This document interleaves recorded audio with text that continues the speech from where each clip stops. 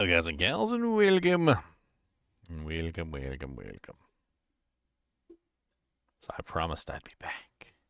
And the hour has been struck. The hour foretold upon the light. Let me turn on my lights. Time to make the green screen look really stupid.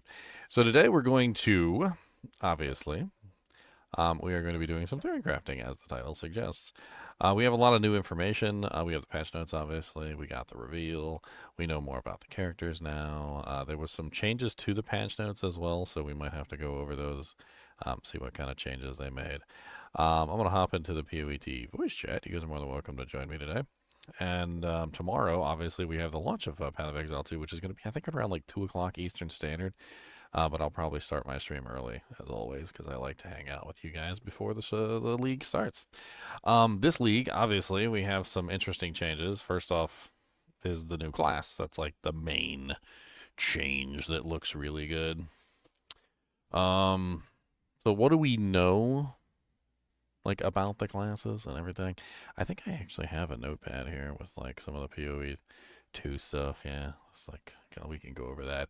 There's also some videos and stuff that we're going to watch that were released recently that have some more up-to-date information on them, like actual gameplay footage of the werewolf and the wyvern, which we really haven't seen very much of. We have seen some of the gameplay footage for the bear. We actually had some of that from a long time ago, and then of course we saw a little bit more in the live reveal. Let's go ahead and get started though. Let's hit the button and let's go.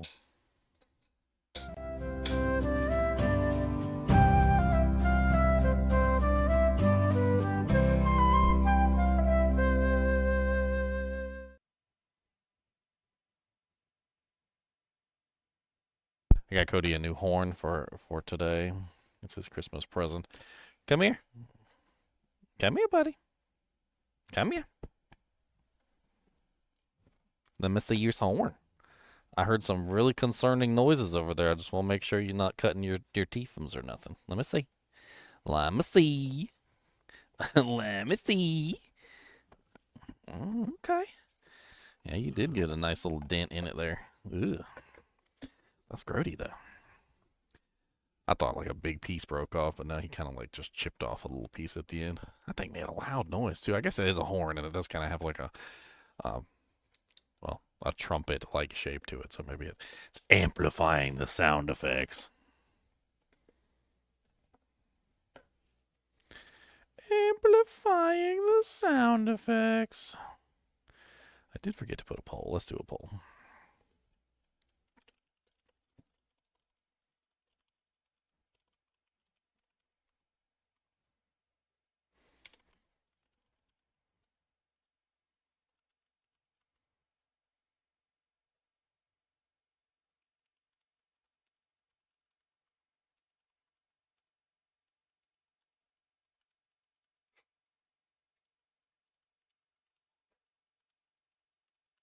I think you'll find my mother joke is particularly funny today.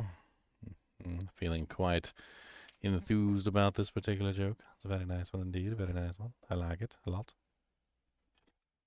I always like to have a yo mama joke.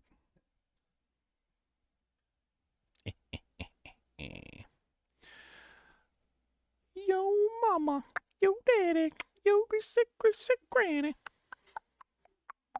Alright, so the first thing we're going to do is we're going to go over the, I think it's the ZD, posted like a gameplay footage video of the various characters, so we're going to take a look at that. It's footage that we haven't seen before, so the hell? Kevin Hart is an elf on an ornament. Alright, I'm just going to watch it without the sound for right now because I like to commentate.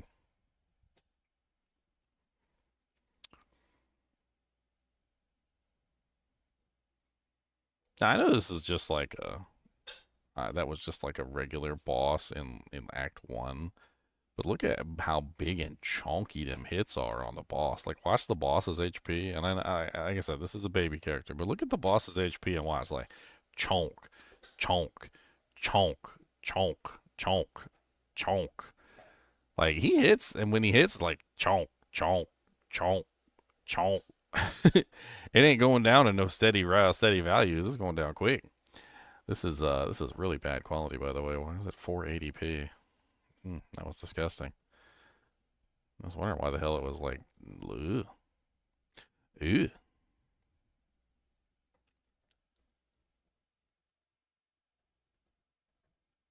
Got the volcanoes running too. Hmm. This is the werewolf. I'm interested in the werewolf myself. Shking. Oh, wow. The hell was that leaping attack? Oh, well, that's interesting. I didn't think you could do that.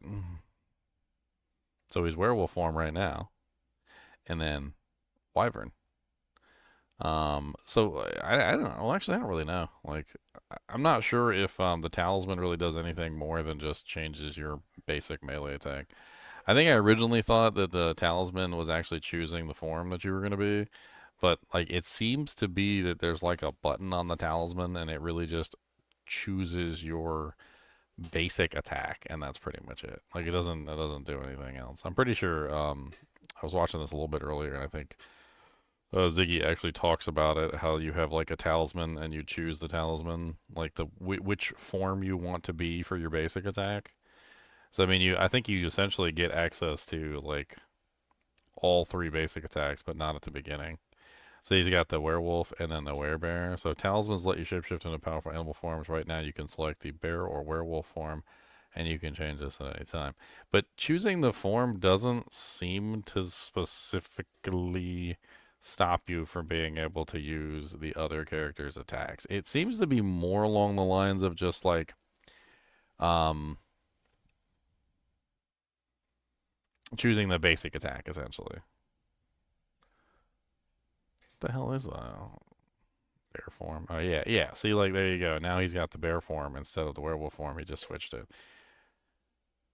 I'm pretty sure you can still use the bear abilities, and you can still use the werewolf abilities, and you can still use the werewyvern abilities, even if you are like choosing, like say the werewolf or the werebear as your basic attack. Maul has some interesting effects too that literally allows you to get the like the rage stacking and the endurance charges. So it could be interesting to work into pretty much any build if you need endurance charges or if you need rage stacking, which honestly it seems like the entire character is designed around rage stacking. So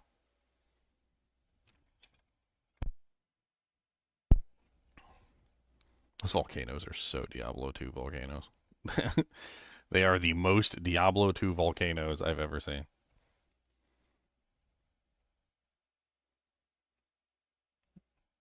I'm liking how the werewolf attacks look. I mean, they're really quick and punchy. I mean, it's how you would expect, right? The bear's attacks are big and like brawl, brawl, brawl, and the werewolf's attacks are all like shing, shing, shing, shing, shing, shing, shing. It perfectly encapsulated it. Don't even lie. Perfectly. Perfect. I mean, this is just a bloated miller. Not really a lot to go on with the bloated miller.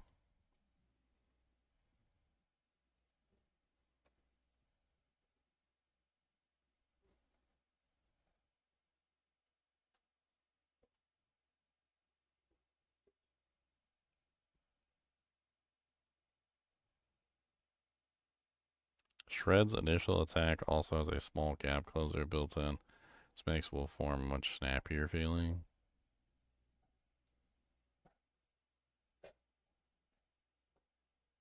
Do you have a guild in Path of Exile 2? And if so, how do you apply? So yes, I have a guild. We also have a Discord. Pretty much all of our guild activities take place on the Discord. And if you're interested in joining the Discord, you can. But joining the Discord doesn't immediately give you access to the guild. You have to apply to the guild. There's a rule section that you can go over. It's pretty easy. Like it's pretty much just read the rules and follow the instructions. Um, but I mean, it's yeah. Like once you're in the kinship through the Discord, you're pretty much already in the guild in the game. You just got to get an invite. We got a pretty big guild too. We just put tons of stuff in there. It makes it really easy to level up because you can just go through the stash and just pull out lots of gear. We usually put lots of good things in there too. Shapeshift werewolf, AoE, melee, strike a cold. Shapeshift into a werewolf and swipe with your claws, projecting an arc of moonlight and ice forward in a crescent. Ooh, I like that. Converts 70% of physical to cold, 250% more magnitude of chill inflicted, 250% more freeze buildup, attack speed 115% of base, attack damage 45%. So it's faster, but it's also way less damage. It seems to be designed to not really do much damage. That's unfortunate. I mean, I can test it and see how well I can perform with it. But at 45% attack damage, I mean, that's pretty low. This is the Entangle skill. Conjures a root-bound fissure that crawls forward, damaging enemies in its path. While the fissure persists, vines lash out from it and attach to nearby enemies, damaging and slowing them. Deals 3 to 4 physical damage. Fissure length is 8 meters. Attaches vines to enemies within 1.5 meters. Limit 4 fissures. Fissure's duration is 8 seconds. It's a fissure ability. Attaches a vine every 0.1 seconds. Overgrown fissures expire 50% slower. Okay. And then the actual vine portion deals 1-to-1 physical damage. Vines can stretch 2-meter lengths before breaking.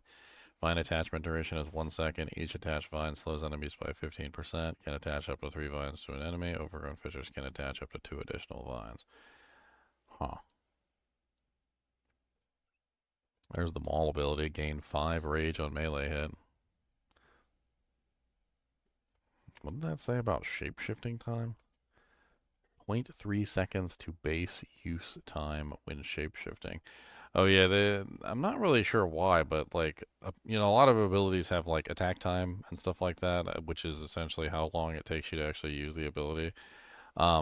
It seems to be like they don't want you to like shift back and forth between different forms, because it seems like they've put in these penalties that give you a delay in the speed at which you can attack if you're switching between like a bear form and a werewolf form or something. And they come in the form of this, which is where you get like a 0.3 second increase to like the base attack time of Maul, like if you're switching from another shapeshifted form, which is something that I noticed.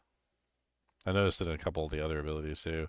Maul seems pretty impressive, like big swathing hits that do massive amounts of damage in front of you.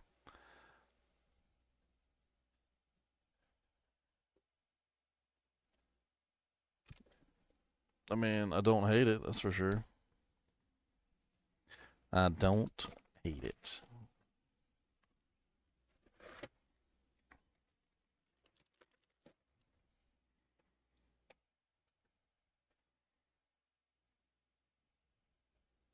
Furious Slam. Shapeshift into a bear and slam at the ground with great force, causing a pair of shockwaves. Can spend rage to create larger shockwaves to leave behind jagged ground. 0.4 seconds to base attack time if not standing. 0.4 seconds to base attack time when using shapeshifting. Shockwave radius.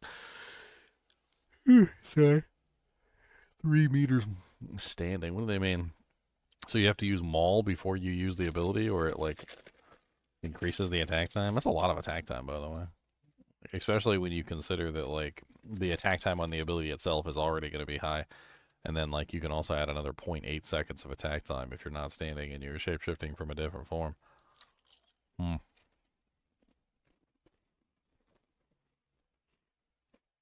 Aye, this reeks of the Devourer's lair. And here we get to see a bit of the potential power of the bear styles combos. You'll not harm another soul.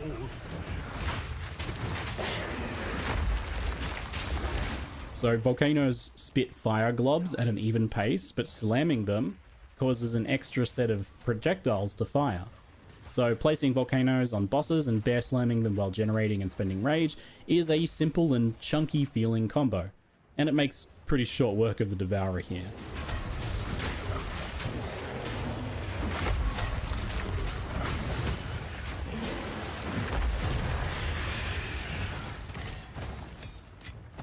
You've gorged on the good folk of Clairfell long enough. Yeah, what do you say? Oof.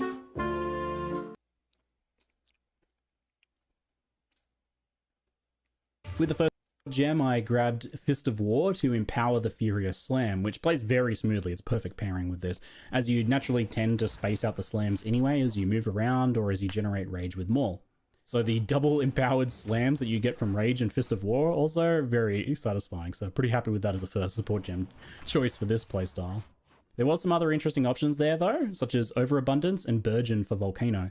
So Overabundance lets you have a max of 2 volcanoes out instead of 1 at the cost of 50% less duration, which I think is a pretty good idea in many cases. Brings them down to something like 4 seconds maybe, but I think that's a very good trade-off because you can slam multiple of them down really fast, get a lot more burst on bosses, and have your slams triggering 2 volcanoes at once. So I run into my first of the League's Val encounters around here. These are just simple sacrifice platforms, basically kill monster in circle.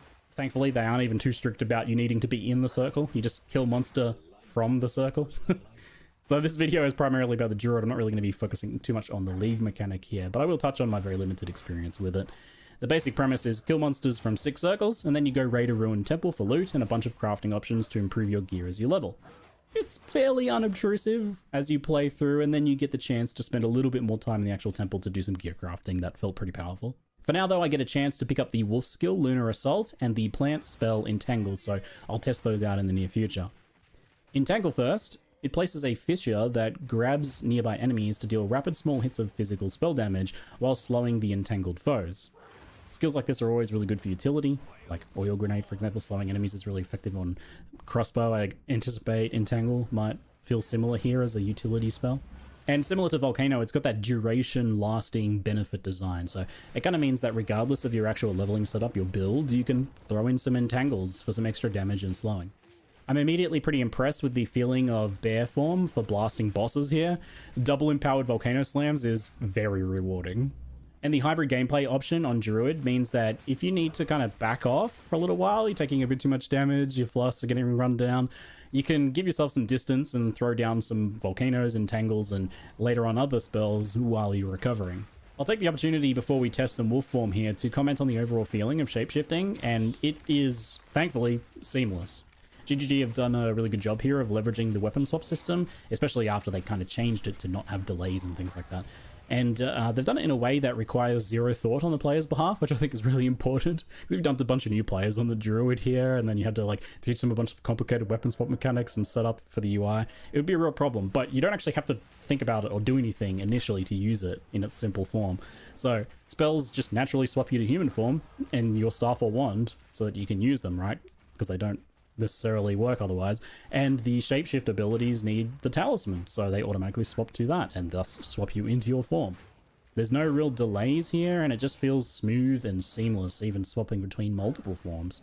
And the gameplay feels pretty fast too, because that was the thing from the preview that people were concerned about. Especially in Wolf form, it feels very fast. The initial reveal, it did a good thing of like focusing on clear, low damage, low movement examples of mechanics so that you could understand what was going on, but it didn't actually show what it kind of felt or looked like to play the Druid, and it made it look honestly a bit slow and clunky. So much blood spilled here, the earth still bleeds. The biggest thing that I noticed playing it though, that almost right away in Act 1, it was much faster and smoother than I would have thought from the footage, and that's because you're actually using things like dodge roll and sprint to reposition between attacks. And you obviously have a lot more damage than what they use in those previews. And now onto the Red Veil Zone, I decided to test the early game Werewolf style a bit more. Lunar Assault is a large slash melee skill that has a very high freeze rate and cold conversion.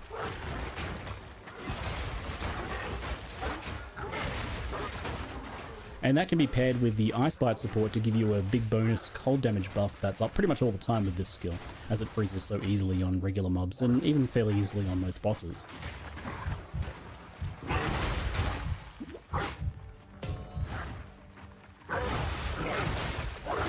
As a quick aside, I can confirm that you can be knocked down while sprinting in animal form, and I can confirm that it's just as hilarious as it normally is. Though this only happened like 2 or 3 times in the entirety of my playtime.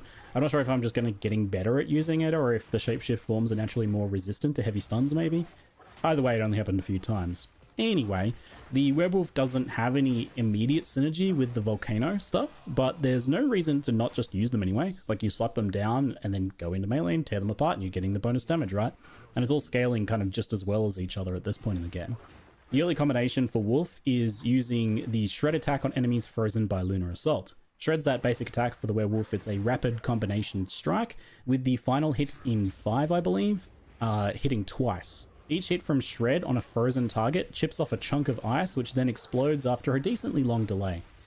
The typical approach for rares and bosses is to use Lunar Assault a couple times to freeze them, followed by 1 to 2 full combinations of Shred, with the icicles exploding for some pretty wild burst damage at times, especially on any sort of larger bosses. The icicles do fly backwards behind the target, but on bosses, most of them tend to hit, especially those bigger ones. There's a lot more you can do with the icicles later on, and more combo pieces for the wolf form. It's only just this kind of basic bit here, but it feels fast and satisfying, and that freeze potency is very high right off the bat. So it's a pretty good early game for the werewolf, I felt.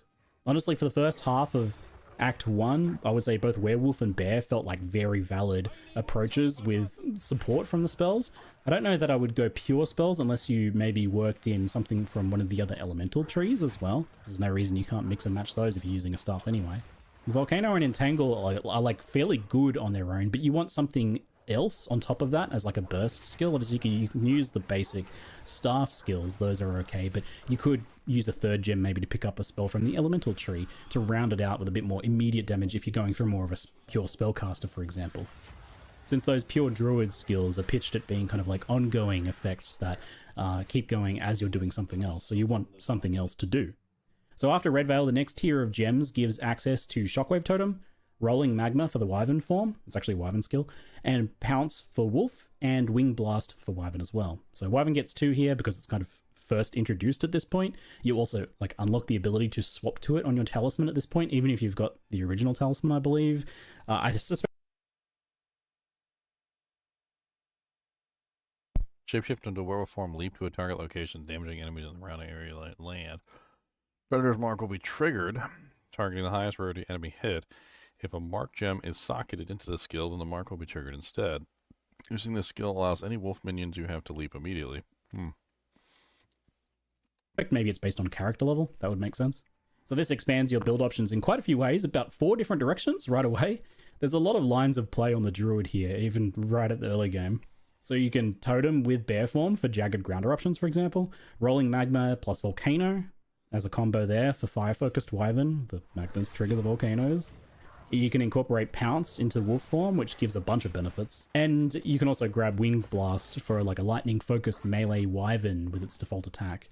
Since at this point I was really enjoying the wolf form, I grabbed Pounce, and this is possibly the best all-rounded skill in the entire druid category. It's a skill of all time, I'll tell you. Big fan. It's a great movement skill that leaps gaps and obstacles, which is enough to use it just by itself, but it also slams and hits a large area of effect, which can be boosted with Fist of War. It marks a target on hit, and it automatically marks the highest rarity target, so it just works. You can link your own mark later on, or you can just use the built-in Predator. The second video he released today, or still on the first one? I think the first one, the one that was just linked. That Pounce ability looks really nice. Oh yeah, it looks really fun. I'm noticing that you can switch between different forms, but there seems to be penalties, like ingrained in switching. Like they have like base attack time penalties for switching between forms. I also noticed that on the bear, apparently you have to be standing for some of the abilities. And apparently there's also a base attack time penalty if you're not standing. So like when you maul, you know how your bear just like stands up on his hind legs? I'm assuming that's what they're talking about. Because I noticed that like in the bear skills, it literally said like plus attack time or plus base attack time if you're not standing. It's kind of harsh penalties too, because like if you're switching from another form and you're not standing, it's like a plus, was it like a plus 0.8 attack time or something like that to your base? Mark, which is honestly quite good on this skill. It gives the target increased damage taken. Great. It's based on the number of enemies of your enemy that it has. I'm kind of interested in this Pounce skill because like it marks the targets, and like I've never liked using marks, Yeah, but I it's think sick. it could be really interesting to utilize them with this pounce ability. Supposedly you can use more than one mark too. I can't remember. Don't you have to get like a passive, something on the passive Yeah, tree? yeah, but that's usually by the ranger section, bottom right. I don't know if you could go. I mean, I guess there's ways to get over there, but What other mark would I even use? I don't I even just know. cleaned out my whole computer. Did like I usually every like 6 months I take it outside and I Oh, you take the air vacuumed it? vac, yeah, the data vac to it, and Mhm. blow out all the dust and I wipe should it all probably down. do that too. I just did that. She's purring. Nearby, if that makes sense. So, okay, yeah. Last time I did that, one of the little backplane metal things fell off and fell behind the motherboard, and the computer wouldn't boot. I was like, "Oh, why is there a backplane back here?" Thankfully, no lasting damage was done. If you and your minions are standing next to it, it takes more damage. And it also summons a wolf companion each time you trigger the mark on kill. There's other ways to trigger it later on. So it provides its own minions to trigger Predator's Mark's effect anyway. So this skill does everything. Crazy. Obviously, it's a must-have in wolf form, but I used it in every single build I tested on Druid. I think if you're using a talisman in your build, you're probably going to want to use this skill. A leap initiator, mark on hit is really good for any melee playstyle, wolf and it's looks good really to just clean. have unless you have like Smooth. Yeah, the only thing I don't like so far is the main freezing Another ability movement is skill. very low damage. you really want to use instead. It's like 45% damage. Like, so it's designed to be like to freeze targets, and that's it. Like, they don't want you to do damage with the freezing ability. Did you see the shout they get later on, where you essentially freeze any target that's like primed for freeze? Bosses, you only have to build like 70% build up, and you can freeze a boss with the shout. Or if a target's already frozen, you get 25% extra damage as cold. So either way, you get a benefit. Either you freeze them with the shout, or you get extra damage if they're already frozen. So Well, like that's you kinda can't nice. even mess it up. Yeah. I can see using it. It's important And here, I it's a think, that I group- drive home just I am noticing Pretty- one thing right off the bat. So last season I used an ability. I don't know, it was like the last character I made. It was that one that was using the ice darts, and then it would drop the little things, and then they would like home in on the target and like do like massive damage to the bosses. It seems like it's kind of the same situation here. Like, you basically freeze a target and then you smash the crap out of it when you make all the little ice shards come out. And then there's that one ability that like causes all the ice shards nearby to like home in on the target. I'm pretty sure that if you used an ability that increased, because isn't the like skill duration increase support gem? If you put that on the or decrease, I'm not sure which way it would go. Or like you would want the ice crystals to last longer so that you could stack more of them. And then stacking like, you know, tons and tons and tons of them, and basically then just using one ability and then summoning them all to the boss, and then the boss explodes. Seems like that's exactly what they intend for you to do, but like you could exemplify it more by increasing the duration and like getting more monsters frozen, so you could potentially have more of a suck in. how you aren't locked to a form as well. Like, you may know that, but it's easy to just not really think about it. Your talisman choice is only the selection for which basic attack you have. It doesn't lock you into a form. You don't choose a form like most games like this. It's only important what you choose on your talisman if you actually plan to do some sort of combo with it, and I don't think every build will necessarily use the basic attack. Some of them will, because they have some pretty powerful combo effects. But for example, the bear forms one just generated rage, and there's other ways to do that. Rage support gem on another skill, for example, so I can absolutely see not using the bear's basic attack for too long. And you'd only use the werewolf one if you were planning on doing some sort of like icicle-based build, right? So you're absolutely free What about to the leap in as a keystone wolf and then work where you can equip a scepter. Like I think they said the downside would be like you have 50% less benefit of the spirit or whatever, but you're still gonna have more spirit because you can wield the scepter. I mean, you get a two-handed weapon and a scepter at the same time. That sounds pretty Yeah. awesome. It sounds amazing. Scepters give more than just spirit too. They give nice stats. Like Yeah, you can get some good stuff from those scepters. There's some interesting, unique scepters too. proceed to bear slam everything, for example. And it took me a while to really fully take that in and incorporate that into my gameplay. I still catch myself thinking of each shapeshift form as this like own separate thing, even though I know it's not. But try and like remind yourself to take Druid a bit I mean, I'm thinking of Dark Defiler with the extra damage as chaos, and then using bitter to convert it back. And then you get all the little wolves, and the wolves probably count as minions. So you basically just get free damage for having wolves. More holistically, right? It's if there's like a skill or passive bonus from one of the forms that you want to enable some combo or synergy with your build, then use it. Nothing stops you, right? They need some help The dev with the end game, so they've been addressing it. For what? Just the wolves in general. Just so they're stronger. I guess they weren't like living in endgame. They weren't doing too much damage, so they're giving like that keystone. They're giving like a notable, lets them scale with your rage benefits. They're giving like a lot of buffs to them. That's what they've been working on the last week, is testing like these builds. I mean, it sounds to me like if you use the pounce mechanic, every time you kill a marked target, it summons a wolf. I mean, unless they're dying super duper fast, they should stay up.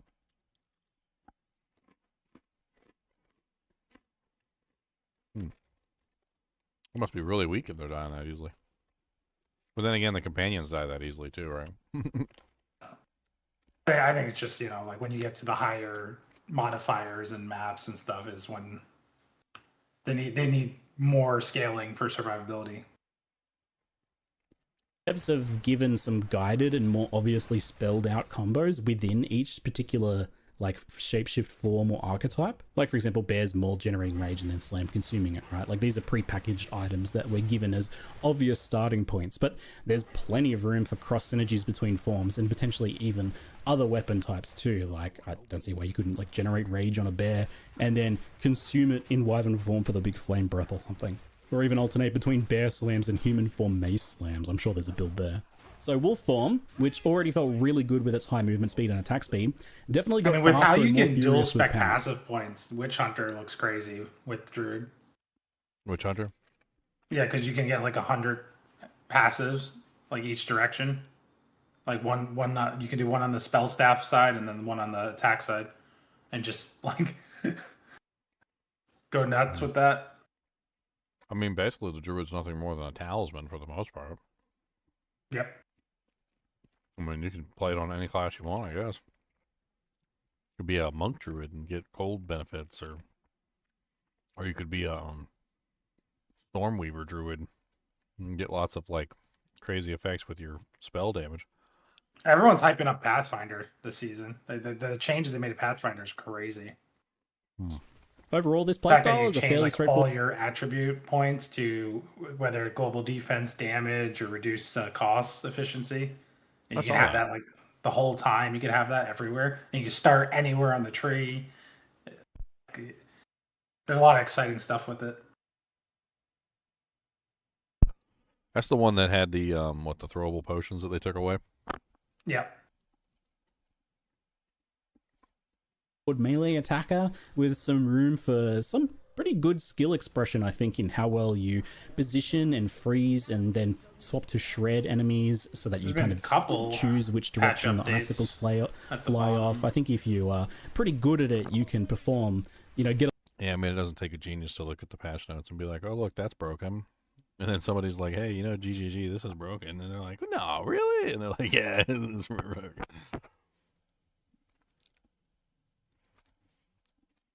a little bit of extra juice out of it. But if you just want to Lunar Assault, freeze everything, and just kill them with that, like a freeze cleave build, then you absolutely can, I think. It's not as high single target right away as the full bear. You form see how combo, unless you get, like, Incinerate really nice and the shotgunning off Dragon the Breath icicles on are a large working boss, for now example. for But freeze locks playing down many knights. bosses, and I felt like they're pulling away from like only just damage matters, and now they're letting those two skills stack up, kind of like a snowball.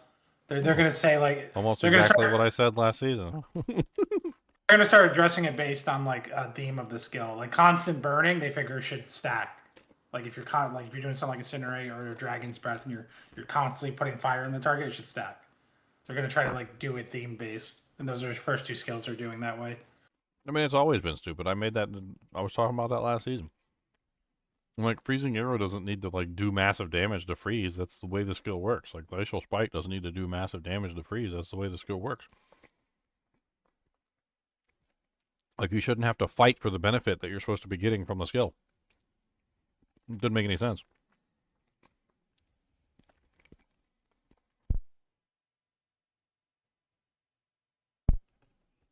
I was just dismantling any bigger targets, you know. It's like by the time they go to do their first real attack, you freeze them and then they're nearly dead. So a lot of the fights were just kind of over before they began. The body scanner reveals the brutal truth. The body scanner. I did dip my toes into the Wyvern form next to mess around with some of their skills a bit off and on. I played with Rolling Magma and Volcano as a kind of ranged Wyvern.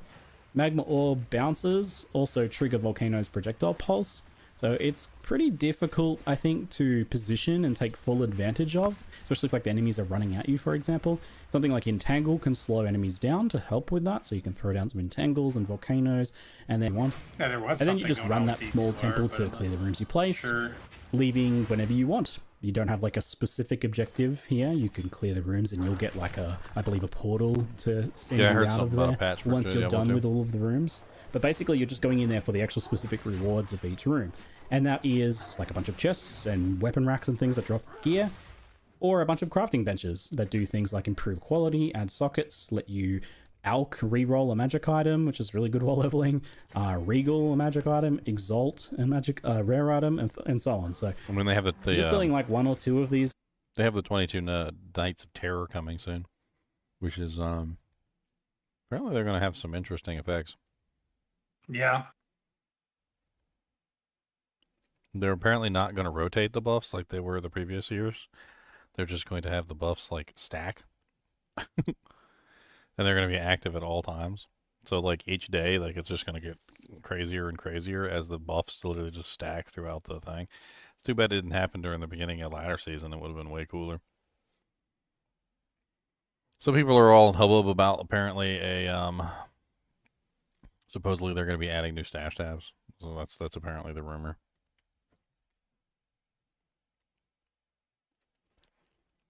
Not really sure about that one, to be honest. I haven't really like solidified it yet. I think there's a post, there's a video from Llama about it right now. I mean, that's kind of cool. I guess more stash tabs. Quick little temple forays. It has its each negatives as act well. will give you a pretty decent chunk of gear improvement. I think I did Just one don't per fill them act. up. You get a really good amount of items to craft. Well, one of the biggest negatives is that Diablo 2 has a tendency to corrupt your game file, your save file. A lot of people don't know this, but like those who have like done the research on this, like Cooley did the research on it, Llama did the research on it. If you fill your inventory with too many items, your stash with too many items, especially small items like rings and amulets, you can basically force a corruption to happen, which causes your items to get deleted or sometimes even duped. And as of right now, you literally have to like fill every single inventory space with rings or amulets. But if they add more stash tabs, like it could potentially occur just from regular items, because they're essentially increasing the total number of spots, and so now you don't have to just sit there and put in only 1 slot items. Now it can be 2 slot or 3 slot or 4 slot, and it may just end. It may end in a horrible like situation where they're like, well, we wanted to give you 7 stash tabs, but everybody's characters were getting corrupted, so we're gonna take them all away. Cooley had a pretty good video on it where he literally forced the corruption to happen on many occasions. He would have items just disappear completely from his inventory. Too, but I recommend hanging on to any like specific bases you want to upgrade as you go into one of these. So for example, your next weapon base that you need to craft, you don't have to use crafting currency, you can just go into the temple and make it. Or maybe you like need movement speed boots, so keep a nice pair of boots in your inventory to potentially craft movement speed on. That's how I ended up getting some of my movement speed boots. I've never had so much like socketed and quality gear while leveling in Path of Exile 2 as I have with this temple.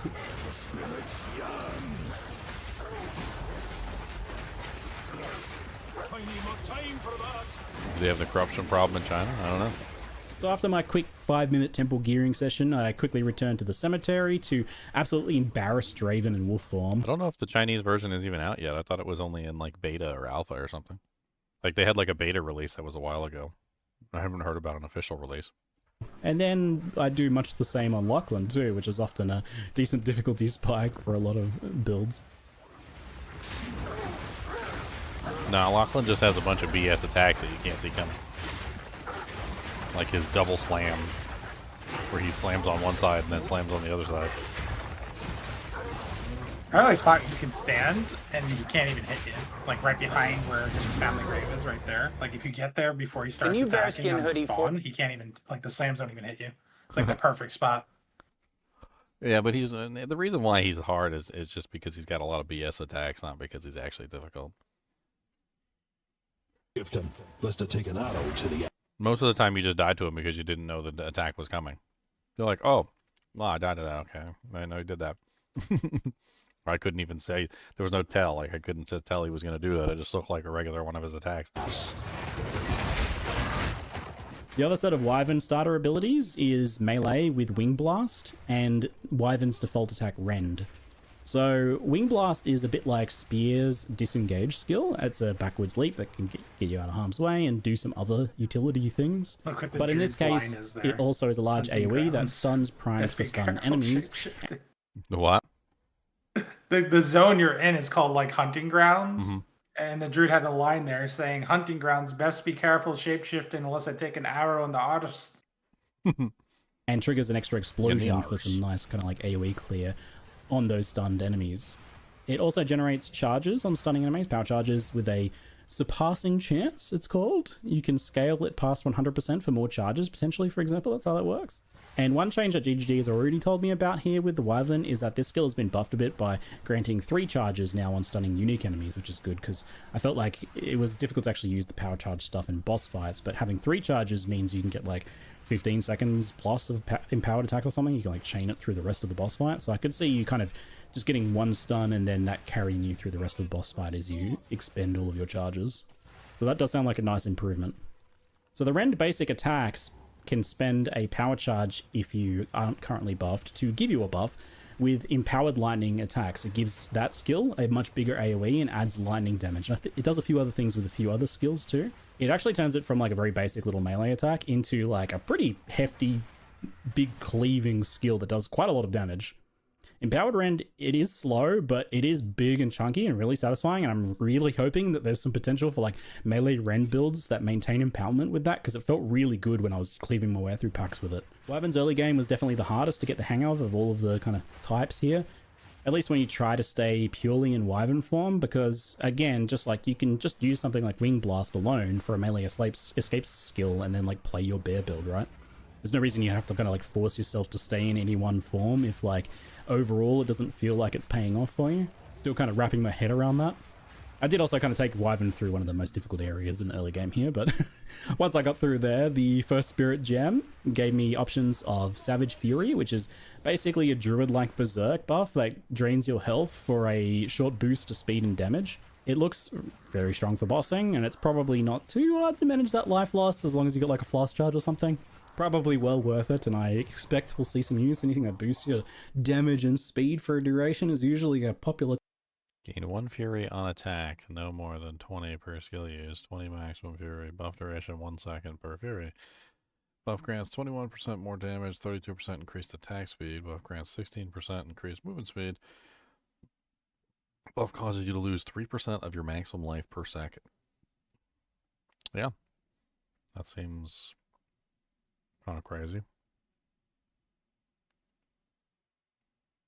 Persistent duration.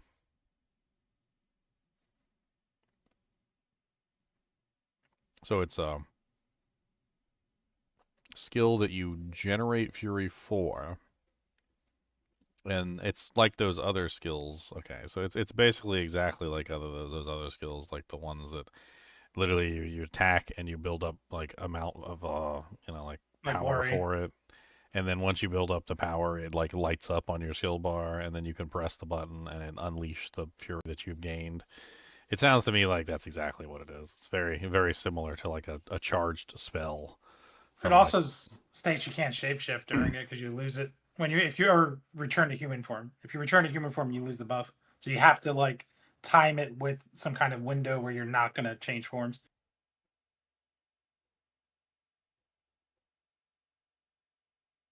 It's a new PoE season. Turns out to be like D4 button mash.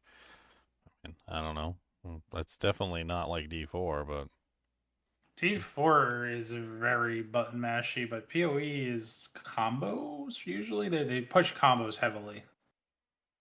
I mean, not that everybody doesn't try and like get around it, but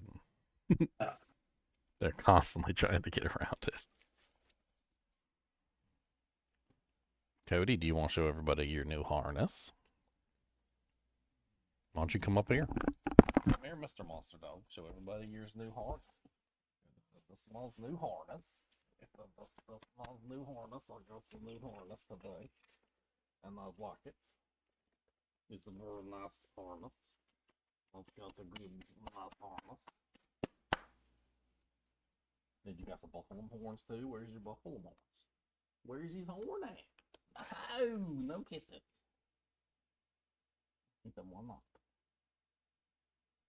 Monster. Alright, get down, monster. Ooh, ooh, ooh, ooh, ooh.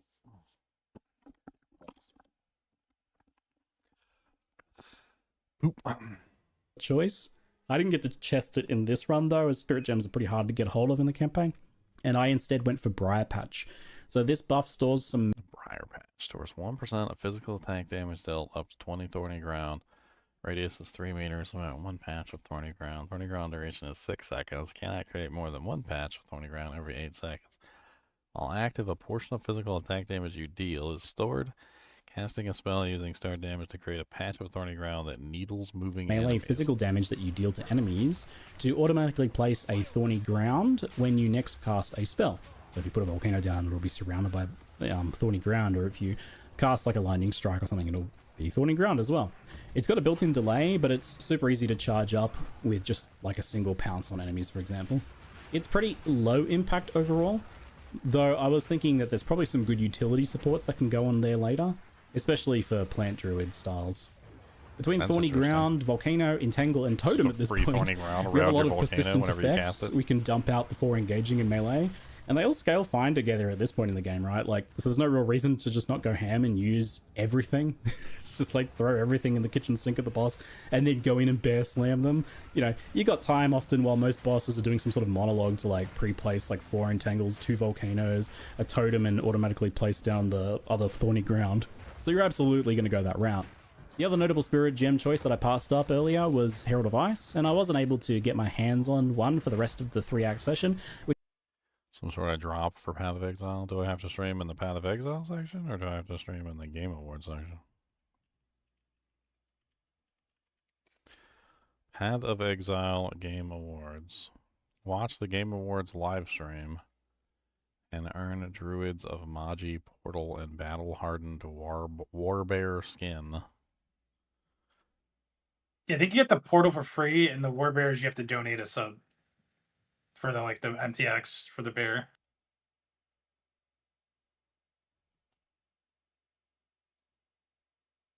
So apparently, according to this, I just have to make sure that my stream category is set to the Game Awards, and that apparently works.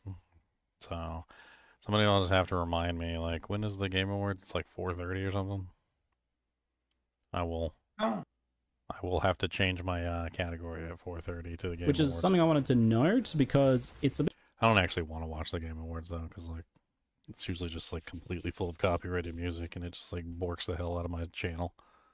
Bit of a shame, because I played it and loved a lot of the wolf form, but I never really felt like I got the full picture of what it plays like to clear as an ice wolf, because it feels pretty good, but it was missing a bit of AoE clear. That's the thing it probably struggled with the most, and not having Herald of Ice was like obviously the missing piece of that puzzle. So just keep that in mind as you watch that wolf gameplay in the future.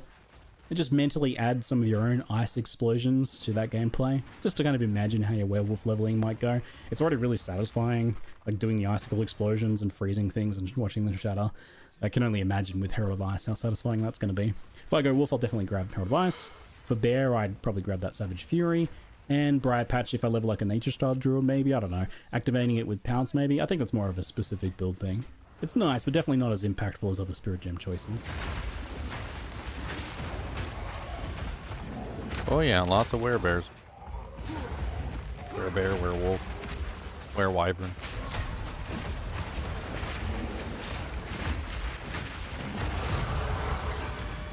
Late Act 1, you start to get your first weapon set passives, and unlike leveling other characters, I think you really want to start taking advantage of these right away if you're going spells and shapeshift combo.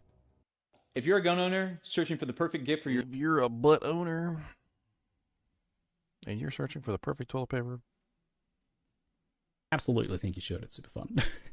So it's pretty simple initially to start doing this. If you've never messed with the weapon set trees, it only really gets confusing when you try to do respecking typically. That's when you kind of got to wrap your head around just how it works. But initially you can basically just kind of like throw any duration or clearly spell-oriented clusters on the staff weapon set, and any shapeshift or survivability nodes or melee damage stuff on the talisman set.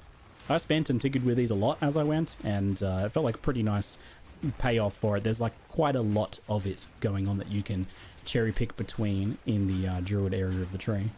It makes sense. I think passive tree support is like super important for this sort of like hybrid play style, and it's good that that kicks into gear pretty early on if you want it. For Executioner, I decided to revisit the bear slams since what? Enemies in your presence have exposure, and you gain 10% damage as a random extra element. That's in the shaman tree. The shaman tree. they performed pretty well early on. I was keen to see Here, how I'll they take were a picture holding of it. up at this point. I had the totem This is the now video to I saw add in, today. I saw and that that one triggers before. the jagged ground from the empowered. That's pretty Yeah, the damn turning strong. of seasons. And that's not even like the pinnacle one, like it's leading to another one. But that one, that's crazy good. Like you just get exposure for free. Mm-hmm. I didn't say how much, but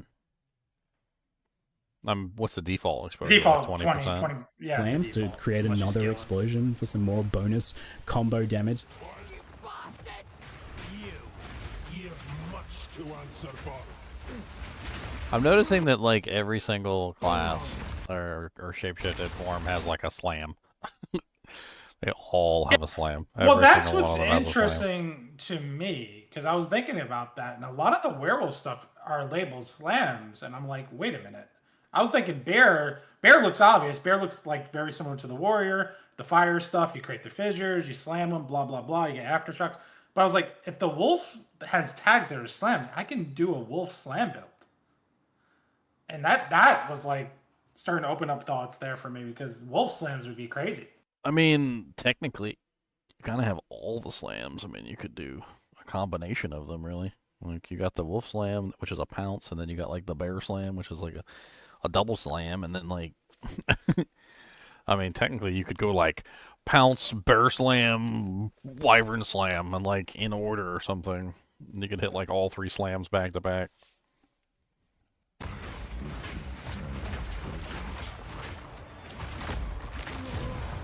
I mean, he was even using this totem slamming there for a second.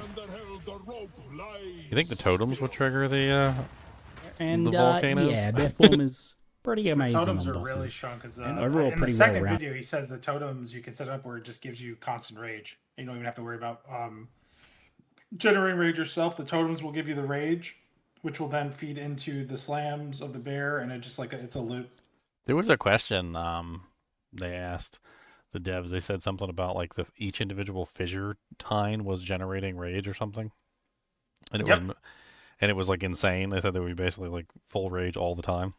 Yeah, it's in his second It felt video. like the and he most says well-rounded. he bought it to the devs' attention. They actually kept it because they said it was cool. Yeah, this was in the Correct. This was in the earlier when they were the release. They were doing the little interview, and he basically asked them if that was intended, and they were like, yes. Powerful single Yeah, he shows it target, off. decent AoE clear, maybe a It's little bit crazy. slower, offset by just switching into wolf form, and nice defenses too. The bear That's pretty looks good. Like I already know. Like I could just go bear and win. Like this is crazy. Yeah, the bear looks good. Honestly, the werewolf looks really fun too. I mean, the wyvern, I'm not entirely sure. Like, I haven't seen a lot of the wyvern yet. It looks like the wyvern's gonna have that issue early on until you get the end game items like the uniques and stuff. Like it looks like it's one of those builds that's gonna have like the bossing issue if you, especially if you do the lightning side of it, because the lightning side relies on charges, and you can build charges easily with devour, but that's corpses and primed enemies. On bossing, you need to stun them, and you're only gonna get like 1 stun off. Well, it's power charges. What is that one that like converts the power charges into whatever and the frenzy charges into whatever? That's also on the right side of the tree by the monk stuff, so I'm not gonna even be over there to get that. And you know, you can just use that pounce to You can't form just shift use into your black wolf and hole start teleports? sprinting when you move between packs. There's no reason Like why it has to feel slow. well, You can and also instantly shapeshift into a a black wolf hole whenever you teleport want. is more of an endgame thing. So like Also everything reviving points to like end game solutions. Nothing points to campaign solution. Well, You they know, did. like, They did say they increased the number of power charges to 3 for the on stun elite monsters. for the stun Yeah. the wing clap stun thing. Yeah, but it's you got to build heavy stun. I mean, it isn't a thing you can do. Leon doesn't want to be a monk again. I ruined it. ju- I ruined it. well- Leon was excited, and I was like, "You're gonna be another monk building power charges," I and just he was don't like, know. "No."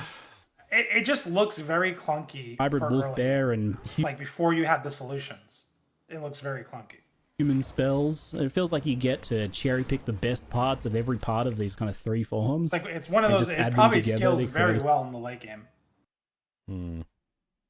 If I go Wyvern, I might actually do the volcano stuff because that looks good right away. Slam, slam, slam. Inferno, The lightning, fire inferno. Well,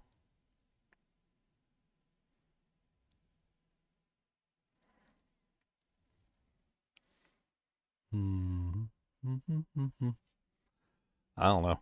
I haven't got to play with Super any of the build feels like abilities yet, cheating a so little bit. I'm learning. Adding rage and rapid attacks to maul makes it really quick to generate rage for slams as well, with 3 mauls giving you enough for like 2 slams back to back. And when you start double and triple volcano slamming bosses,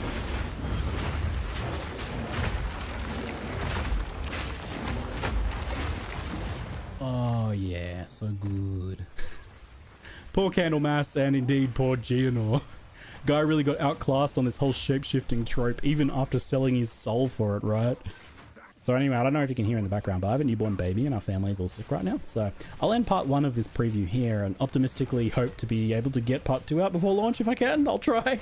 Forgive me in advance if it's a bit later or if I can't make it. At times like this, I think it's best to just celebrate the small wins. Like, you know, making a part 1 preview and getting it published. Anyway, hope you've enjoyed it, and I hope that it helps a few of you see a bit more of the Druids potentially, you know, the fun that has to offer you if you're a bit unsure based on that initial reveal. I feel like Druid's getting a little bit of a raw deal in the reactions, so maybe do my part just to give you a little bit more of a realistic impression as to what it looks like. Anyway, folks, that's it for now. I'm Ziggy D, and thanks for watching. Geonor. He said he put out a part 2. Welcome back, Exiles. Part 2. Yep, he starts covering like the Act 2 gem skills that you start getting later on, the higher tier ones. Wow, I get way more views than Ziggy does? What the hell? How? Like, this is this little tool. It's like a little compare stat tool. I can't remember where I got it from. I think it's like part of my Tube Buddy thing. It says like average views for Ziggy's channel is like 1,000, maybe 2,000. It's like he spiked up to 23,000 for like December 6th, which I think is when he posted his first Path of Exile, Last of the Druids thing. Yeah. Like my average is like, actually my lowest is like 7,300 and my highest is 27,000. Like my highest is higher than his highest and my lowest is higher than his lowest. Actually, my lowest is higher than most of his highest as well. I did not expect that. I thought he'd have a hell of a lot more views than me. I think he's like, everyone knows who he is, but I think he's more of he's like only popular during the season launches because he's like, he lives by them, so he's always there as a content creator. Interesting. Like he's a New Zealander, I guess.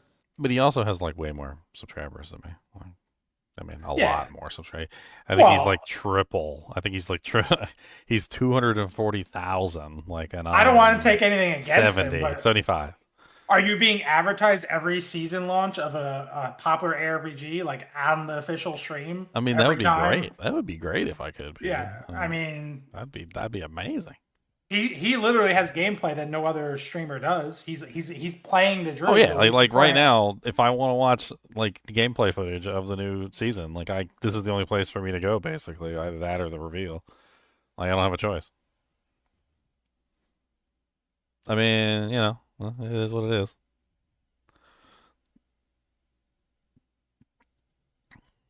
So now we got the, what is the second one? Yeah. Or the Thanks second again, part? GGG, for flying me over to the studio, and keep in mind that this They footage flew is a him week over old to the and studio. non-final. Things can and have changed. If you didn't see the Yeah, previous every- video part even 1, then PoE check that one, out like for every league launch, I'm context, pretty as sure this he's been video doing this builds for upon that many one. years. Now, just a note on my overall power Many level, as years. that was a topic of discussion for the first video. To help you gauge kind of where I'm at, it's a little bit tricky because baseline, I think my gear overall was pretty solid, quite good in Act 1, and then pretty reasonable to good for what I think They also will do, be like, an the Exile case with the Vile Temples But they that haven't done everyone's it in going to have a couple access to, years. in I addition think the to next one Abyss is Crafting 2026. and the other various improvements that have been made there. Like, I think our gear is looking pretty good, but I didn't have anything super crazy in Act 2 and 3. But I was able to fix bad slots when needed for the most part.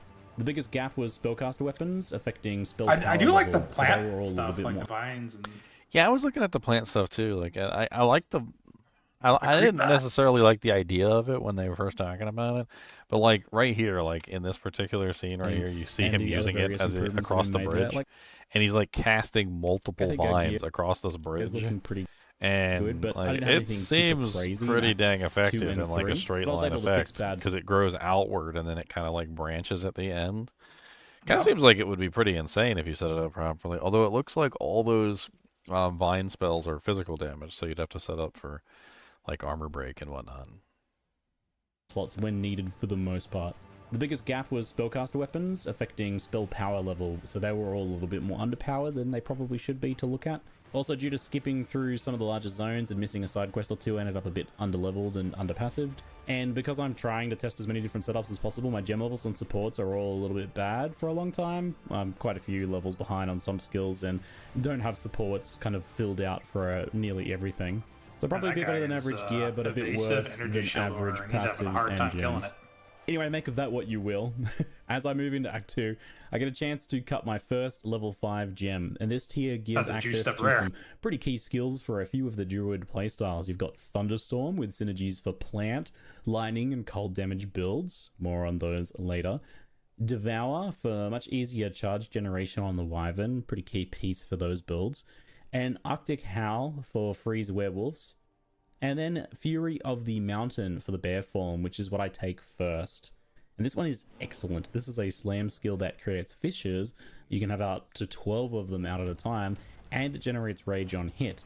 This skill immediately replaced Maul as the basic attack for bear for me, since it does the same role of rage generation, and Fury of the Mountain does a whole lot more in addition to that too.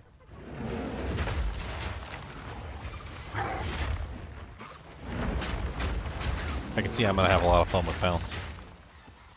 As a Fisher skill, I'm just gonna be Shockwave pouncing Totem right can into the. trigger It's gonna be bonus my pulses, opener. I'll so just that's a lot pounce of extra directly into the damage for pack, you. and then I'll just And start my. There's even better my news combo. here. The pulses can also generate rage on each hit in addition to that initial slam. So the totem fishers just keep pulsing, and they keep your rage topped up while you spend it slamming away. It's really nutty. So crazy, in fact, that I thought it probably wasn't intended and was a bug. So I asked the developers, and they're like, "Oh, we'll take a look at that." But then I asked Mark in the Q&A. He said, "You know, it actually should work that way because that's fun and cool." And true to their word, I double checked, and that seems to be the plan. So it's a really sick rage generator skill there. That passive ongoing rage generation is super nice for bear form, routing that out a lot. And on top of that, for Fury of the Mountain, since it's a slam skill, each of the initial hits can trigger volcano projectiles. So you can toss down your volcano projectiles and slam those out. As a bit of a side note, that's kind of related to this.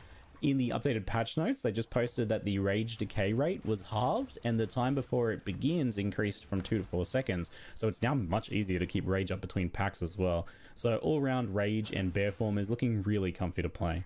There's so many lines of combo interactions going on here with like the bear form kind of approach. You've got Volcano being triggered by Fury of the Mountain and Furious Slam.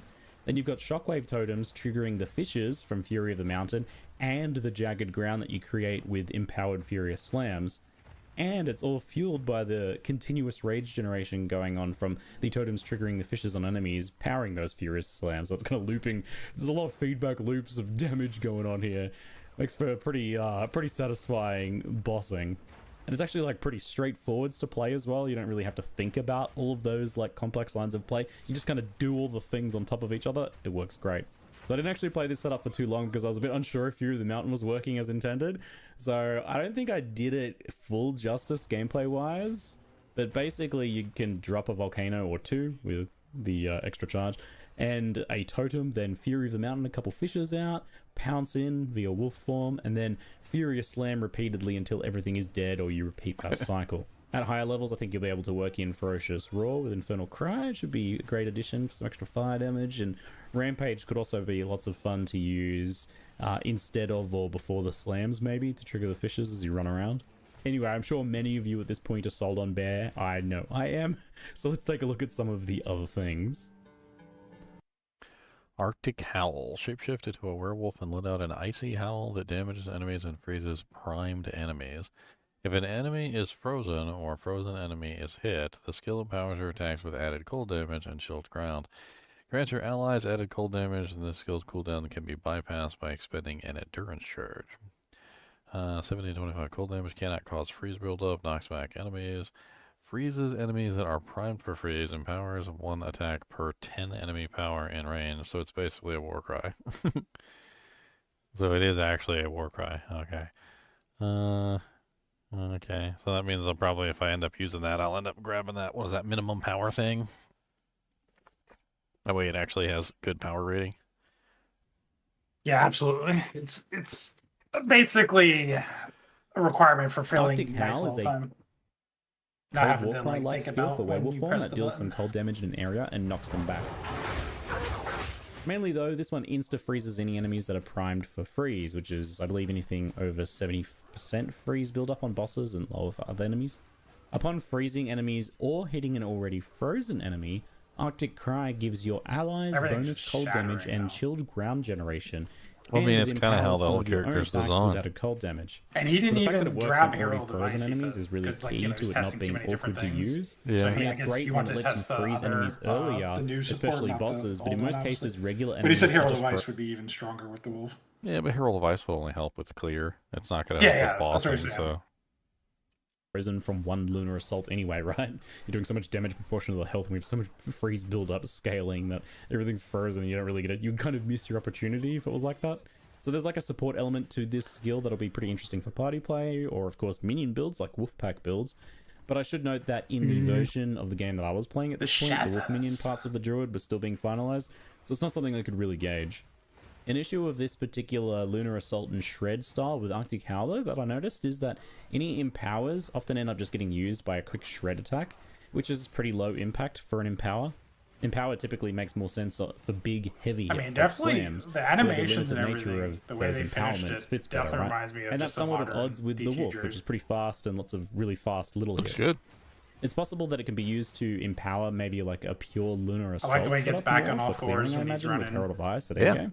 So I'm sure we'll figure out a I mean, place he's a for it. wolfie. I'm also wondering if it like has potential as a Run piece faster in on some all sort four of legs. mixed That's how melee it works. builds, like, I don't know, Wolf Monks or something. What are you gonna name him? Despite Empower Kubus? not adding much for my playstyle, I still ended up using this skill as a way to freeze bosses early. Kubus And I the also monster. I'm linked messing it with to Kubus Ice right Bite now, as a way too. to generate the Cody, Ice I'm gonna Bite get damage your as well. tail. So that was nice, but Oh, definitely lower impact than some of the other skills that we got for the Wolf form.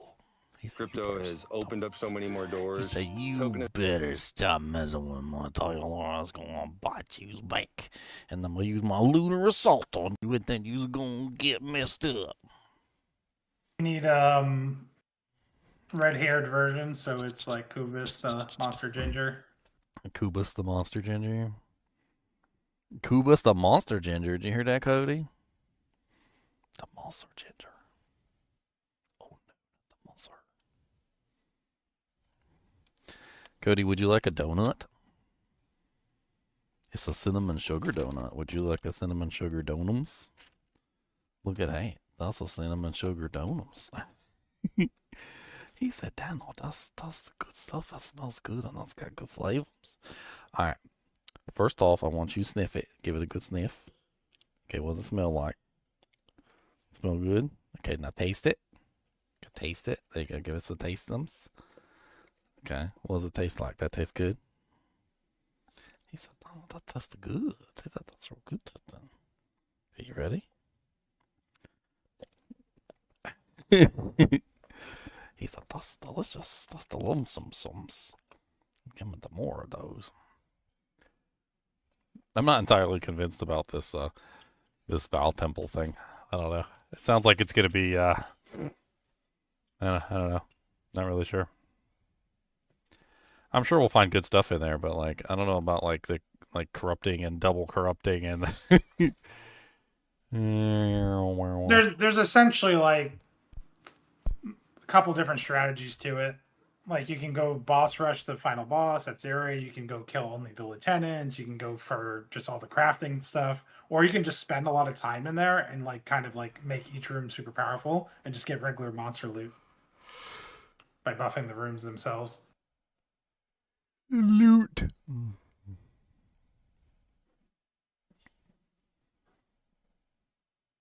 Kwali Kamasan the Smith at Mohua's workshop.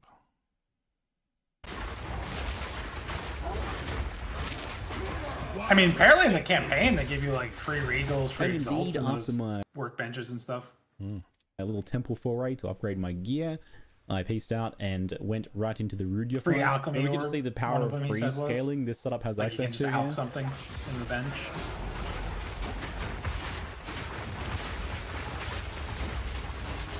I'm not ready yet.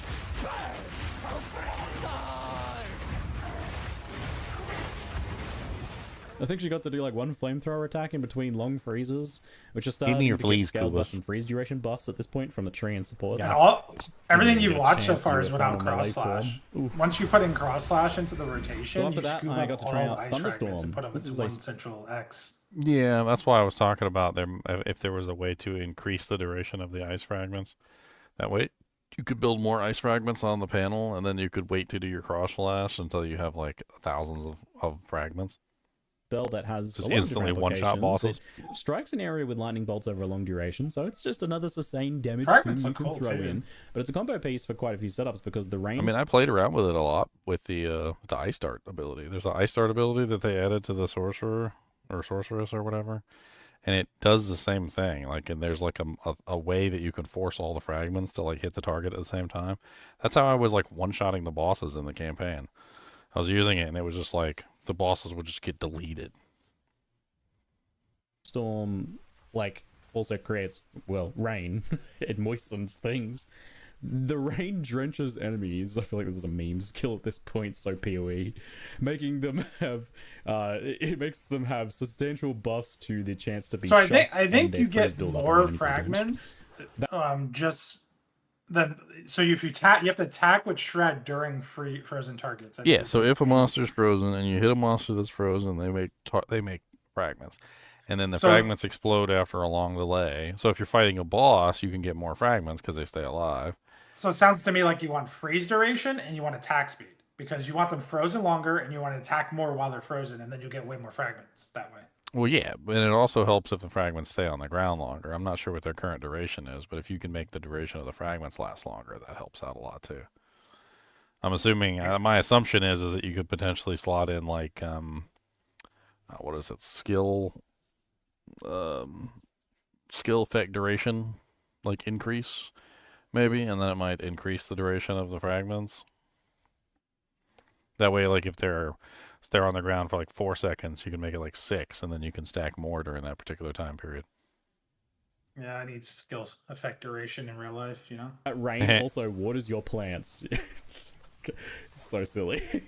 We'll take a look at that one later, but for now it's pretty effective as a booster akin to, say, Volcano for Ice Wolf. You just throw it down for some extra damage. I used the extra charge to be able to get 2 of them out from the support overabundance, and that was a noticeable amount of extra sustained damage. And then on top of that, it would moisten the enemies, making them even easier to freeze. Not that I really needed that at this point. Pretty nice on bosses and rares, and it gave me a bit of boosted kind of area denial management since I didn't get to try Herald of Ice in my testing with this playstyle, so I was lacking a little bit of that AoE clear, which this helped make up for.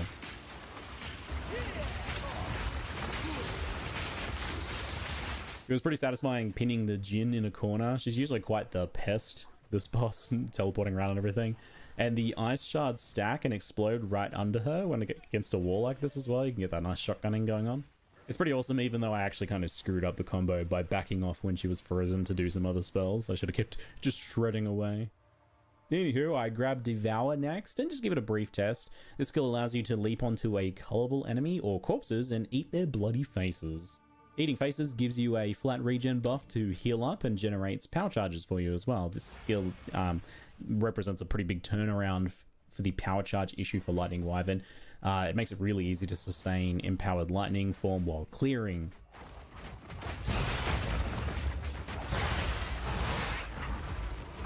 It's Yeah, I not figured, like killing Palm on I figured being able to eat the corpses. I was talking about that on the day. Like being able to eat the corpses sounds infinitely better than having to kill. Oh, the it's way better. monsters. It's way better. Because then you just eat the corpses on the ground. Yeah. And I don't know how many. If you have your max power charges up, like if you get the, I don't know if you can actually do that on the Wyvern, but like it depends on where we are on the tree. But if you have like more power charging, so you can get more than like 3, and you can get like 6 or 7. You can just eat a bunch of corpses and get like almost a full power charge set up. It seems to me like that one is better than killing Palm by a mile. I think, It's better. It's since way the better. fact that you can use it on corpses. The thing means that about you it can though basically is use it when you I want. don't You're not trying to think like it's even time smart that to very play narrow Lightning window of on trying to get Druid, some cold because enemy Druid to has come. so many ways to I was proc surprised about how shock good naturally, Devour like felt. Thunderstorm. Oh, did you hear this? Mr. Lightning? Mr. Lightning says not to play Lightning. Who is this? This is an imposter Well, Leon. This is imposter Leon. Let's break it down, right? The whole point of playing Lightning is you get a multiplicative damage multiplier by shocking the target. If you can just shock the target anyway, you don't need to play Lightning because you get the damage multiplier. So then you're just doing lightning damage for no reason. What about that other multiplier that they have? There was another multiplier. They added some other thing. I can't remember what it was right off the top of my head. I mean, if they let you build the shock magnitude by constantly doing lightning damage, then it makes more sense. But if you can just cast the Thunderstorm, apply shock, and then just do either ignite for more damage or freeze for control, then you're better off. Like, why am I going to cast these wings that Overall, to you, require charges that are hard to maintain on bosses? That's right. Take these wings. And I don't know if he just didn't put a lot of effort into it, but it looks, out of all the builds he's shown, it looks by far the worst in the campaign so far. Like, it's slower, the damage looks garbage on those like slashes. but they've made this like really as bad. forgiving and I mean, it certainly seems like the range of that wing swipe is way bigger than the maul or the Yeah. Yep. like in general. I mean, maybe he's not attacking as quickly as you would like, but he certainly is hitting the entire battlefield with his damn wing. strong as they dared to, I suspect. The issue is, of course, that in boss fights, you just don't have anything to cull unless they have some ads or corpses nearby. It seems that most boss fights don't really have a plentiful supply of that in PoE2 currently. I wonder if So they're you going to do do have something. that issue of not I having think enough. the thing that would take this build over the edge is you know how they did the whole like fire with armor break synergy? Mm-hmm. If they did something with lightning and armor break or lightning and physical, because it seems like a large part of this path of the Wyvern, the melee path of it, is about lightning and physical. It's about stunning and shock. And if they give you something that has to do with maybe like armor break, something in that same vein as the fire that the warrior got last season, then I think it would be strong. But right now, I'm thinking fire Wyvern seems stronger in campaign. Access to devour during the entirety of boss fights, meaning you still rely on that kind of like stun build. Because I'm going to be able to get the shocks anyway. And that makes Every druid is going to have shocks. Get tempted to the dark side of the werewolf. Get tempted. I know you like my pounce. I know you want my werewolf pounce. Don't even pretend you don't. power charge. As if like you can only play one. You can mix and match. Lightning Wyvern, a bit of a tough nut to crack for bossing at this point in the campaign still. Like maybe there exists some nice solutions with supports and things later on, but it only really works well for clearing at this point. Of course, Magma, Orb, and Volcano combo exist as a fairly potent fallback for many bosses, as long as they're not like too small and mobile. And Thunderstorm, as an extra addition, now gives you a shock boost and some extra sustain damage that you can weave in. And leave you to the sand. He also just wasted like about 80% of his duration on his lightning wings there by casting in human form. Boom. This is another thing. It's like it's working against shapeshifting because you're losing the buff Insecumers was up duration next. of your lightning wings when you shapeshift to do human stuff. You're actively working against your buff timer. That really actually does like reduce your timer. Well, it's a countdown, right? As soon as you activate, as soon as you consume a charge to put lightning on your wings, it's a timer. If you look at the buff bar at the top, if you go back a little bit, it's like a 10-second or 8-second timer. And it starts counting down because you consumed it. I thought they said it was 15. Well, it might be 15 if you consume 3 charges. It might be how many charges you consume. So it See how starts it's at 8? 10. So we used 1 charge and it started at 10. And leave you to the side. I mean, 10's sending- still fairly nice. It's a hell of a lot better than Diablo 4, which would have given you a 2-second time. All right, you got a buff for 2 seconds. All right, 10,000. But you see what I'm saying, like- for 0.1 seconds. If you watch his gameplay, he activates that timer. He consumes the charge. But Seconds then was instead of up. using the power of it, he starts trying to set up a combo with his human side, and it's just counting down. Like you're losing the duration So sending by Insecumers playing the shapeshift, like playing into the multi-spend. I think get the power charges already stun him. Oh yeah, he stunned him. He stunned him. Heavy stun. Okay. So you can get power charges by heavy stunning the boss. Oh, that's not terrible. If you set up for heavy stuns, I mean the boss can get heavy stun like all the time. That's actually pretty easy. Why is my pillow always like shifted to the left? This Jane pisses me off so bad. Little stupid shifting pillows of doom. My butt crack's always in the wrong place. It's always on the wrong side of the pillow.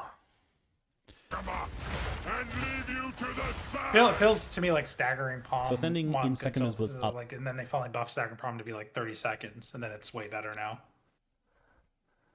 I mean, I just don't understand why you make buffs like that and then force the player to have to like constantly micromanage them like all the time.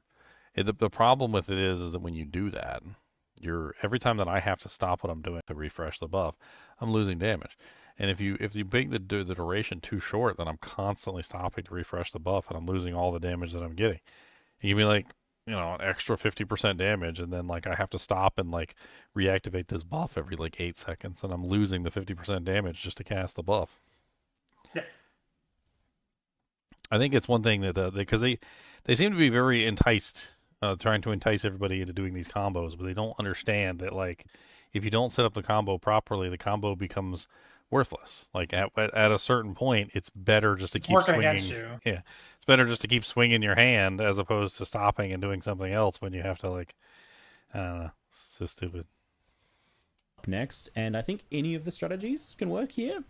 Even Wyvern, so I'd rather duration, turn my spell brain off and spam, not have to you just think go about slow and safe, but charges work just fine. and that stuff during Bear the form campaign. with Fury of the Mountain Like, the Fishes more I and look Totem. at it. I mean, I'm fine with doing it. I just don't want to have to like be forced to do it 1,000 times in 10 minutes. If that makes sense. Yeah, you have to constantly do it and then think about phasing, think about how the bosses go immune, think about like say I set up my charges, I get my heavy stun, and then the boss just follows up by doing an immunity phase where he's casting stuff like Jamara goes up in the air, like the first time you fight him, and you have to like deal with the ads and stuff. And it's like, okay, so I just built the charge, I consumed it, and now it's just gonna count down to 10-0, and I'm not gonna get any benefit because the boss is doing a phase. Phasing. It just doesn't make, like, logically it's just garbo compared to just not having to worry about it in the campaign especially. It seems like it'll be fine end game when you have uniques and you have like the passive trade, you have all these solutions, but I think it's a debate in the campaign. I think if you go Wyvern, I think you go Volcano and you go the Magma Spits and you just blow up the volcanoes. The magma spits. You hear that, Cody? The magma spits. For just like really easy ranged melee should be super safe. And then even Wyvern with Volcano, Storm, and Magma at range should just be like a nice easy range spellcaster approach if you want to go that route. Completely I end up debate. going for possibly the hardest wolf form as it's kind of proper melee. But that said, it's decently powerful and it goes kind of fine with a bit of hit and run and taking advantage of freeze. But I have practiced a lot of Sekima's runs, so that does help. I suggest maybe going for one of the other routes or just getting a little bit overpowered and doing some hit Why is and this boss run not doing his freeze explosions action yet? if you're going wolf form in Sekima's. Doing them now? He usually starts by doing like the explosions. I mean, frozen. it's funny because it even kind of applies to this whole wolf, like knocking the ice fragments off. If you think about it from a certain perspective, like yeah, the double edge thing, whatever, can like summon them all and they can all attack the target at the same time. But like theoretically, if I were to start beating the crap out of the monster, had like maximum attack speed, and I just didn't stop, and I never pressed that button, they're all going to explode anyway. And if they're all within range of him, then they're all going to dish out damage anyway. And so at what point does it become more effective just to simply keep attacking and making more and more crystals? I mean, it could potentially be more effective because it will also make sure that he stays frozen for a longer period of time. Because if you're attacking constantly, even when he unfreezes, like you'll be already applying the next freezing stack before like everything finishes. I mean, I guess technically you could press the button right at the end when he unfreezes, but I don't know. It almost seems like it would be better in the long run to just continually attack for the entire duration of the freeze until the freeze is over and then use the crossblade.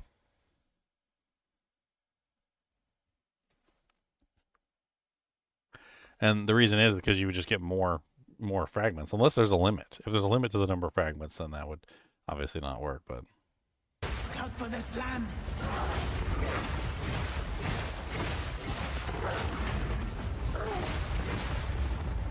Like I want some Project D2 videos in your Twitch chat. I need more time for that. any chance of getting Project Diablo 2 videos? None whatsoever. So, as for ascending, Oracle felt like a bit of a rabbit hole that I didn't want to dive into in my somewhat limited time, so I ended up going for a bit more straightforward and fun-looking Shaman. Interestingly, the node that I like how he actually says the took same got thing everyone's changed thinking. as Yeah, I a don't want to deal with the fun-looking- convoluted Oracle right off the bat. I'll worry about that later. A moment of vulnerability. Send out a temporal nova to take advantage of moments of vulnerability. somewhat limited time, so Traveler's Wisdom. Non-keystone passive skills and the medium radius allocated keystone passive skills can be allocated without being connected to your tree. I ended up going for the a bit more straightforward. Yeah, and so they get like the fun-looking black holes Shaman. for free. Plus 3% to all elemental resistances. Oh, baby. Interestingly, the node that I If the highest damage... Can't read it. I didn't go back before the whole thing popped up.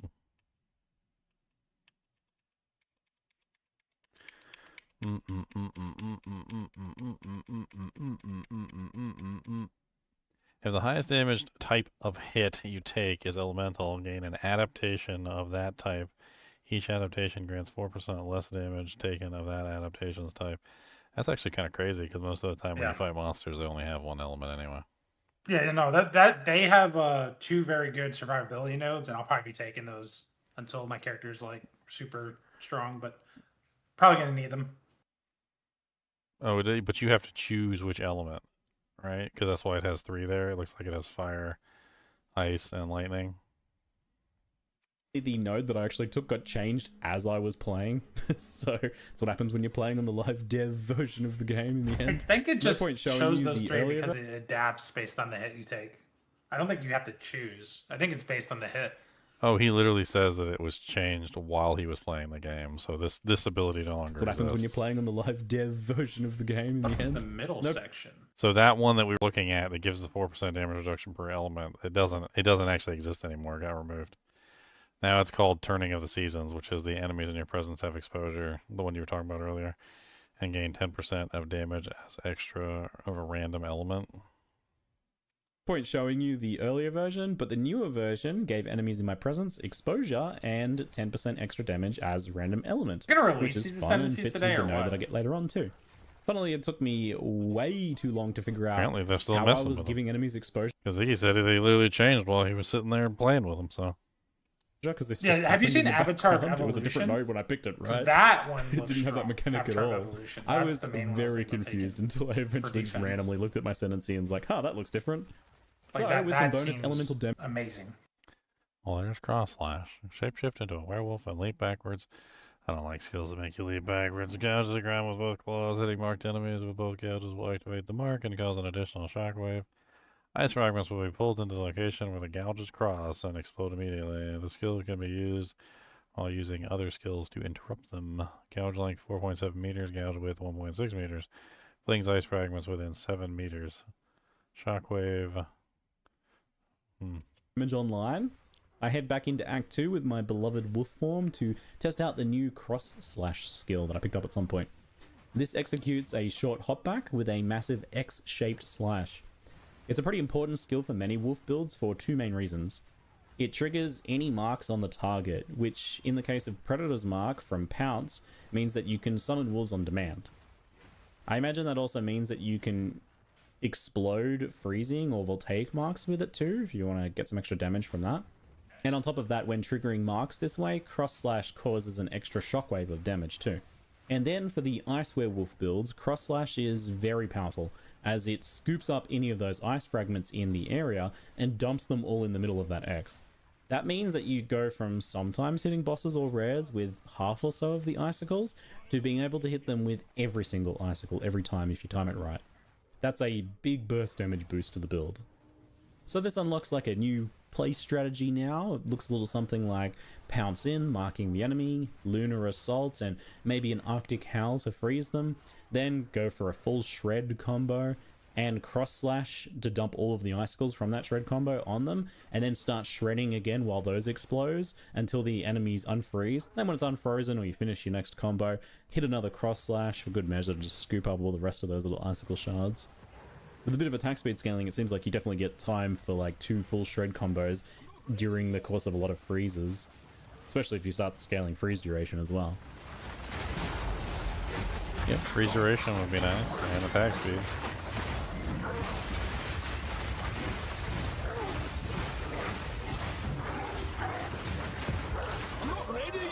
Did you notice that throughout the patch notes they finally linked together like freeze and chill, which for some reason were never linked?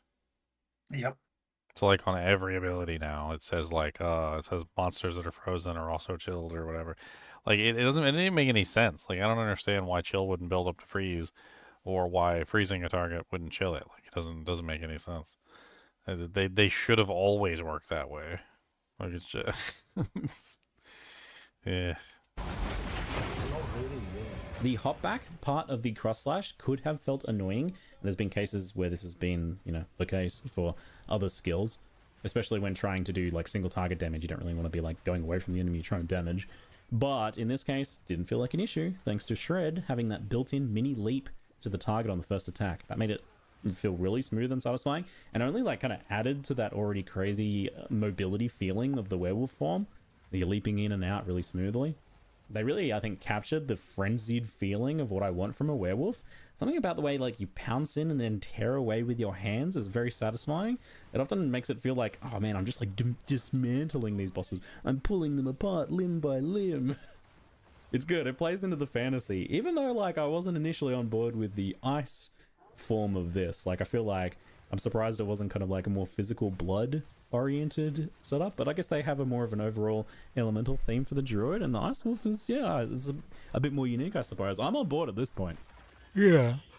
So in Keth, I found a support gem and put AoE on cross slash, which is probably unnecessary, but it was satisfying. Let's make that thing even bigger. It's already like huge. I could see some nice screen sized X marks the spots on bosses, being pretty funny.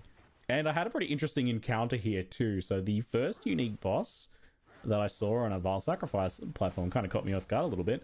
Unfortunately for them, I instantly froze them and was about to finish them off before they even had a chance to do anything. But I decided to hold back and just give them a chance. I wanted to see what the boss did.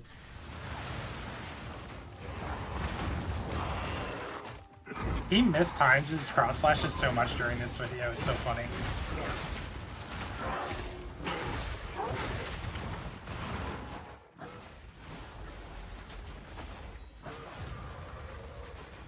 Yeah, like Shortly after that, in this fun tomb encounter, I was really sad that I didn't choose Herald of Ice earlier.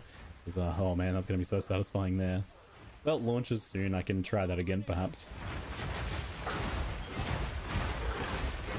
I mean, he says he didn't choose Herald of Ice here, but like, did it look like he had any problem killing those monsters whatsoever? I didn't choose Herald of Ice earlier. He literally just absolutely annihilated them. Well, it launches soon. I can try that again, perhaps. I don't think clear speed without Herald of Ice is even going to be a big deal, because it sounds like the ice fragments are going to be constantly popping out of the frozen monsters and exploding. It just might not feel as snappy as Herald of Ice, but the ice fragments themselves are going to be doing massive amounts of AoE damage. They're just on a little bit of a delay is all. So you're just swinging at the monsters, you're killing the frozen monsters, and then tons of ice fragments are coming off, which is then causing the explosions.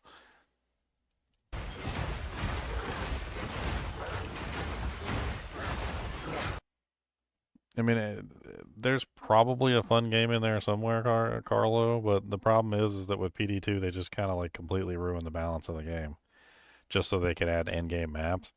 I mean, one thing that you might notice, as you already said, is the game feels really easy and it kind of feels broken, then that's exactly correct.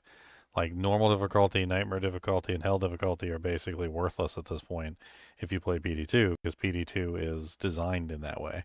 Like, they basically designed the entire game around end game maps. So, like, the whole game that you know, the game that we all know, like going through normal, nightmare, and hell difficulty, it's not really hard at all. Like, anybody who has any knowledge of Diablo 2 can absolutely smash normal, nightmare, and hell.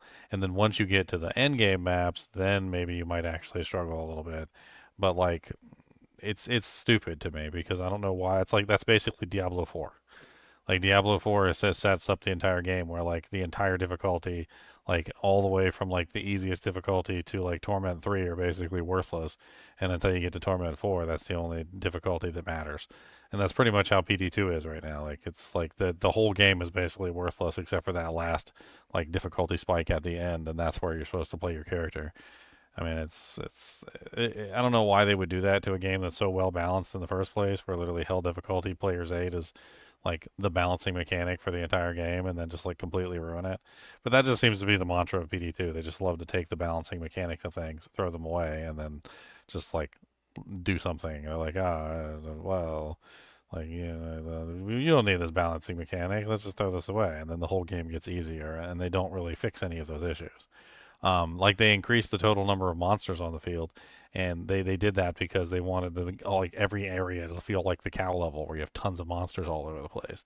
But then at the same time, like, they're like, oh, well, the melees are being punished now because now they can't kill anything because there's so many monsters on the screen. And so that's when they started giving all the melees like splash damage and like AoE like explosions and stupid stuff. They basically just turned it into PoE 1 is what they did.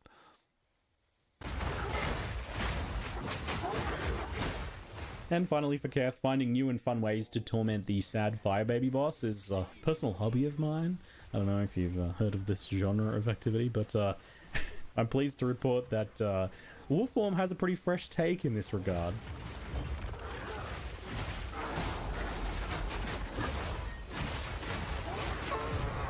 When he finally summoned the will to bring up his health bar, only to get frozen and then killed. Aww. So as we head into the Titan Valley, you get to see some of the now core Abyss mechanic having a presence in the campaign. And I did actually get quite a few crafting items from Abyss during Acts 2 and 3, which does surprise me because Val Temple is giving out a ton of crafting power, and it feels like we didn't really even lose Abyss in this regard.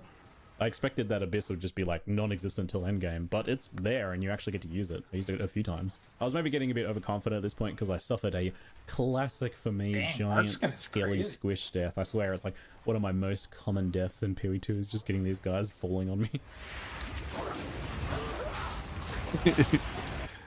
I thought this. I asked for a paw from Cody, and Cody was like, Or any re-leveling. Re-leveling? What the hell's re-leveling? You mean like respecking your character? Is that what we're talking about?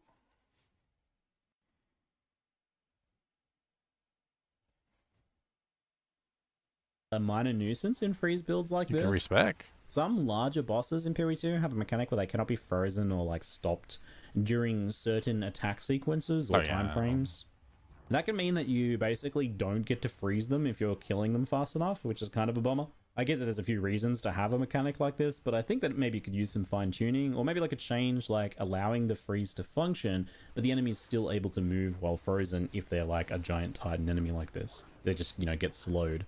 I think designs like that are great because then you don't get locked out of your actual build's mechanics. You can still have your like on-freeze mechanic of like firing icicles at the boss. Anyway, it's not like the fight was difficult or anything. It's just kind of like a bomber that spends, you know, a full minute on 99% freeze. Oh, I haven't been asleep at all yet. Oh, excuse me if I'm yawning and stretching a lot. Went to work last I night. ended up getting another Val Temple in the Didn't latter go to half bed. of Act 2 with more room upgrading and plenty of crafting benches to socket quality and add mods to my gear. And this nicely combines with the Abyss crafts that I had access to now as well to round out. Oh, speaking of, so Discord did like a thing where they had like some sort of 2025 recap or something. And apparently they were like, your bestest buddy is, and apparently it's the person I spent the most time in voice chat with or something, and then like number of times talked to. It's Khan. Did not expect that. It's Khan.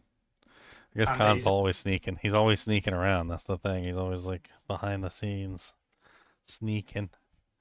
He seems to be confused. Upgrading a chest or fixing up a weapon, for example. About to Actually, I play managed to get the D4. next spirit gem tier here, and I was definitely tempted to take her advice, but I wanted to check out some of the new stuff.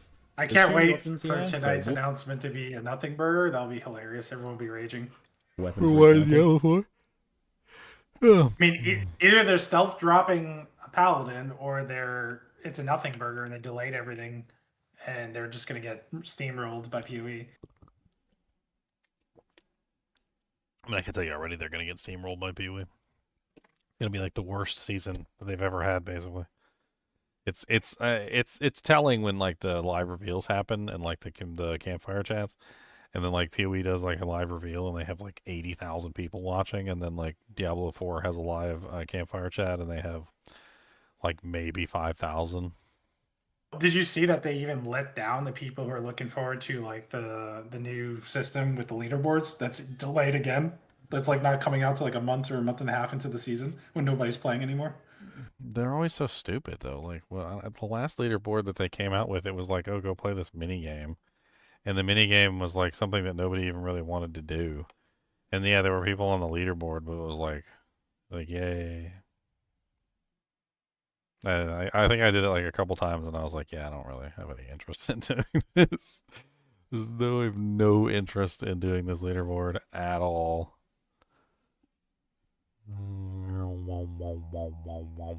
Actually managed to get the next spirit gem tier here, and I was definitely tempted to take her advice, but I wanted to check out some of the new stuff. There's two new options here. So Wolfpack, it does exactly what you think. It summons a Wolfpack. Apparently, you can also get a crazy number of wolves with this plus pounce at endgame. Apparently, new options here. So Wolfpack, it does exactly what you think. It summons a. It gives you armor. Taking hit damage from enemies to your energy shield causes you to gain armor for a short duration. Armor gain for multiple hits can stack. When hit by an enemy, gain armor equal to 32% of energy shield loss. Buff duration is 6 seconds. So basically, if you run an armor energy shield, you just get like massive amounts of armor for losing energy shield. That sounds kind of nutty. Helps you lean into the hybridization of it. Or you can even go all energy shield and just get your armor through this. Like have this scale off of like massive energy shield being lost. You can switch out gems at any time. Yes, you can. It's first time playing Path of Exile 2, Web Devil? Because there's a lot to learn. There definitely is. I mean, you can watch any of my live streams, like going through. When I first started, I was like pretty much learning for the first time, so you can just sit there and learn right alongside me. You can learn. Wolfpack. I like to learn. Yeah, You can also get a. You can switch out gems anytime, but this plus in the pounce at beginning endgame. of a season, the beginning of a league, specific support gems are numbers very The dev said to me because I can't really remember what the actual number was. scarce. It was Scarcity higher than is I the word I'm looking for. expected. You'll get plenty by like Say day here, 3, which I day think 4, I but like the can have first 4 and 5 24, right now, 48 so hours, but I guess if you whatever think support you you can have choose, 9 you're kind of now, stuck with. and then assume what you could have. Yeah, you're going to have to endgame. be tactical Well, about yeah. it. Like, You can maybe get the idea. Anyway, I don't know the potential of the minion druid side of things. They're trying to put every single build in druid, so I'm sure some of them will probably not be fully well-rounded, but I don't know, maybe there's some Wolfpack potential there. Anyway, I opted for the other choice, the defensive spirit skill bark skin. This grants you a flat armor bonus for a duration based on damage taken on hit to your energy shield. with good energy shield recovery and armor plus duration scaling, for example, I think you can probably stack some pretty substantial armor from this. I'm actually kind of shocked that it doesn't have like a hard limit. I'm used to skills like this having or needing hard limits because inevitably I'm gonna take a nap with my dog. Or something. I'm back But later. I guess in this case, since it's duration based and it requires enemy hits, I'm just gonna curl up on his dog bed and take a nap. With this anything, it's probably that makes it a bit more reasonable. Anyway, I really like this skill. It's actually kind of messed around with a little bit for building my character, even though I was just in the campaign. I didn't really need it. I took the Zealot's Oath help you to convert life regeneration to. It'll help you energy prime shield for regeneration your on wolf cosplay. and that keeps it present in combat. Oh yeah, my much wolf better cosplay. than recharge. You have to become And that one with the enables wolf, buff skin one to with do the a whole dog. lot more. One with the It's not really like a flashy dogs. skill, but I don't know. I really Pray to like this read one. It seems include fun to PD2 build or around play a Path of like Exile 2. FPS. So You don't Path need of trade Exile Buffs 2 that, has its own like, built-in spark trading and system, danger and all that kind of stuff. which is It's better than pretty Tradery, cool. honestly, And with Druid having, like, a lot of because it's access built to, in, and there's also a little shop you elemental can use damage too. taken to armor, So there's like I you can actually like anticipate, populate a you know, shop this and people having a bit come more of an shop from your impact as shop. well. Anyway, really cool. Cross Slash, Ferocious Roar, and Spell Totem. I think have PoE the 2 level has 7 literally gems. the best Spell trading Totem lets system you out of link a all spell to ARPGs at be this point, so broadcast by the totem. But in you PoE definitely 2, don't have it anything to worry constantly about with charges. trading there. That sounds kind of annoying, but at least for bear form, it's super easy to have 3 endurance charges passively and quickly even Easiest, by just too. spamming rage. So it's probably Like, pretty man, easy it's to so use it easy there to for use some, the trading decent system. utility spell options. I think but the only it's really downside is you really have to good have and a moving forward at a this point. tab It seems that can supplementary trade, for so you sure. have to spend a little Ferocious bit of Roar money. looks pretty good. It's a bear form Warcry skill that lets you gain more rage and break some armor in its default form. Yeah, an in-game shop. You actually get your own little store, and anything you put in the store gets automatically listed to the main website. And if anybody wants to buy your item, they literally teleport to your base, and they get to like browse your shop, and they get to look at everything that's in your shop, and it's pretty darn cool. It's pretty darn cool. But the real use case is probably that you can link normal human war cries like Infernal Cry into it to trigger those instead. That lets you use Infernal Cry in bear form, whereas otherwise you'd swap to human form to do it. I vape, but I don't like need to vape. I can't believe we've shifted from anti-cigarette commercials to anti-vape commercials.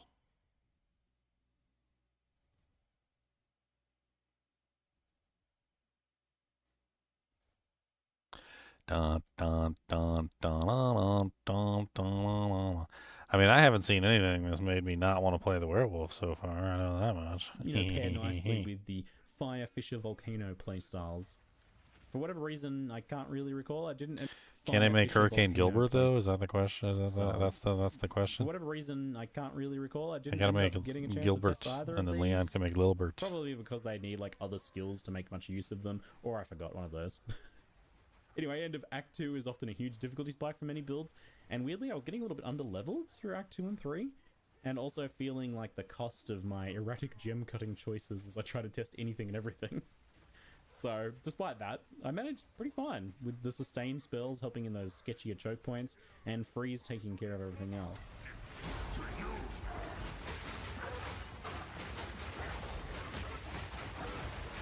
And then with Jamin Ra himself, I was actually pretty dang impressed. I managed 3 freezes in second form, and while my damage had fallen off a bit at this point, it was pretty damn smooth fight.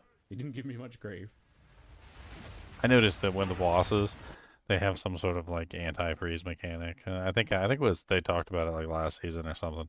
It basically makes it so that you can't freeze them like back to back anymore. So you like a lot of the times if I freeze them, I'll usually just kind of like back away. If I need to rely on freezing effects, I just back away and wait a couple seconds, and then all of a sudden they're freezable again. But like anything you do to them directly after they're frozen does like no freezing effect.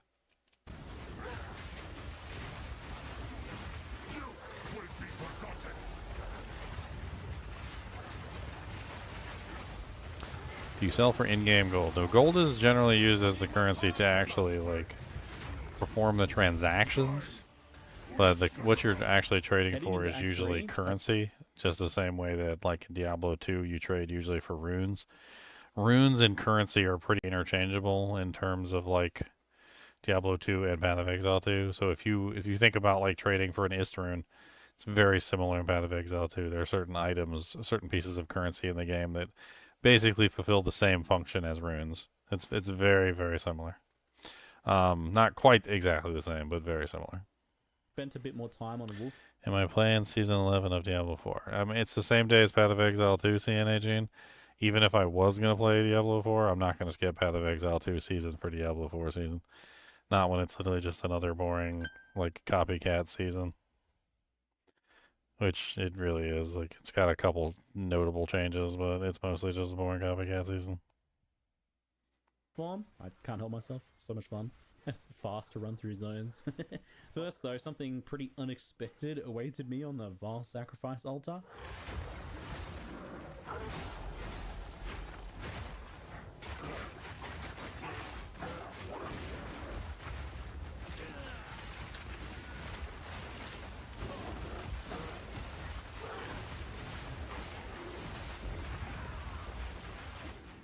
What the heck, GGG? That's pretty cheeky, putting another death monkey in this act just here randomly.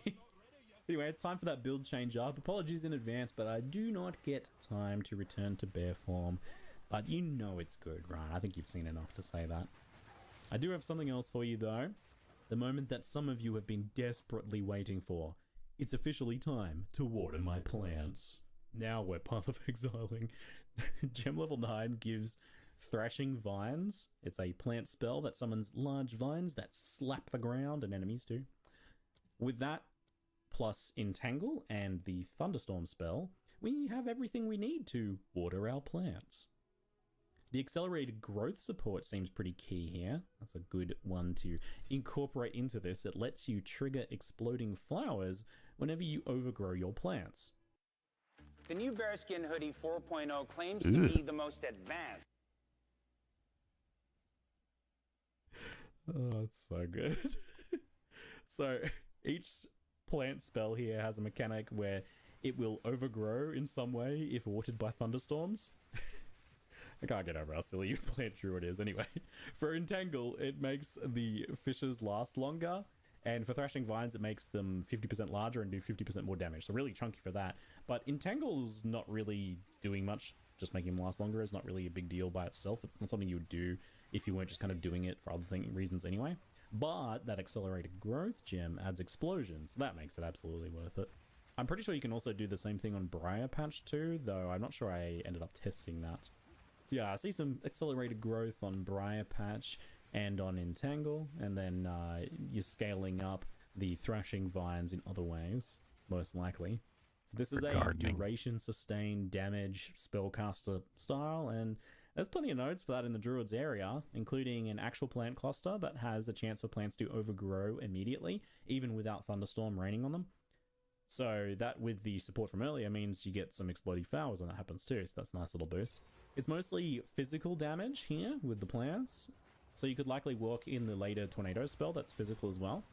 And maybe you can even go poison. I know there's plenty of gems pitched in that direction because of the existence of like the other plant stuff on the other side of the tree.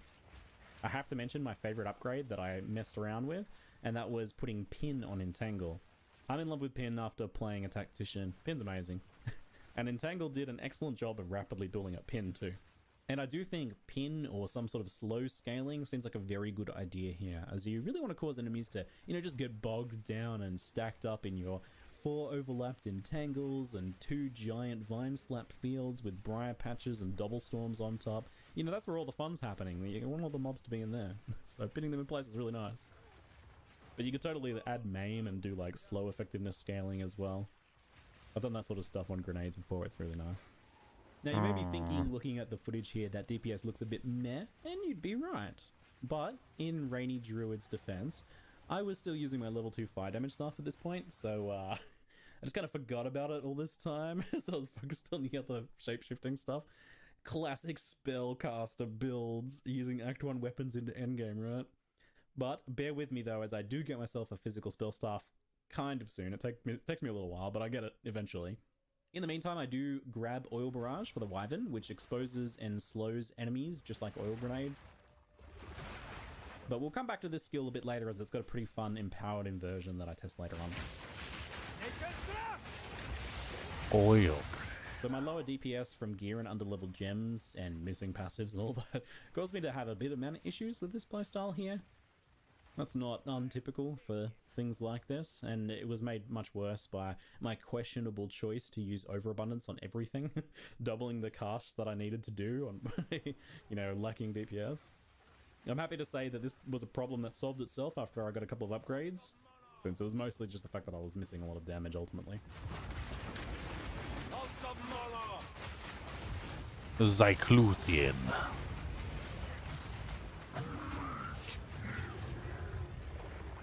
Seems like a really fun melee character. Getting excited. I like melee characters. Even though most devs don't like melee characters. They're like, oh, you want to play a melee character? Okay, now wade through this sea of 10 million ticks. Despite my waning like, DPS what? at this point, Yeah, 10 million ticks. smoothly, and this playstyle is just pretty comfy overall. Caster You know, walks up, sustained casts AoE one spell, everything playstyles often are. dies. It's interesting how different You gotta it go is one from tick the at a other time. playstyles that most with the Druids are like, it's a varied class. Got a pretty big ball. Can I just step on him?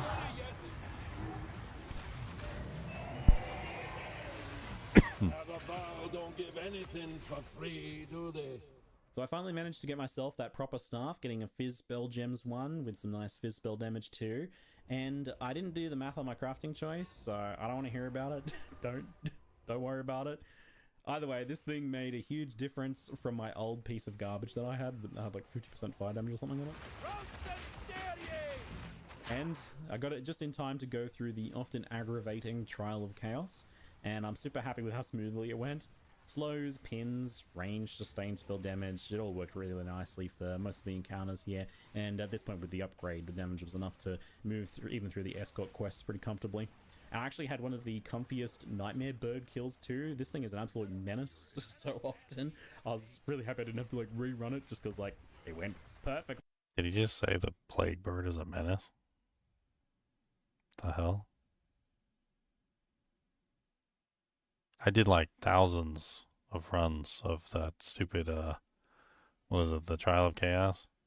And like, out of the 3 birds, this is the easiest one. Like, Yeah, this is the one you want. This is the one that's literally the easiest one to kill. That's like, the one you want by out of all far. of them. The other, like the one that runs away all the time, bugs the floor all the time, and like half the time you can die just by having like a ground effect under your feet that you don't know is there because it's bugged. And he runs away and he's annoying.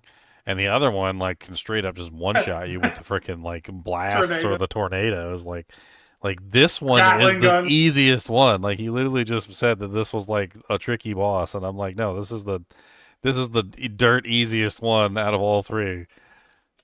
First time. I kind of had to That's like the stop dream. there for a second and be like, did he really say? I'm gonna go back and re-listen to that. This Hold thing on. is an absolute menace so often. I This- actually had one of the comfiest nightmare bird kills too. This thing is an absolute menace This thing is an absolute menace. so often.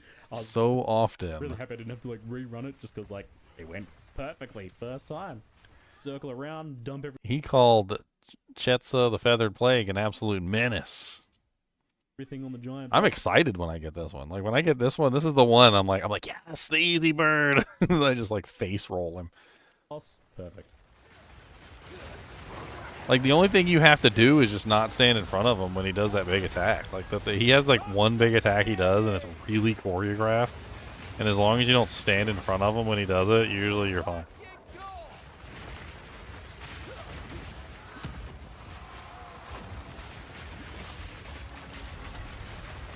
Why is there so much clutter on the ground? That is a common complaint for Path of Exile 2. You're not wrong. So this Common complaint for Path of Exile 1 as well. Node, which I test a little.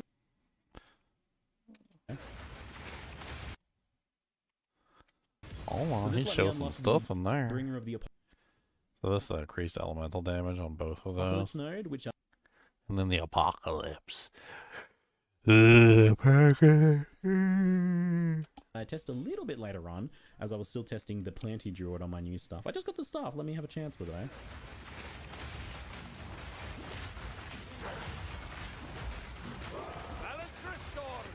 I'm still under-leveled and missing passives, and this... Is the loot system like D4? No, it's not like D4. It's closer to like classic Diablo 2. It's much closer to classic Diablo 2. Like no rune words. Rare items can be basically some of the most valuable items in the game. Uniques are relatively like uncommon in builds. Like generally, like you find maybe like 1 or 2 uniques that you might actually use on your character. Yeah, I'd say it's closer to D2 Classic than it is to anything. I'd put it in the D2 Classic type of loot.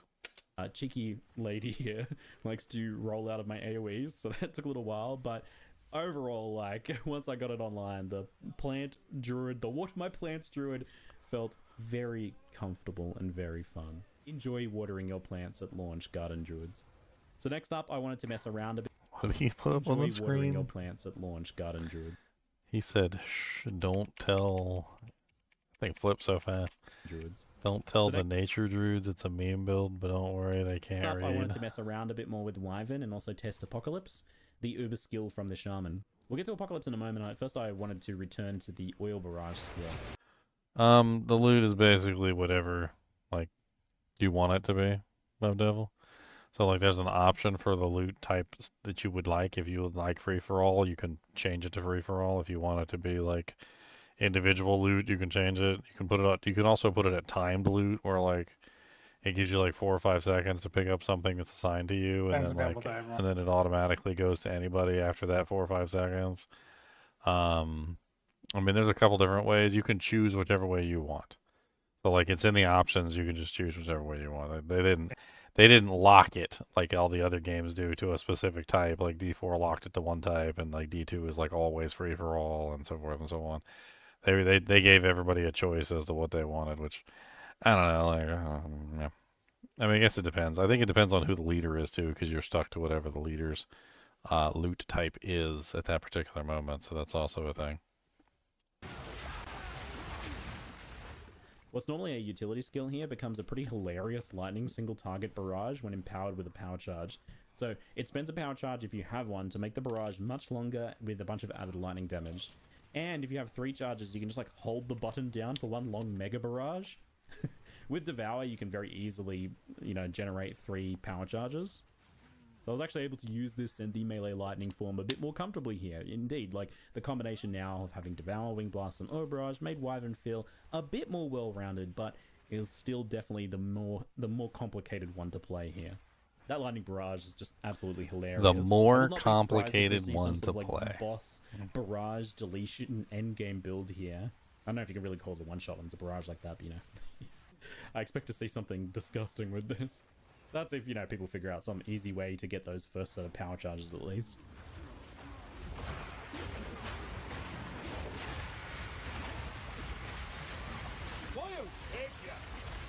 That oil barrage looks really cool.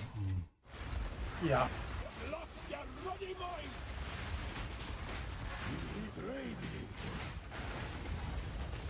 So I didn't get a chance to barrage a boss. Katsuli died before I could stun them, so, well, good problem to have, I guess. I was surprised just that I was doing okay damage just off the back of, like, basic kind of Wyvern gameplay here, not really doing anything fancy.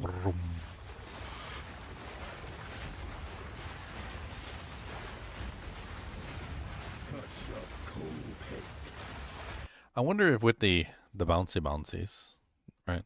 I wonder if increasing or decreasing projectile speed would increase or decrease the number of bounces that you would get before it goes off the screen. That's the key piece of information, is how exactly does it work? And I don't even think he covers it, or they don't even cover it. It's like, does the volcano erupt for each ball that hits it? Can one ball hit it multiple times? Does multi-projectile actually make it, like, if you have 3 projectiles on it, 3 bouncies on it, does it activate 3 times in that second? Because that would be crazy. Or does it only do it 1 time no matter what? Then he's running multi-proj for no reason in that sense. Like, so there's a lot of questions to be answered about it in my head. Well, also, can a monster be hit by more than 1 at a time? Because that's also another, like, why are you running the 3 if they can only be hit by 1? Yeah, there's a shotgun right now. Temple of Coolpick. What's up, Mr. Coyote? Mr. Coyote, Mr. Coyote. I gotta stay up. I'm so tired. I gotta get my schedule fixed. I've been freaking, like, just going at it too much lately. I worked like 3 days back to back because Afton was on vacation. My balls had to cover for her. Apocalypse looked interesting, but it's a glory skill, and that kind of like instantly makes me not want to use it. I don't know why they do that. I don't understand. I guess because they don't want you to just spam the ability, but like, I've never understood like that idea. Like, if I want to make a character around a basic skill, like, just let me make a character around a basic skill. If I want to make a character around an ultimate, just let me make a character around an ultimate. Like, I feel like doing this is like them basically slapping you in the face and saying, we don't want you to be able to use this ability unless like you meet certain conditions, and then by the time you're done, like, it's useless. Like, you're not 150 glory sounds like an effing lot of glory to be able to use this ability. It sounds like it's probably going to be relatively useless most of the time. Have any supports for this skill, so this is just pure vanilla Apocalypse, but it's pretty strong right away, and it seems usable pretty often too. Apocalypse is a glory skill, with the glory for this being gained by hitting enemies with elemental damage, so obviously you're just doing that constantly, especially with like the sustained spells, just constantly ticking that up at max rate. So it's easy enough with the added random elemental damage on the node that you get before it as well, so it's going to happen regardless of your build.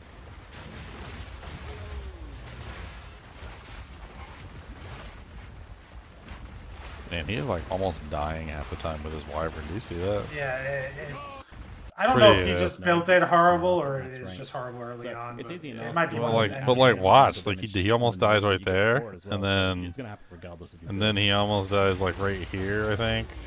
Yeah. Like he almost dies like right there. There you go. He almost died again. He almost dies like 3 times, like in that little area right there. Think about it. I assume the bear has tanky stuff built in. The bear is doing giant slams. It's got better AoE. So the bear's covered in that sense. The wolf is covered that everything's just frozen all the time. So that's like a defensive layer. The wyvern, like I said, right now, early on, has no purpose to it but to die. He said no purpose but to die. Come with me. Come with me and die. Randomly around you. It's duration based as well, so there's room to make it last longer too if you want. What can I say? Skills like this are really fun. I expected to struggle a lot on the Viper boss. She's tiny, she's dangerous, she moves around a lot. Doing this on Wyvern, I was like groaning walking up to it, but it was okay. Apocalypse and some range spam from Wyvern form handled it fairly well. Even if it wasn't super quickly, it went okay. I'm coping. I mean, Viper Napuazzi is a hard stop for a lot of characters. I've noticed that like during the campaign, she will literally completely stop a character's like progression in general. I mean, how many times have you had to go help people with this character? Yeah, she's a tough one. Pretty sure I helped Xylor with him like one season as well. Creates a storm that sucks in enemies, and deals physical damage over time. A tornado that overlaps on an elemental ground surface absorbs that surface debuff. Ooh. Applying it to enemies. Ooh. Inside the tornado. Ooh. Causing a tornado to do extra damage to that element. Ooh. Because isn't there that whole thing where like I can basically make free cold ground? Was it Arctic Owl, I think, that does it? Where literally if you use Arctic Owl, you get like free chilled ground, so you could use Arctic Owl and spam a couple tornadoes. That sounds kind of fun. That sounds good. I'm trying to get a picture of all the skills here.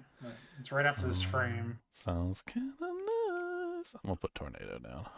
So what the skill I want to see, because Apocalypse is a shaman only skill, ascendancy skill. Yeah, it's an ascendancy skill. The skill that's more like Armageddon from D2, I think, is Walking Calamity. I want to see that skill. So yeah, I just took a picture of all the skills there from his video. Mm-hmm. I think Walking Calamity looks interesting. Well, they also have that new support gem that allows you to take any kind of like spell that's like a over the head coming down blizzard kind of a thing, so that it moves forward which is interesting too. That's a new thing. So like some of the other abilities could potentially be converted into that. I mean, Thunderstorm might be a good candidate for that as well. I can't remember which exactly what it was. I don't know if I got a screenshot of it or not, but like they said there was one that would move the storms with you. Where is it? It's also a glory skill. Echoing Cry, Accelerated Growth, Spell Totems, Butthole Totems. I'm going up my list here of all these spells that I took screenshots of. Screenshots, screenshots everywhere, screenshots.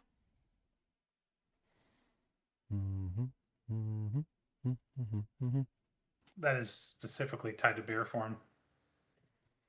What, Okay. the thing I'm talking about? The Walking Calamity. You have to be in bear form to even generate the glory. I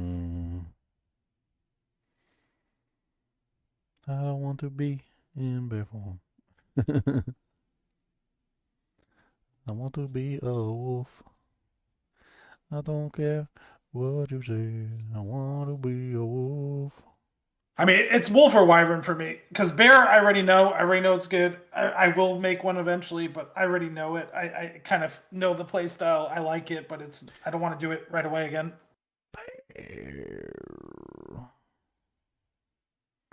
Ba-Tear's Vengeance, the support gem, looks absolutely amazing. When you freeze a target with supported skills for each one rage you have, you and your allies in your presence gain 1% of damage as cold for 20 seconds. So you can basically just get like a free, I don't know, what is that, like 10 or 20 rage, depending on what your cap rage is. I mean, you can get 7 straight from that Ascendancy, the one that, I don't know which one that side that's on, but that's the one that gives you like the spell rage. And I think it also increases your maximum rage by 7 at the same time. So there's a ton of max rage in the tree, and then you can also run the Berserk Spirit Gem.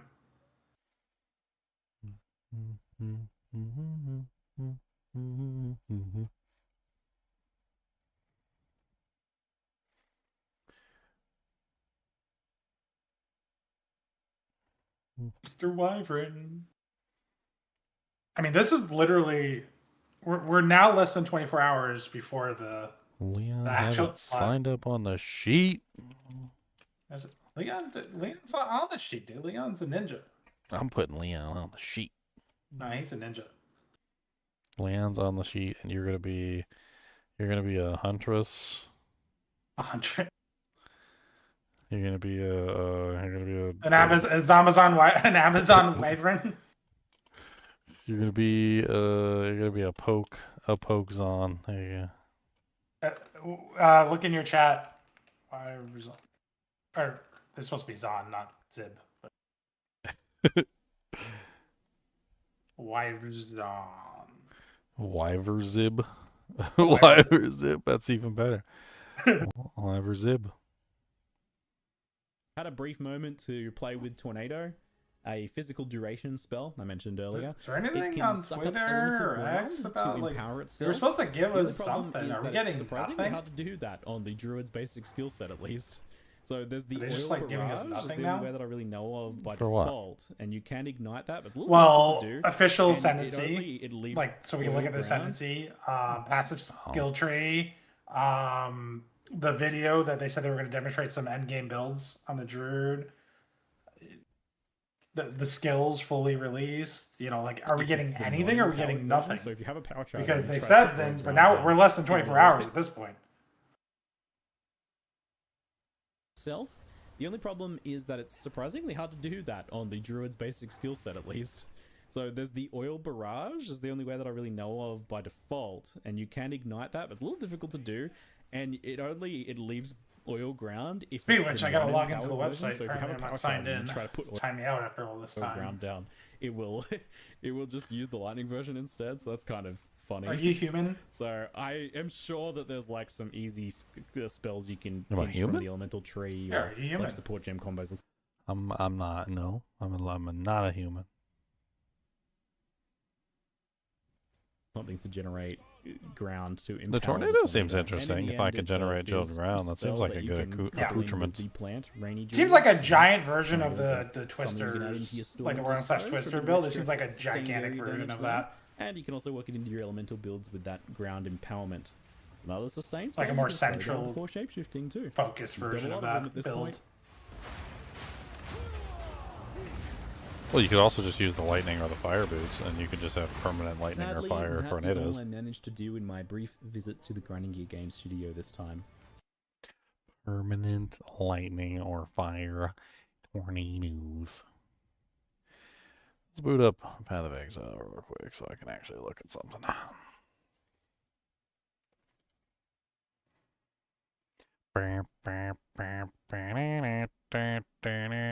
Fart, fart, fart. Can't stay up. Oh, gonna fall asleep and take a nap with a dog. Gonna sleep in with a dog. Cody, you're gonna have to move over. I'm gonna come in and I'm just gonna take a nap with you, buddy. All right? Cody, I was gonna take a nap. You don't even care. I was gonna come steal your spot. They need to hurry up and release that monitor in the US, man. Finally want to get an OLED. It's been like 10 years since I purchased a monitor. Then you're really gonna get flashbanged.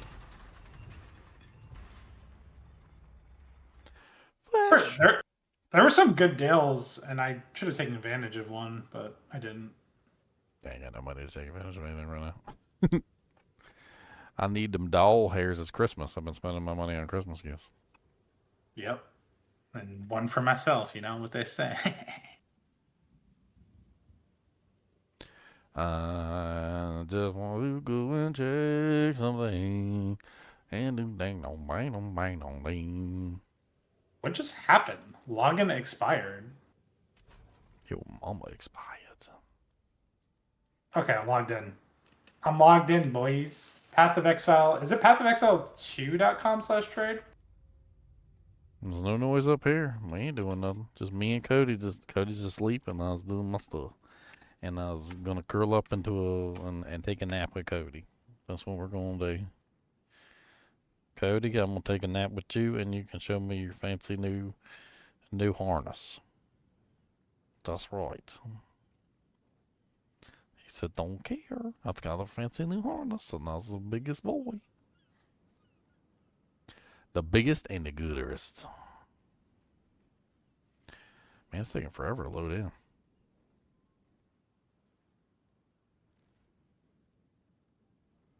I just want to load in. Just let me load in, please. Oh, I need to load in so I can make a sin. But it's taking forever to load in. Man, that really is taking a long time. Holy crap.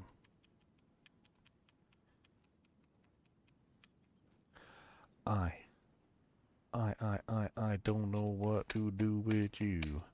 I was just going to take a look at the ice dart skill, because the ice dart skill also has to do with the little ice chunks. I kind of wanted to read about the ice chunks and see. They may be different, you know, you never know. There might be a little different ice chunks, or they might last different durations, but... What skill? So I think it's called ice darts. It's on the sorceress, or the staff, or whatever, or wand, or occult, or I can't remember. You can't get in? Get in. Finally got in. Frost darts. It's called frost darts. Look, sometimes you got to be guided in, okay? Sometimes. I mean, is it the same fragments that even the bow one can generate with like the ice tip arrows and the other skill? Well, sort of, but the frost darts ability has that same pull-in thing mechanic. So, like, if you look at it, it actually has that pull-in mechanic. It says conjures a number of icy projectiles that launch toward the target. Projectiles that hit a chilled or frozen target create chunks of ice that deal additional damage on impacting the ground. Consumes a cold infusion, if possible, to cause each projectile lodged into the enemy to then explode. and then like the ice chunks themselves So fall it's to the like the ice ground, chunk thing. and then like the explosion of the ice chunks. It's interesting. It's I think it's similar to the way that that character is going to be working. I think. Time to check my shop and see how much money I've made. Oh, I got one divine sitting in here. Interesting. I don't even remember what I had sitting up for one divine. I got a divine, divine.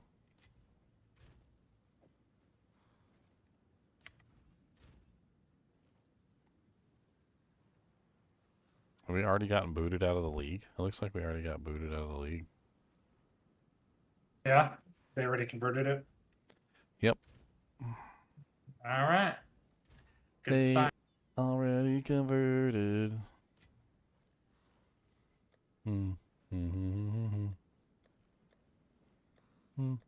Mm-hmm. Sanctum. D D D D D D D D D D D.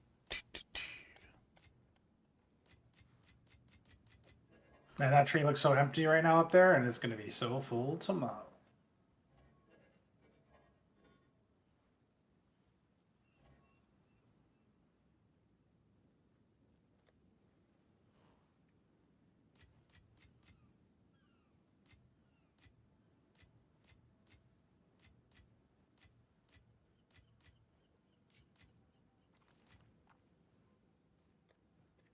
Remove all currency to take all currency. Remove all currency from this land. This land is my land. This land is your land.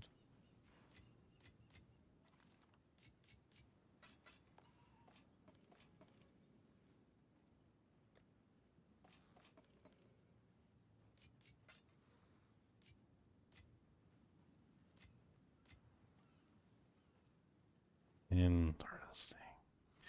Interesting.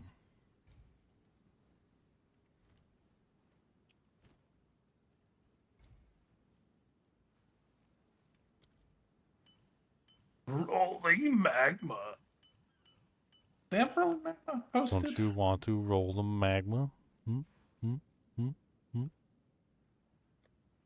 Don't you want to roll the magma?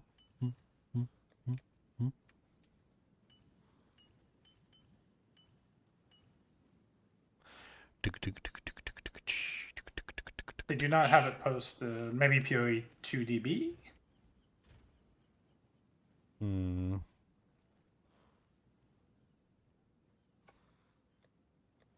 need to somehow like fix this real quick. I forgot about that. I need to fix the stash. Because remember last season we started and I had to like fix the stash all over again. Yeah, if you set up your stash and standard, it should carry over like the outline. Yeah, that's what I'm thinking about doing. The layout. Yeah, like, but now what's our remove only tabs on here? Yeah, I think there was a way to you just delete them, not even have to manage them.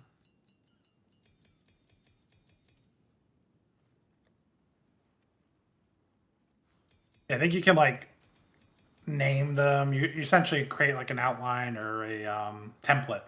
Template's the word I'm looking for. You create a template and it just carries over every season.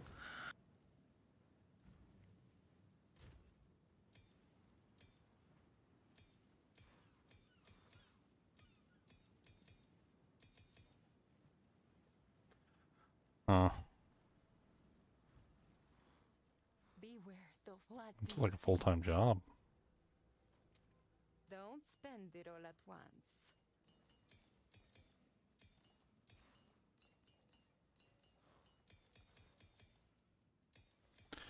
Yeah, I think deleting them would be easier.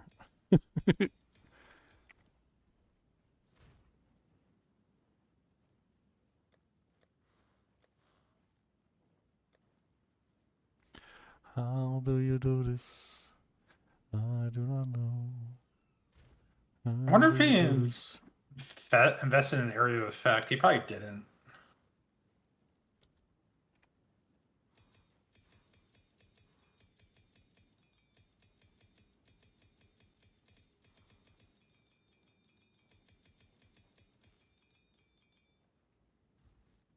How can I help?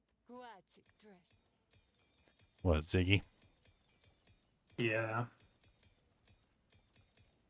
All right. If it says remove only, can I just straight up delete it? I'll take it.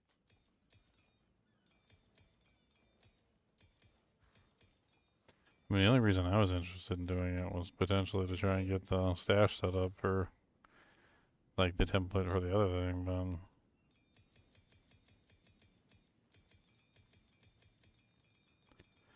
I don't know how easily this is to do. Request failed because you made too many requests, and oh yeah, I forgot about that. I'm gonna get banned. I think this is the way you do it. I think you create a folder, and you put all the remove onlys in a folder, and then you delete the folder. Let me try this. Does it delete the tabs? I'll take it.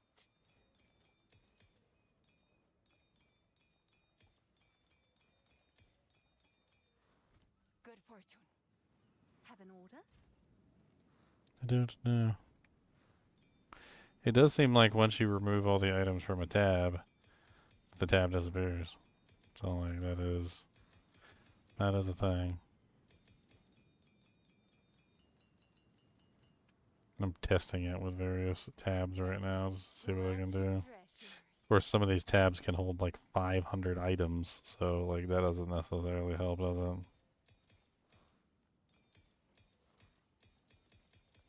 I'll find a use for it.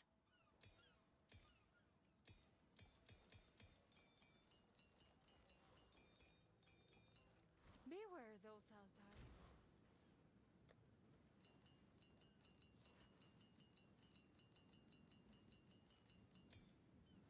Yeah, as soon as I emptied out that tab, it went poof.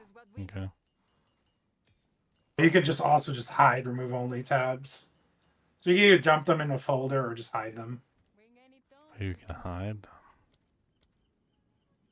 How do you hide them? It's in the UI settings. Hide remove only tabs. Okay. Well, it looks to me like things are still arranged. Unless, I don't understand.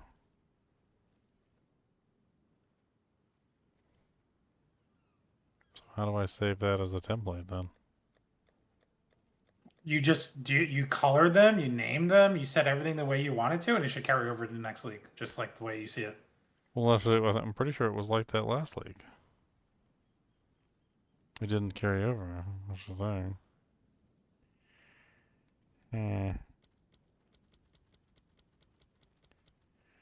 What is this? What is there? Good news in him.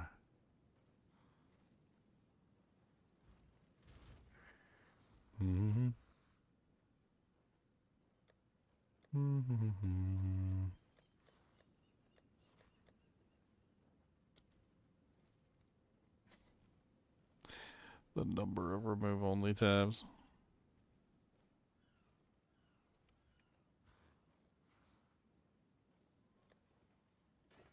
I think I'm just gonna hide them. I was just looking at them. There's so many of them. Skill gem ones are the worst.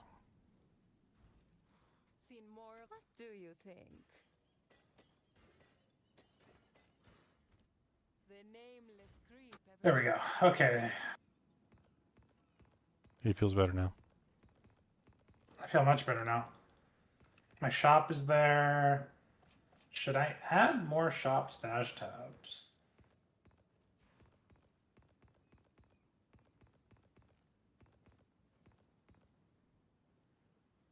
Essences, come on, essences.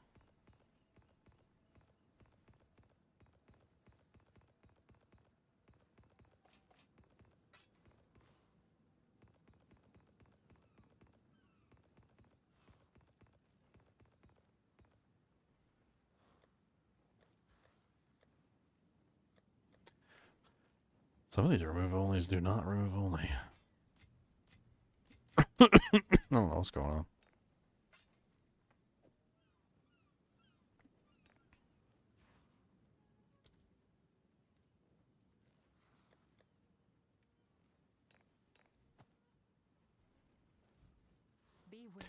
I don't really have to do any of this.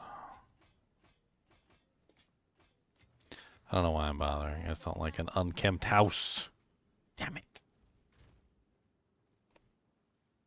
They've unkempt my house.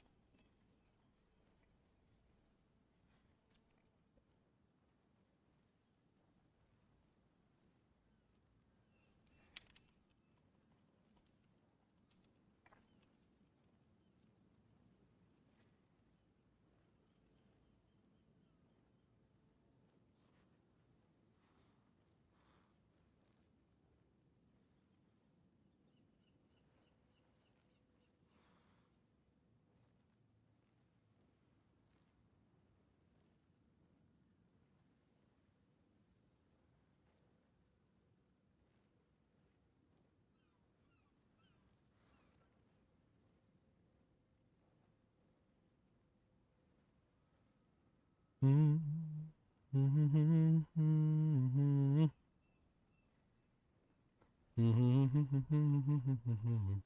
mean, they're already created in this, so like, I don't know. I don't know. I mean, I guess they're already done. Last time it didn't seem to be the case, so I don't know.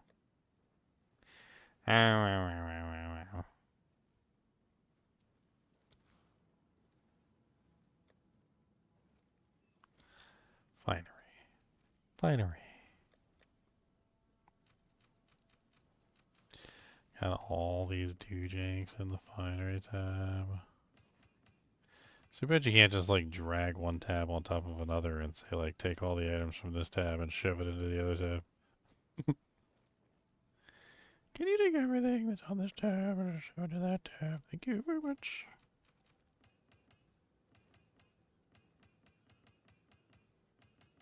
Just transfer all items. Just like take a box and just dump the box out.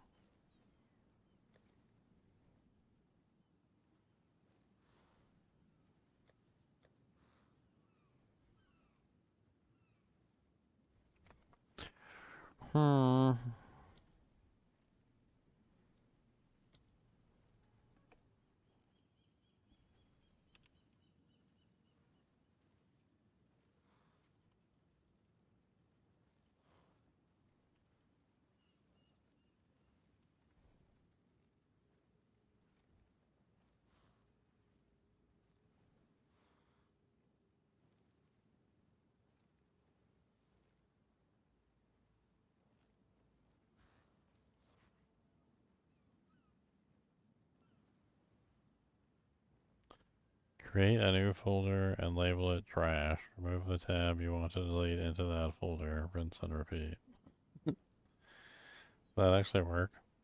Or is that just for Path of Exile 1?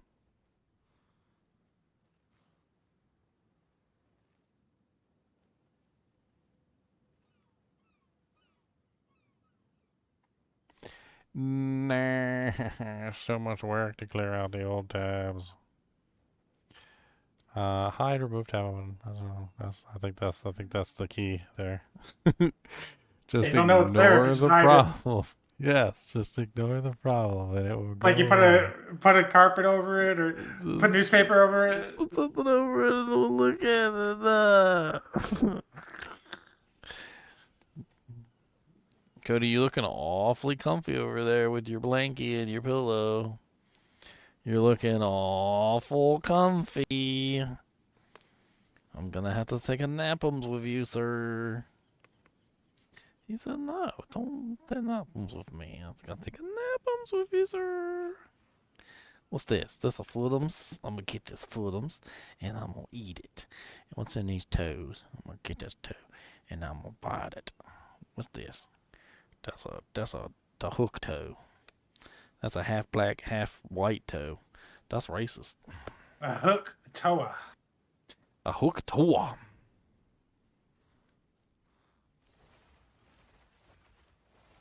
Exit the login screen. 23 hours, 17 minutes. No one's counting. Let's see how fast slam skills get nerfed for the Warrior Titan. Yeah, pretty much. Well, since we don't have access to any of the other ascendancies,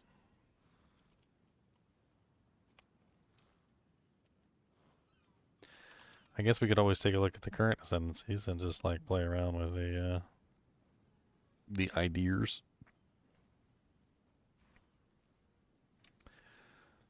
I mean, the Pathfinder changes, like you were talking about, sound kind of crazy. What else on the Pathfinder would actually be useful, though?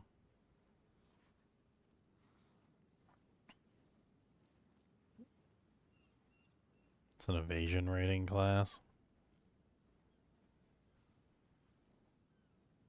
You get free damage reduction. You get free passive points. You can start anywhere in the tree. You get to change all your small passives into like useful things once your attributes are solved. Hmm.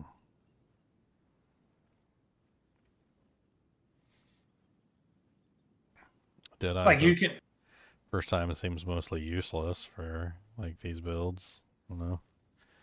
Maybe for the bouncing projectile thing, if it works, you get an extra spell. Or Yeah, something. yeah. You can do the projectile build, and you can also do a charge build with Deadeye. Yeah. Mm-hmm. The shadow knows.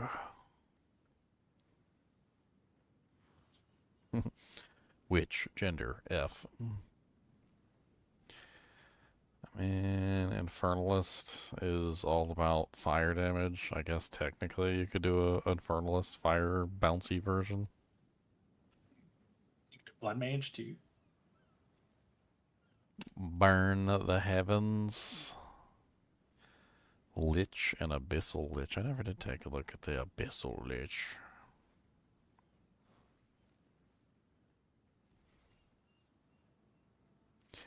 Cursed enemy is killed by you with a 30% chance to explode.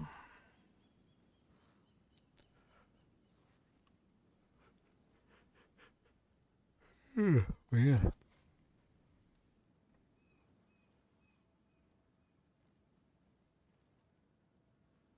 Additional curse plus infinite duration is kind of insane.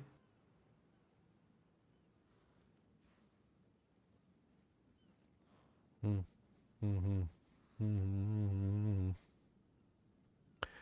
then we got Huntress, which I know pretty much it's the one where you get like the various Dujangs, you get the Ritualist and the Amazon. I mean, Amazon has the Elemental Surge, which is where you consume charges. You get different Dujangs, Power Charge being the cold side of it.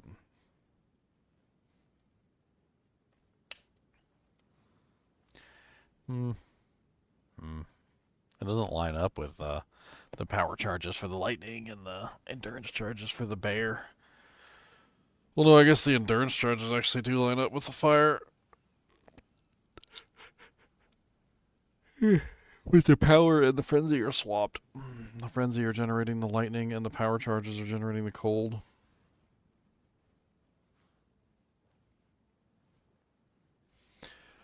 That's what Liam was talking about, whether or not they're going to be releasing the ascendancies and maybe the passive tree.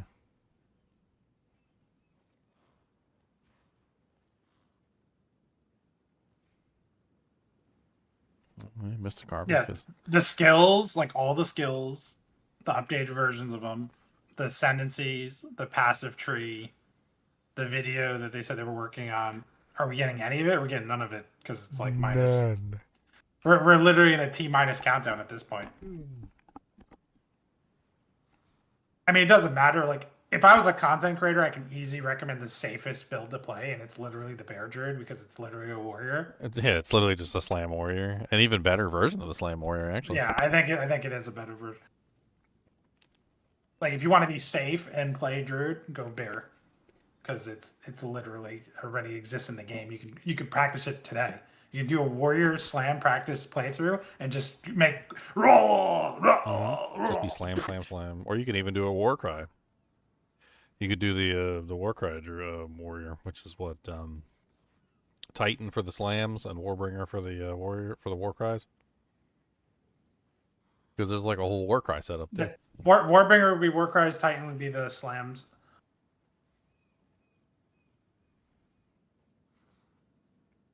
But you can also mix and match them. There's different things you can do. No mixing and matching. War cries corpses explode, dealing 25% of their damage as physical.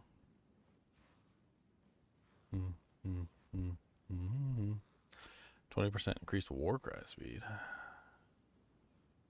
Yo, mama. Is that the only thing he has for war cries? Is just the war cries explode? Or corpses explode? Yeah, I think they put 2 nodes into one, so you don't have to like get both. It's better than it was. Every second slam you use yourself is ancestrally boosted. Yeah, that's a nutty node. Ancestral boosted is so good. Boosted. 25% chance for slam skills you use yourself to cause aftershocks, which would be insane. That's too. nutty node, Druid. Yeah. Yep. Because there's like tons of slams coming out of the friggin' Druid. You could literally do like a whole build with like multiple slams. And now they added a new node in there. It's Mountain Splitter.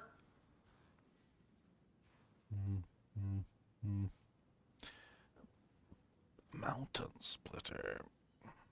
Yeah, Mountain Splitter seems insane. Brand new.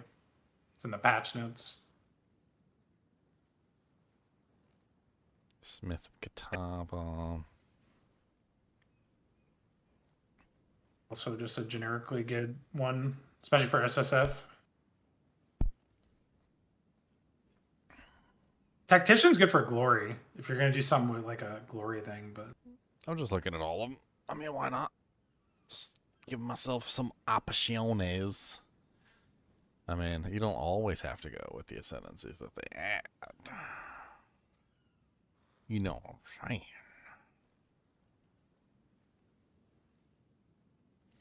Although I am kind of leaning toward the rage ascendancy. That one does look really good. It does look good, especially since it gives the rage to your spells too. Which, if you're gonna do like a melee spell hybrid, it's kind of like the only way to make it work. The other ascendancy that I've never made in this game that I probably will make this season, I don't know if it'll be my second or third character, is probably a Witch Hunter, because Witch Hunter got insane last season and it's still insane.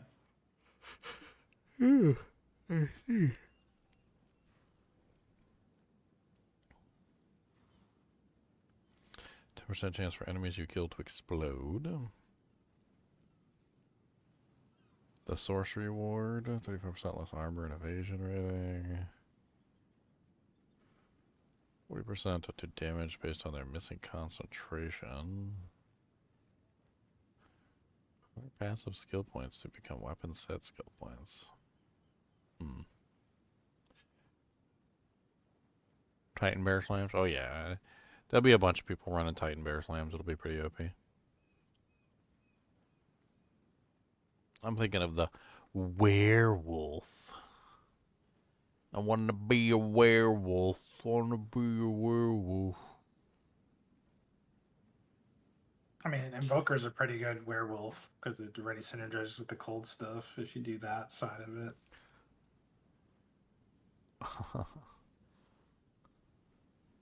Apparently they have the trees up here for the druid, but they don't actually have any of the stuff on the tree. It says whatever. It's like, yeah, whatever. It's a thing. Yeah, that'll work either.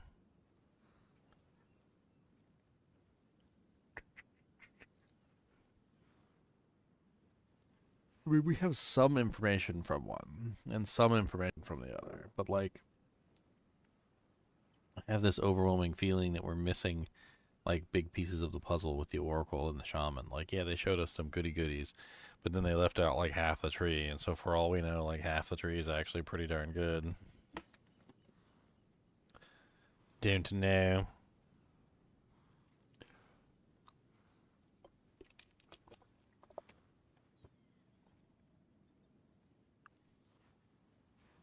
All I know is I'm not going to make the support gem mistake that I usually make, where I just try out a bunch of support gems and I don't have support gems.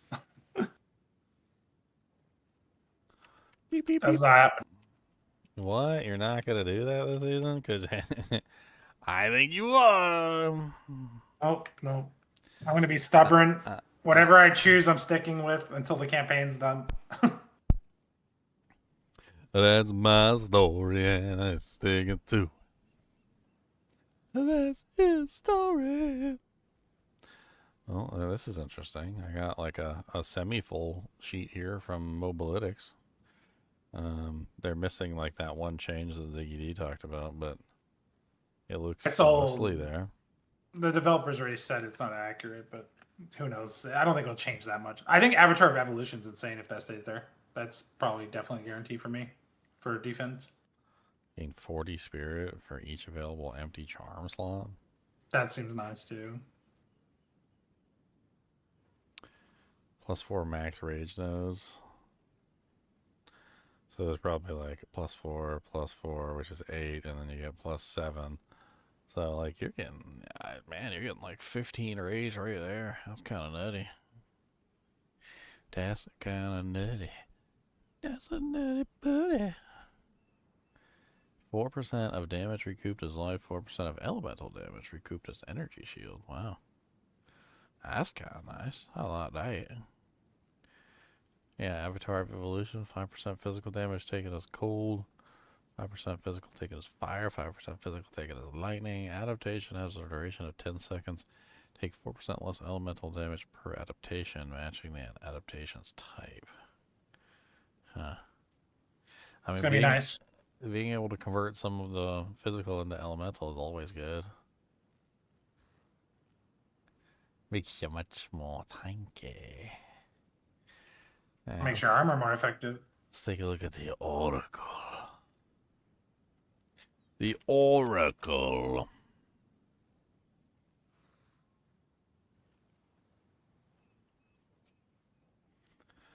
The Oracle says, your mother is a hoe, and I didn't even have to use my powers. I was working on some Diablo 2 related Yo Mama jokes. I literally spent like several hours making Yo Mama jokes. Your mother is so corpulent that it takes an entire book of portal scrolls to get her home. Your mother's shield is so broad that Gimli said it was mistaken for a wall. Your mother is so rotund that every zone is like the maggot layer because she's always blocking the path.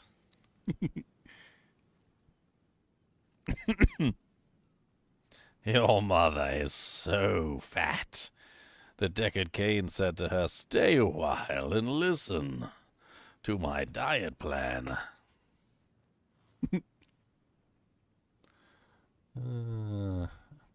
Yes, I am silly. I have a whole bunch more. I was thinking about making like a stupid Yo Mama So Fat video. I had one that was Yo Mama So Poor. Like, your mama's so poor that even Geed gives her a discount. Can't see that one. Critical hit chance. Grants skill moment of vulnerability. I don't know what that is. Inevitable crits. Walk the paths not taken. Grant skill align fate. I don't know what any of these things actually do. They just are like skills or abilities that you'd have to hold your mouse over them and read them. And it doesn't. We don't have the ability to do that. just gain one more passive skill point. There's like 2 passive skill points on the tree that you can grab. Woo! Skipping D4 again. I mean, it's the same boring thing it was last season. I mean, what do you want from me? Maybe if they pick a direction and actually start going in a direction, maybe I'll come back. But you haven't seen the announcement tonight, Ginger. There's a large announcement. You got to tune into the Game Awards. If I can stay awake. If I can stay awake long enough. I'm running on fumes here. Cody, I need a nap stat. So what you can do is you can end the stream for today, and then you start the stream for the Game Awards, get all the, copyright music in there, and then you end the stream and restart the stream again. I'm just going to curl up on the bed with my dog. How about that? I'll just turn the camera. We'll just turn the camera like this to where the dog's laying, and I'll just curl up on the bed. I'm just going to curl up right here. So I'm just going to fall asleep. Cody's going to sleep with me. Isn't that right, Cody? Isn't that right, Mr. Boogus? I got your nose. Oh, no one's going to get your nose. Ginger has appeared. Oh, no one's going to get your nose. I'm going to get your toesies. Oh, no, going to get your toesies. Oh, no. I'm going to get your toesies. Oh, look at the toesies. Got the doggy toes.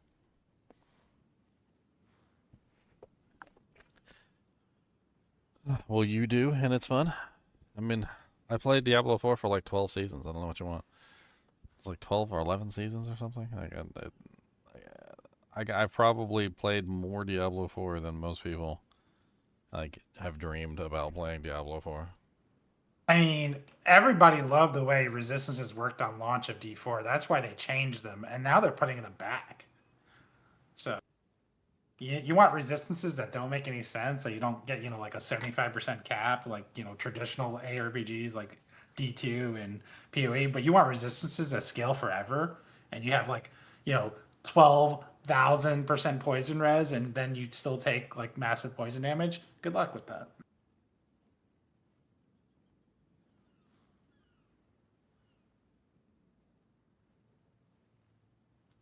I played beta season and season 0. You have to count both of those.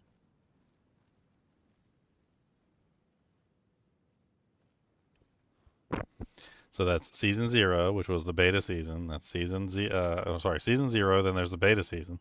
So 1, 2, and then season 1, 2, 3, 4, 5, 6, 7, 8, 9. And no, I didn't play 10 and 11. Honestly, yeah. Yeah.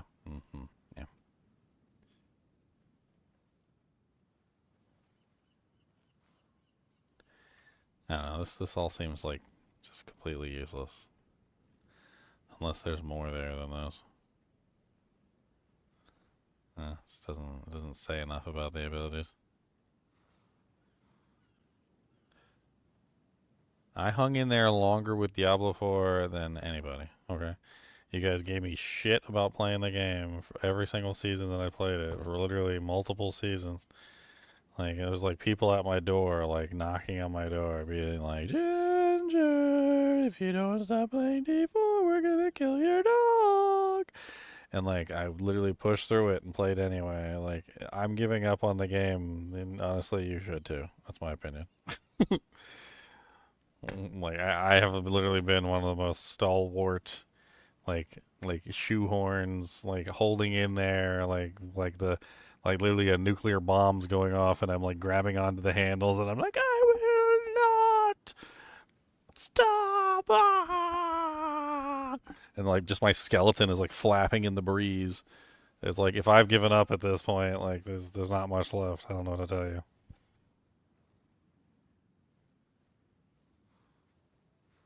Would you like to do quadrillion damage this season or a trillion? We're going to nerf it down to a trillion. Just a trillion? Oh, okay. What do you think about doing the same dungeon you just did, but the monsters have like 100 times more HP? Would you like to hit the same monster about 2 minutes straight? Does that sound fun? I'm sure Season 10 was fun with the Chaos Armor, and I technically already played with the Chaos Armor because I did the full PU testing realm. I did the test realm with the Chaos Armor. It was good. I mean, we said it all along, but it shouldn't have been Chaos Armor. It should have just been Kanai's Cube. It's the same thing. It just enables more builds because the game has an issue with limited aspects and builds like not being possible. That's all. Everyone liked the Chaos Armor because it gave you way more builds, but it also made you way more powerful too, which was just like more multipliers. Wow, that's so much fun to. It's already an easy game. You want to just kill stuff even faster. Like Torment 4 was doable within like 10 hours, I think, into the season. I played it. Like it was deleted. Like, Sanctification sounds absolutely terrible. I don't know why you're excited about Sanctification. Well, the way they did it, like they they caved into the community. They originally did it more like a Valorb, like a corruption, which sounded way better. Now it's just like extra power. It's like here's more power. Isn't it just like a random thing that appears on the effect that appears on there and it replaces one effect? Yeah, well, you get an additional like effect too. I'm pretty sure. Pretty sure the way, at least the way I saw it, was like you can get an extra aspect. So like you have a legendary with 2 aspects, or you can even get a mythic. You know, like a mythic power. You can get that on a legendary. I'm pretty sure they added that in. That don't make me want to play.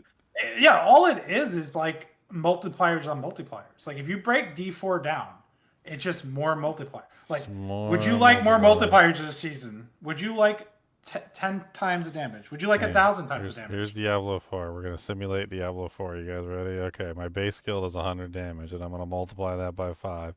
And then I'm going to multiply that by 0.5. And then I'm going to multiply that by 62. And then I'm going to multiply that by 420. And then I'm going to multiply that by 20, and then I'm going to multiply that by 30, and then I'm going to multiply that by 90.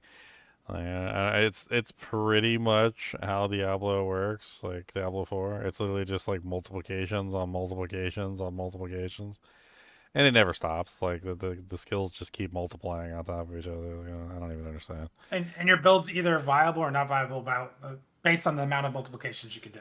Basically, yeah. It's like the base damage of your skill doesn't even matter because like you can just keep multiplying until eventually you hit like insanity.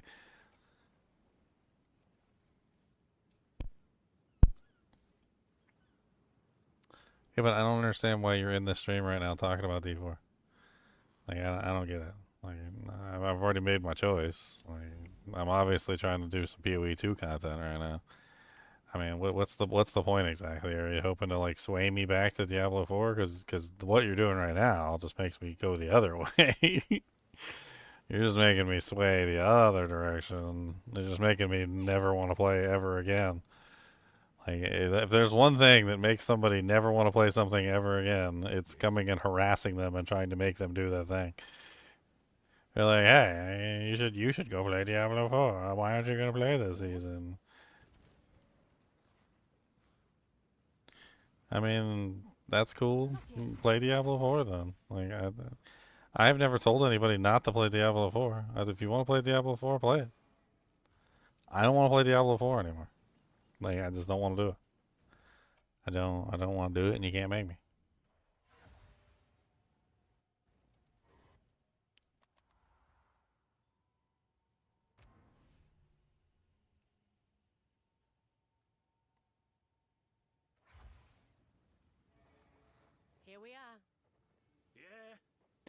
I mean, what's the one thing that I actually have fun with in Diablo 4 that I've said every single season?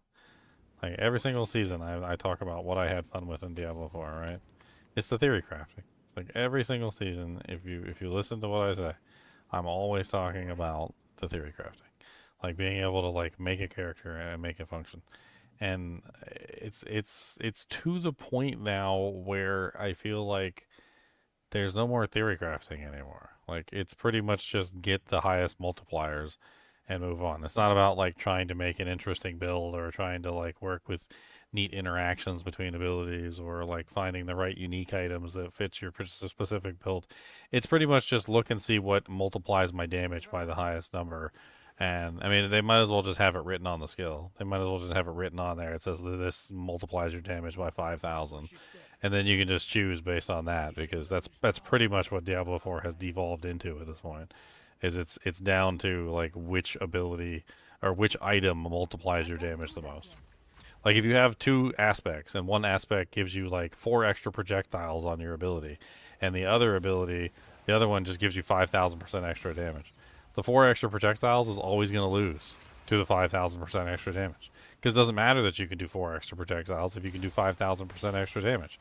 So every single situation that matters in Diablo 4, you're always in a situation where you're choosing damage over fun. You're choosing damage over like ability. You're choosing damage over clear speed.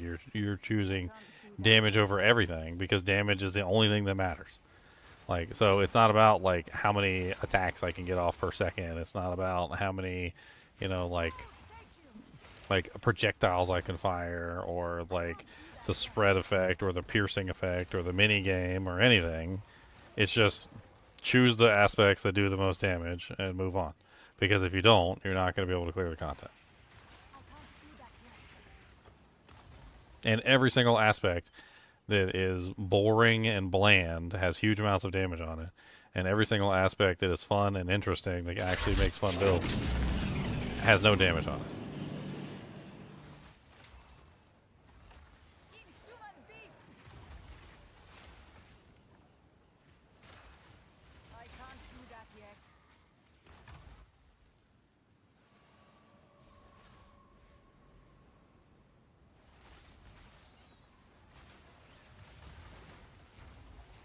The too much of the characters is damage is in the items. Like I don't know how else to talk about it except for that. Like when you think about a skill in Diablo 2 and you level up a skill to say like level 20 and you have like the synergies for it, the damage of the ability is in the ability. Like that's where you get the damage of your effect. But when it comes to Diablo 4, like the damage of your ability is never in the ability. The ability itself is useless. Like by itself, have you ever tried to actually make a character with an ability and not gotten any aspects for it and don't use any uniques to enhance it? The ability is absolutely useless. Like you cannot make one of those abilities work in Diablo 4 without having all of those items to beef it up. So like in the end of the day, like you are forced to use all of those items. And it ceases to be about like how you build your character and moves more in toward like how can I actually make this ability work. It's as close to D3 sets as you can get while doing D3 sets. It's essentially you need the aspects that give you the multiplicative damage that a D3 set would give you. No, you it's can't almost say that. You can't say that about any ARPG, Diablo Spuda. You cannot. In Diablo 2, you can literally make any skill work in the game without large amounts of equipment.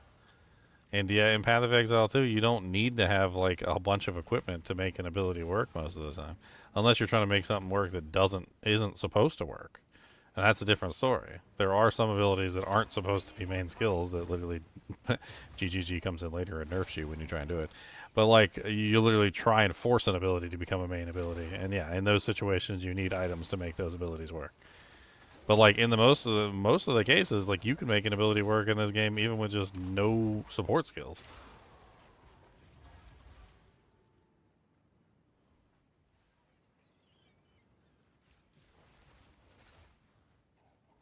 The support skills can push them in the right direction, yeah, but like that's 5 support skills. Like and even from that perspective, let's say you're absolutely they're not all right. damage supports either. But let's say you're absolutely correct. Okay, let's just say that without support skills, the skills don't work. That still means that you get access to your weapon, your gloves, your boots, your belt, your charm slots, your armor, your helmet, your amulet, and your rings, and your off-weapon swap are still no longer tied specifically to supporting that ability. In Diablo 4, every single item that you have on your character has to support that ability, and you have no choice. Like, if you don't support your main ability as a Diablo 4 character, you will do no damage. Like, you will be stuck in, like, Torment 1 or something, or even lower than that, honestly, if you don't have any aspects supporting your ability. You might be lucky to get your butt out of, like, freaking, like, into Torment 1.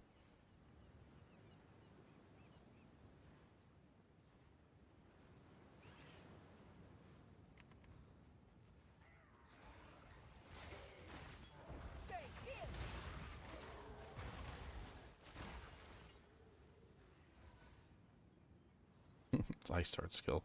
Frost Start skill is probably exactly what I'm going to be expecting for this new character.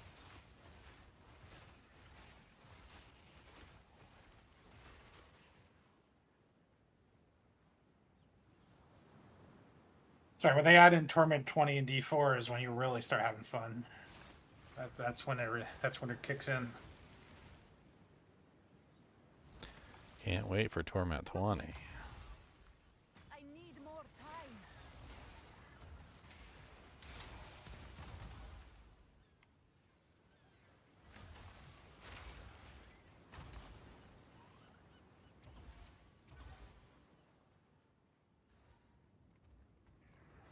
Not yet. I need more time. I think one of the things I always hated the most about Diablo 3 is actually something that a lot of people would probably never guess. Hello. What's up, Lobo? How are we doing today? Practicing for release? Just playing around with ideas for builds. So apparently ice fragments are going to be a big part of the werewolf, so I've been, like, there's a similar ability, it's called Frost Arts, and I'm kind of playing around with the way that the ice fragments work. Kind of get an idea for it. Sharing Paul Monk is similar too. So I think the wolf looks better than monk. I think the bear looks better than warrior, and I think the wolf looks better than monk. I think they just made better versions. Possibly, yeah. Then again, monk got like the caster and crate super buff, so I'm gonna be trying that out.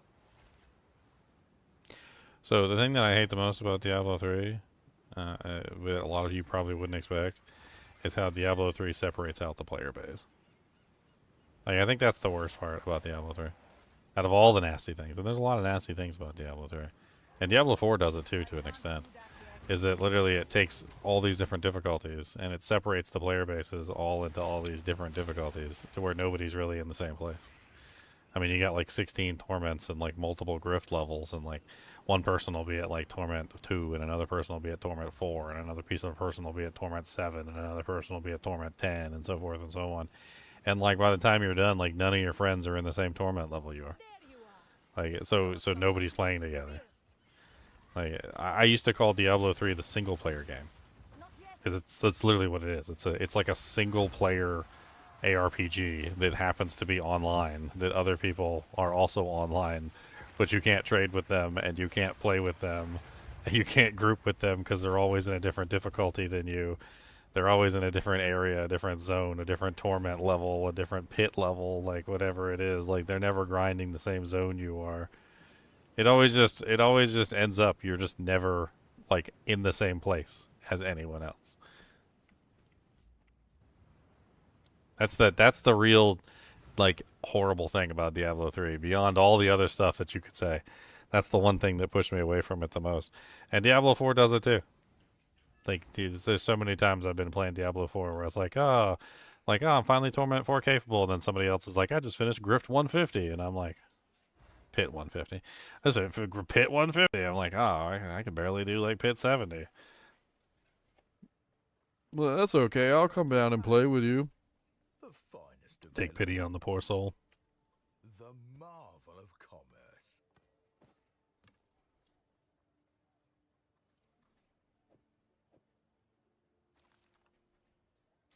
Pity. Pity on the poor soul.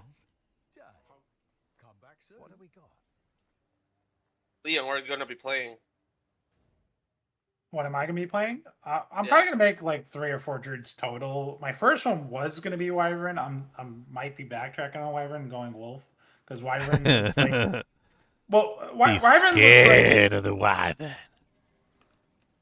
it's built around charges, and I don't know what's available on that side of the tree for charges. And they already nerfed like the Hateforge gloves, which we were using like seasons ago for charges, and I was like, oh, they're gonna be perfect with the rage. Like a rage theme with No Hateforge. charges for you. They already nerfed that. Yeah, that thing's out the water. So it looks like a debate right now. The projectile bouncy things are interesting. I just don't know how they work. Like I have so many questions about them. Yeah.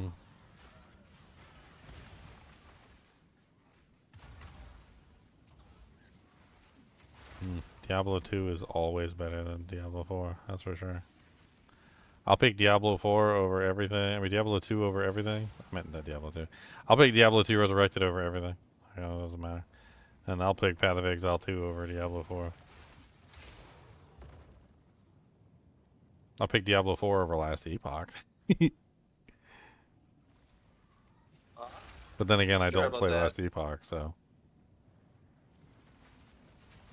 Last Epoch puts me to sleep. Better. Yeah.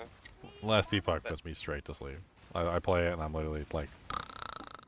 Yeah, well, they kind of sold out to Craft on, and they're kind of cooking themselves over there. Oh yeah, I heard they were like bought out or whatever. Yeah, I mean, they're charging for like paid classes now. They basically they dropped the ball there. They had a nice thing going, and then they were like, okay, let's. I don't think they ever really had a nice thing going. Like I was looking at their numbers, and they never really had good numbers. Even at launch, when it was all hyped up, it was like barely okay. Yeah, it's I have a hunch. This is just my theory. Like there was a lot of positive like feedback from the like creator community, and like during the launch of Last Epoch. I think they were paid. I think Last Epoch like contacted them and basically they became paid shills. Like, cause there's no way that many people were that excited about the game. That many creators made that many videos about the game, talking about how amazing it was, and then like the drop off afterward was just insane. You should see the numbers. Like the numbers are just like they went down to nothing. I mean, the game. Yeah, the game has always been boring.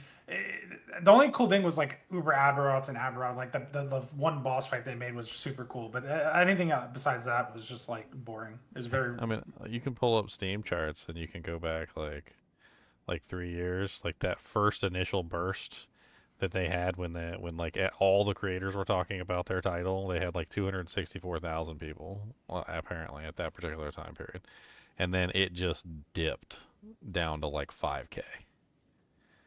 Like they lost 9% of their like initial start there, that all the creators hyped up for them, and that just died.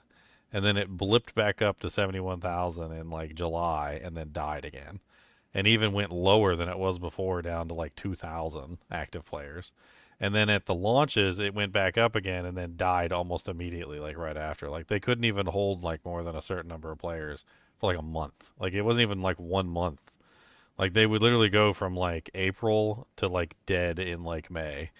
And then they went from like okay in August to dead in like September. The game runs out of steam very quickly because it's literally, the monoliths are probably the most boring end game out of all the ARPGs. The monoliths are just super boring. Killing enemies in the game is pretty boring. And then the whole item system is designed around finding the same item like 100 times and finally getting like the high LP version and slamming it with luck. Like you have to find the same like primary uniques for your build about like 30 plus times. I mean, they're literally hitting like all-time lows like ever since release. I mean, this is before release. But they're hitting like 2,000 right now in December. Like they got an active player count of 2,000. And if you compare that to like, let's compare that to Path of Exile, which Path of Exile 2 is not entirely on Steam, so it's kind of hard to like completely put Path of Exile on this list. But like if you compare it to Path of Exile, just as an example, they have like the same 200, even higher, like 300,000 players on launches, and they tend to maintain like 10,000 even during the end of seasons. Like so like there's like 15K players like right now playing, and it's the end of a season. Yeah, I did play like 0.3 at end season, like the last 4 weeks, and I was still let's say the last 3 days were like no one's selling anything or buying anything, but otherwise I was able to gear my monk. I don't know, it's just I looked at the numbers and I realized that like everybody else pretty much came to the same conclusion I did. It's just it's not very fun to play. Like if it was fun to play, there'd be more people playing. And I think that's the clearest example that you can possibly get. Like they're just not having fun. They come in, they play for like a week, maybe 2 weeks, and then they're gone. Not to mention that what you're looking at is a game that's also has its own standalone client, is also released on consoles, and also has a China version. So there's like 3 other sources of data that you can't even see with PoE, where LE is just what you see. I think it's only on Steam. Well, yeah, it's only on Steam, and that's kind of what I was pointing out. Is that Path of Exile 2 has, it has the standalone client, it has the consoles. Like, there's a lot of data that's not there, and it's still holding like 10 to 15K active players even during like droughts. Whereas the last Epoch was falling to like 1,500 during the end of a season. It's just weird. Like they got hyped up so much at the beginning, and like there was nothing there. Like I don't know. It had been out for a long time before too, and the launch didn't really add a whole lot to the game. I played it before. I played Last Epoch before it launched. I played Last Epoch after it launched, and like I didn't really feel like it was a huge improvement over the pre launch version. It was. I mean, there were improvements, but it wasn't like a huge improvement.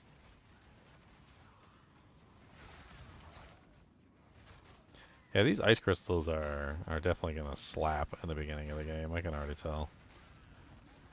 Just playing with them right now, like, you can tell when the ice crystals go all over the place and they just start blowing up, and, like, the packs just start dying really quickly because of all the little ice crystals all over the place. I think the main difference, though, is that the ice crystals on this particular character, or the ice fragments, I think they explode faster.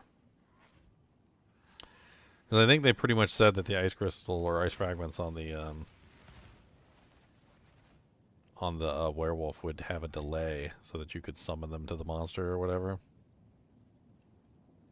And these doesn't really say what their explosion time is, though. Does not.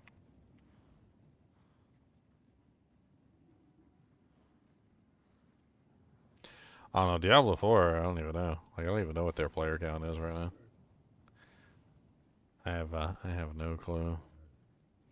I'd be interested to find out, but SteamDB would give horrible results because, of course, like, that's only one potential client out of like 4. And I'm pretty sure that most people do not own it on like Steam.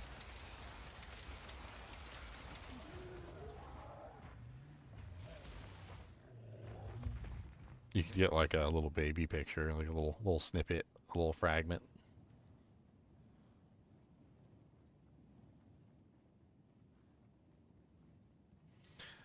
I mean, the I'm not gonna be able.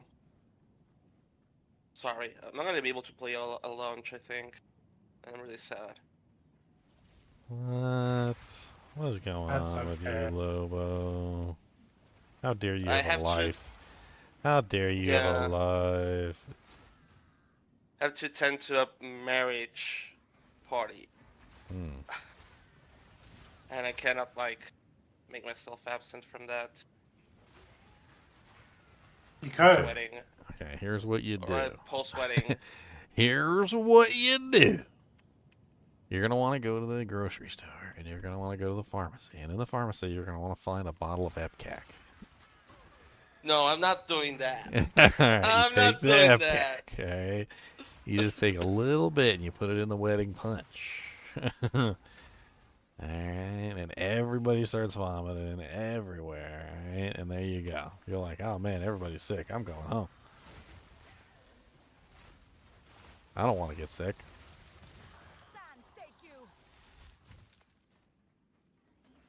Cody, what's the matter? Why you crying like your little eyeballs is crying? Why you doing that?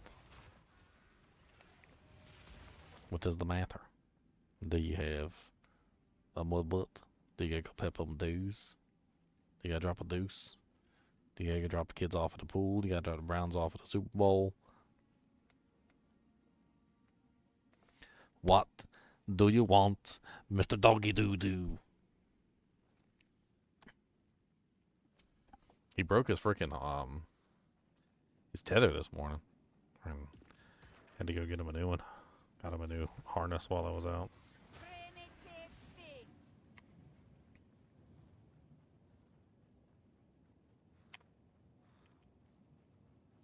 His harness was like 3 or 4 years old, just as old as he is, because I'm pretty sure I got it when he was a puppy. Puppet, puppet, puppet. Cody, you ready to go take a nap with me? I'm tired. Screw the Game Awards. I don't want to watch the Game Was Awards that anymore. like in... When's that? It's like 4:30 or something. I think it's in an hour.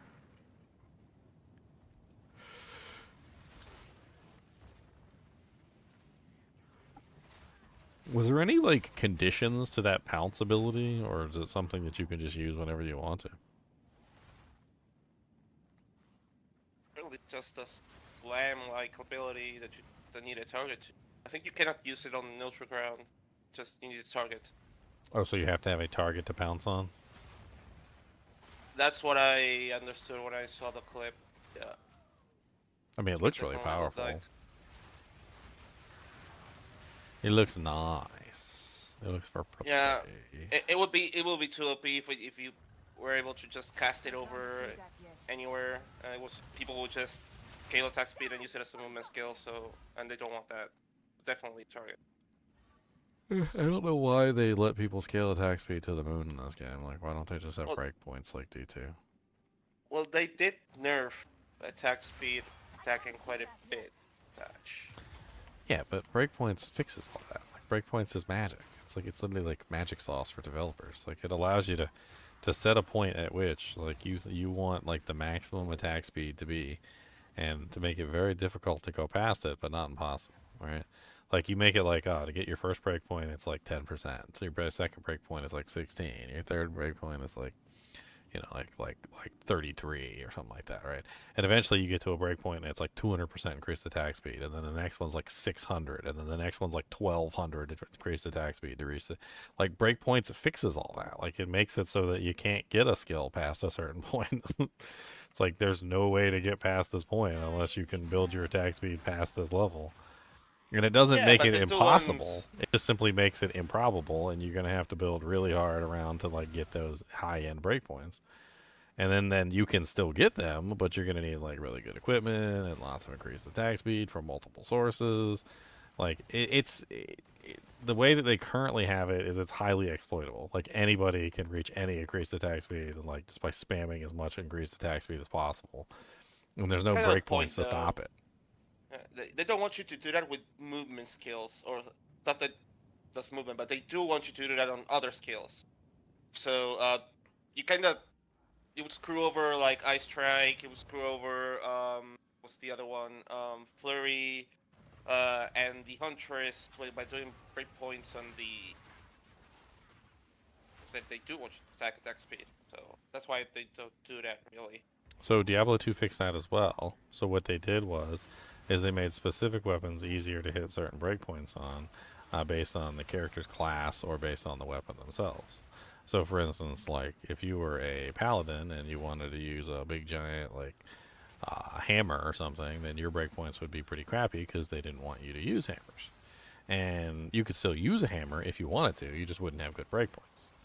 But if you were a druid, on the other hand, they want you to use hammers. So you'd have good breakpoints on hammers, and it would be easier for you to hit the breakpoint with that character. And by doing this, they were able to micromanage control not only the breakpoints themselves, based on each individual class, but they also managed the breakpoints based on the weapons, so that, like, for instance, if you were a warrior and you were using a hammer, then you had good breakpoints. But if you were on a huntress and you were using a hammer, you would have bad breakpoints because they don't want you using a hammer on a huntress. You can, but you're going to have to struggle to make it work. And the micromanaging of the breakpoints combined together with the micromanaging of each individual class having different, like, levels at which they could obtain those breakpoints, depending on how the developers wanted them to reach those breakpoints, made a very unique and, like, intricate system where literally your choice of weapon was often just simply trying to choose the weapon that had the best breakpoint for your character. And then, like with my paladin, like, one time I was doing a paladin and I wanted to make sure he could attack as fast as possible, and I tried to go through all the weapons, and I ended up finding out that, like, the champion axe was, like, the fastest axe for the paladin for some reason. And so I was like, okay, well, that just makes sense. Now I have the fastest axe for the paladins, I'm just going to use the champion axe. And it worked. It was a huge difference over some of the other weapons that had lower breakpoints. and were much more difficult to reach those breakpoints. I guess, I mean, GG is like a pretty fan of D2 as a whole, and many of their dev decisions come as reference to, so there's must be more reasons as to why they're not doing that. Definitely. I don't know. It seems like they kind of abandoned the breakpoint system, and I don't know. I think that was a bad idea on their part. I think they went in favor of just like percentages and reductions and like more and less, and they threw in multipliers and all sorts of other things, which I don't know. Well, being quite honest, if you're only focusing on the attack speed for movement problem, they kind of fixed it with just nerfing the only gear piece that was breaking it was the gloves. So, yeah, I don't know. Not pretty sure it's not gonna be as bad as it was before, because like you're not able to just stack like 48% attack speed on one gear slot anymore. So, yeah, it was that busted.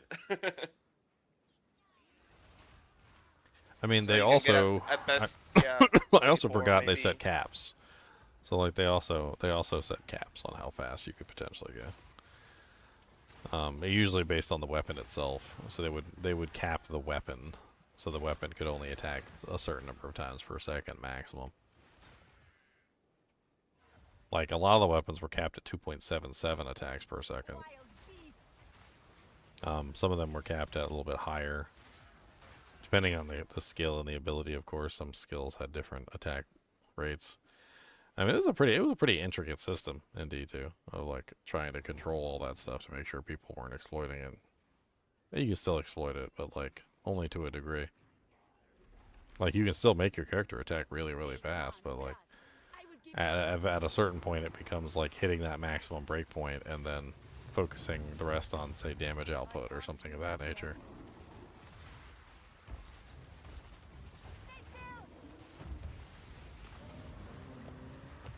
Oh, dang, he died fast. A rusted great helm. What are you starting as, Ginger? I'll be Druid. I mean, Werewolf. I looked at all the other ascendancies, and I was trying to think if any of the other ascendancies were interesting to me. I'm probably gonna end up doing the one with the rage, all the rage bonuses, because I think rage is probably where I'm headed. The lunar wolf or whatever, the one that's like the moon wolf, is apparently based on like spending rage or something like that. So the more rage you spend when you're in the form, the longer it lasts or something or other, blah, blah, blah. Should be fun.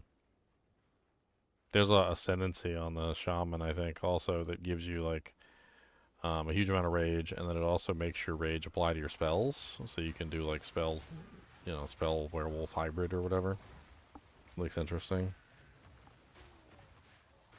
The tornado ability looks interesting too. If you have a ground effect, you can imbue the tornado with whatever damage, like fire, lightning, or ice. It could be interesting to just like run an ice build that makes chilled ground, and then just like summon the tornadoes on top of the monsters. Have that running in tandem. I'll have to play around with it. The pounce ability obviously looks absolutely amazing.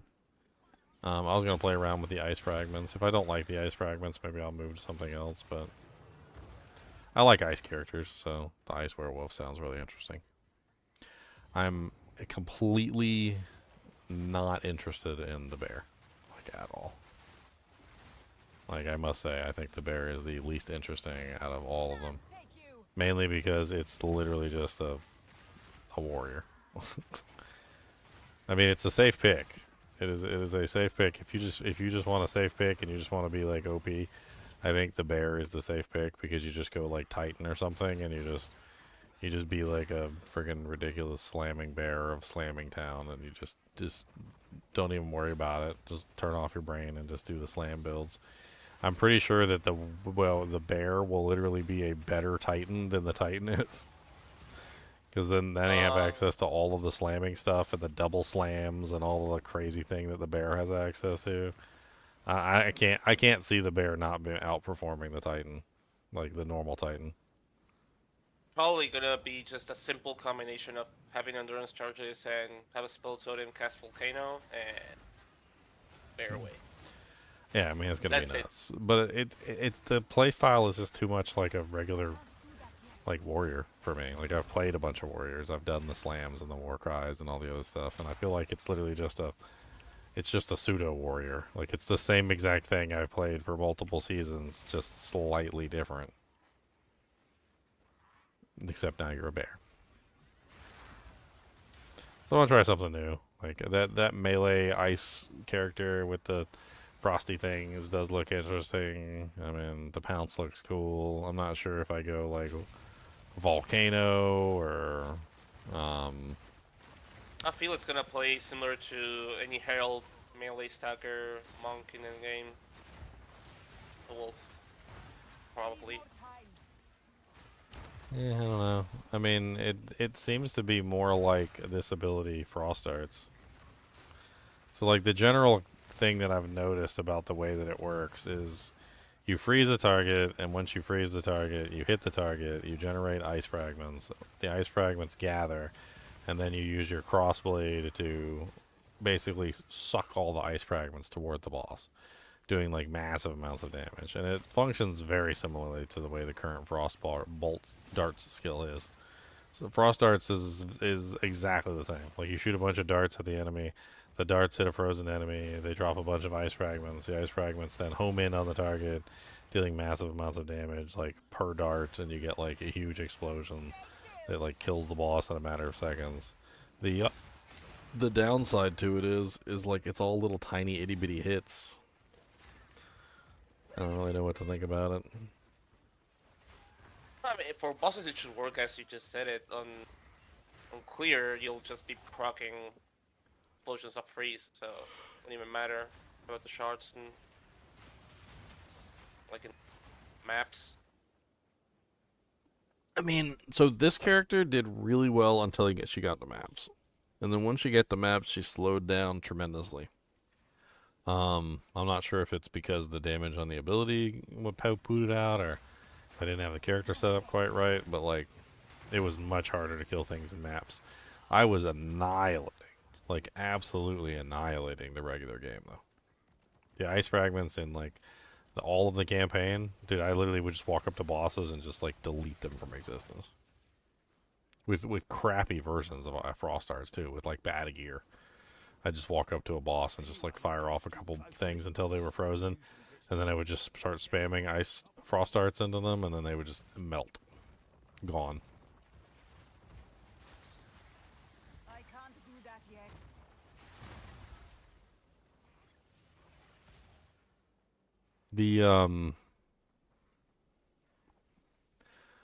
You can basically switch between any of the skills though. So like anybody can get the endurance charges from the bear. What do endurance charges go into, Leon, with that one thing that converts them?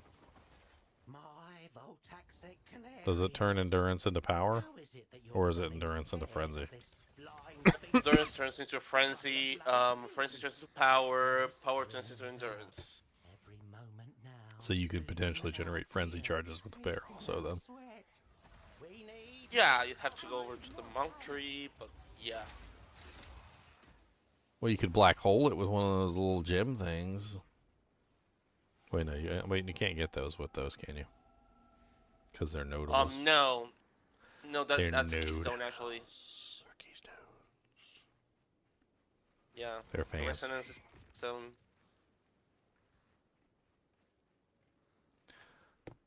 So the Game Awards, when does the Game Awards start? Because I think I might actually take a nap. Game Awards 2025 time EST 7:30 p.m. Eastern Standard. Yuck. That's so long away. That's so far. 3:34, 34, 35, 36, 37, 37. Man, that's like almost 5 hours away. What are you thinking about going, Lobo? You gonna go with Druid? No. I actually got a little surprised by the patch because they kind of buffed a setup that was like enough meta setup that I had on my monk, and I'm gonna try that instead and see if it starts turning out. Monk setup. Yeah. So I was doing a dirty cast and crit monk. with Comet and Living Bomb, because Living Bomb will trigger the Fire Infusion, and the Fire Infusion will dip into Comet, and we will deal a lot of damage to bosses. And I would scale just elemental damage instead of attack damage, and it would just be nice. It wasn't doing too much damage, but it was nice. And now Comet got buffed, and Infusions got buffed to double the damage, and I'm like, okay. And then they buffed the cast on crit nodes on the Invoker Ascendancy, and then they didn't nerf the crit on Hollow Palm, and I'm like, okay. You want me to play the same character I just did? Okay. Sounds fine.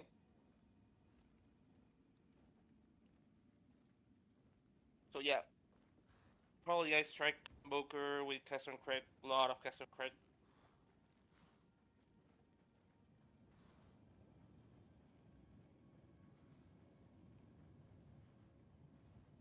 He destroyed this thing. I'm just not a big fan of the cast-ons, Lobo. Like, I just don't like them. 2% a lot of problems that you need to manage, but a lot of the gems, the lineage gems, those solve a lot of those for you. I mean, 90% of the time when I try a cast-on build, Lobo, they don't work. Like, I've got video evidence. Like, I can show you. Like, literally, I will build the cast-on build. Up in the top left-hand corner, you know how, like, it shows you the percentage of, like, whether or not you've completed that particular thing? Mm-hmm. Like, it'll sit at 100% and never cast. Yeah, well, fact was that they did buff them because they weren't doing what they needed to do, but they're not really meant to do clear. That's why I used an Invoker with the Elemental Expression, because I wanted to hack clear someplace else and have the cast and crit work mostly on bosses. Because what I mean bosses, is it just spams it. It's constant. Yeah, it's a rain of what I mean is it doesn't cast it at all. Like, I've had so many situations where I literally sit there and I'm fighting like a boss, or even just large amounts of monsters. It doesn't matter. Like, I'm looking at the top and it shows you how much percentage it gets. And I know it's based on, like, power. Like, that was something that they changed. This was after they changed the based on power thing. So, like, they've changed it to based on power, and then, like, after that change, like, I could never get the damn thing to fire. Like, I'd be running along and I'd kill like 100 monsters, and that thing would sit at 100% for like 5 minutes, and then like randomly it would shoot off like a meteor or like a comet or something, and then like it would go back down to 0, and I'd fill it back up to 100%, and then it would go off again almost immediately, and then I would fill it back up again to 100%, and it would sit there for like 2 minutes, and it wouldn't cast. And like I don't know why mine always seems to be broken, but it's always broken. I don't know. With Hollow Palm Monk, it was easy to scale because you just get a lot of crit from your armor. So I had like 95% crit, and it will just always. I mean, I'm talking about all of them, like cast on freeze, cast on crit, cast on whatever, cast on flammability, cast on butthole juice, like all of them. Like, it's just like I can never get any of them to work properly. They always just like don't cast Cast on properly. ailment was really bad. Cast on ailment was really, really bad. I tried that and it was off. So yeah, the only one that was somehow doable was cast and crit, and then some of the other like invocation. Am I gonna be playing 22 Nights of Terror? I don't know. To be honest with you, like, I was really hoping it would come sooner. I know it's 22 nights like from the day, but like whatever. I don't know. It's I don't know if I'm gonna be knee deep in Path of Exile 2 when it launches. So I don't know. It doesn't really feel like there's a lot of point to it, if that makes any sense. I mean, it's at the end of a Diablo 2 season. Like, nobody's online. The only people that are going to be online are the people that are going to be taking advantage of the 22 Nights of Terror. I really wish it was more toward the beginning of a season or something. I almost wish that they would just reset the season, like specifically for the 22 Nights of Terror. Just have everybody like come in with like crazy buffs so we can all just have fun on like a new season launch or something.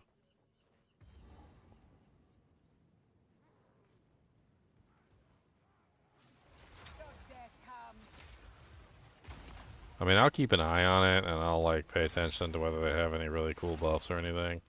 And maybe I'll hop on. Supposedly the buffs are supposed to stack like all season, so like maybe it'd be one of those things where I just hop in toward the middle or the end or something when the buffs are all stacked up and just like have fun being a god for a day.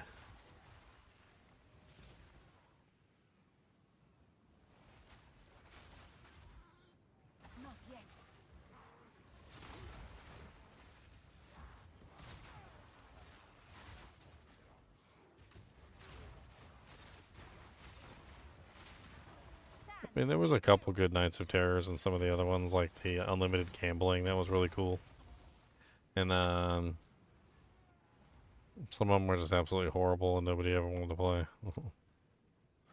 Like one of them literally gave you like -50 all resistances or something.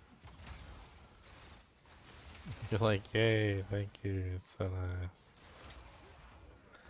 I don't want to die. Apparently the hardcore players just like took that day off. They were like, you know what, we're just not playing. No, thank you. Nope, not gonna play. Not yet. Could it be today instead of tomorrow? Trying to figure out how I can be at launch and I cannot. Alright, so here's what you do. You bring your computer with you. Hook it up in the back room. I don't have a portable though. That run yet. Who said anything about portable? Oh no, my rig weighs like 50 kilos. Backpack straps, my friend. Backpack straps.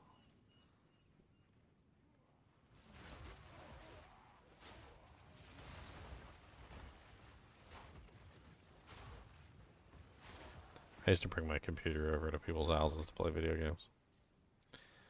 Those were the days. I like LAN parties and stuff. I do miss those.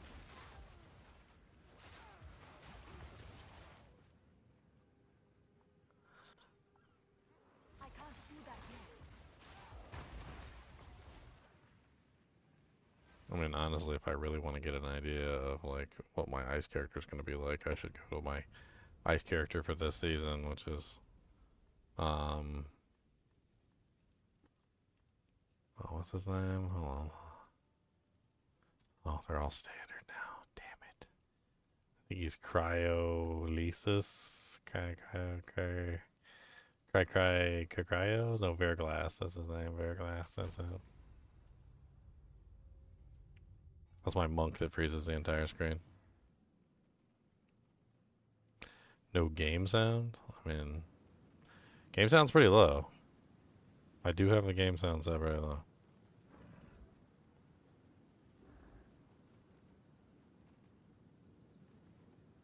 Did you ever see my my ice spear monk? I made a monk based around Fangs of Frost. It works so good. Just walk into a room and like one tap and like the whole room explodes.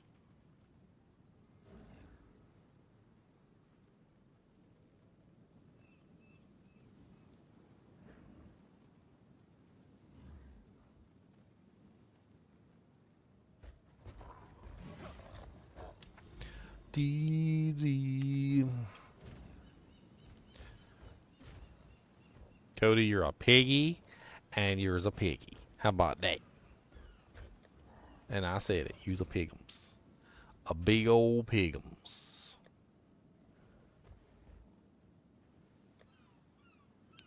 He don't even care. I talk about it that way. He don't even care. A corrupted map. Let's go. What the hell is this? This looks new. can't I click anything on the map?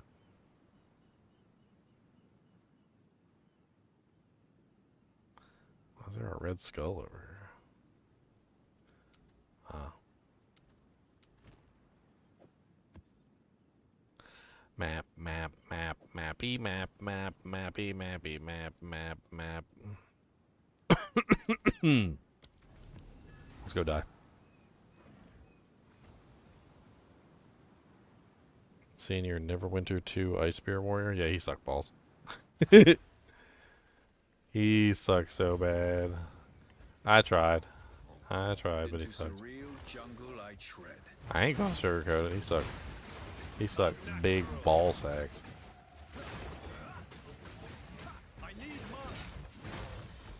He sucked big chunky balls. Chunky balls. He said, big old chunky balls. Said, don't tell me what to do. I don't care. Gonna go to the bathroom and do my hair.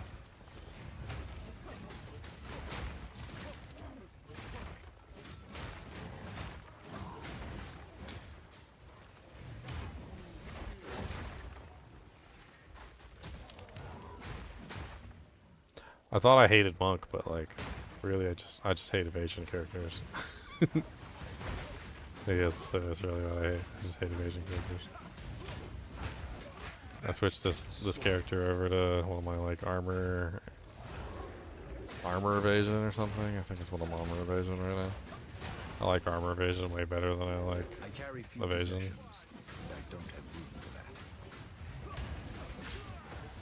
Speaking of, these new druids are going to be locked into armor energy shield, which should be interesting.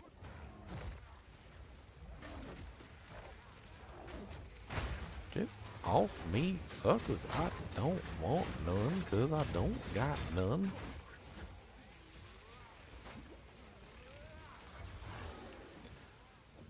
Drop on the ground, drop on the ground. I don't care about none of this stuff. Drop it on the ground.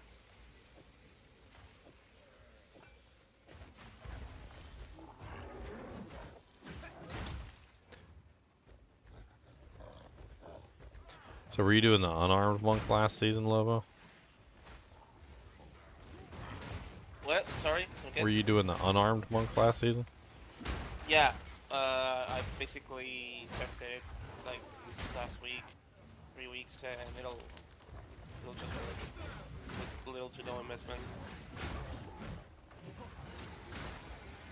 I just want to be profiting of all the druids rushing for gear and while I get cheap stuff for monk.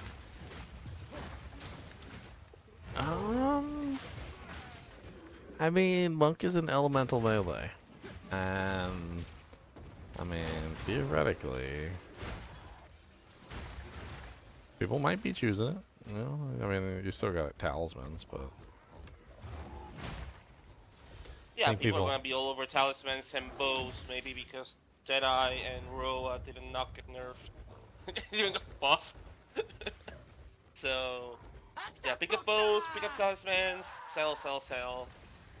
I don't even need a weapon, so cheap. you do need a weapon, and you need a bear paw. I need a bear paw. I want a bear paw.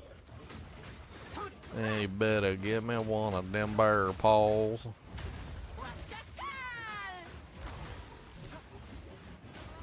I'm gonna get you a bear paw. We're gonna find a way to make it work. Oh, die like a pleb. That monk made me like 200 div on end league, like almost on the last 3 weeks of the league. So. Oh, divines have gone. Divines went way up. They're like, well, at the end of the season, like they were like freaking like 3,000 or 4,000 or something exalts for like yeah, one standard day. is like it's like clown economy. Clown economy. It's like Nvidia stock, you know. Did you upgrade your RAM before the before? Oh, I got before the 128. apocalypse? Yeah, I got 128 gigs. Good, good. I already did that a while ago. And they laughed at me. And they laughed at me. So did I. Who's laughing at the end? No one is still sad.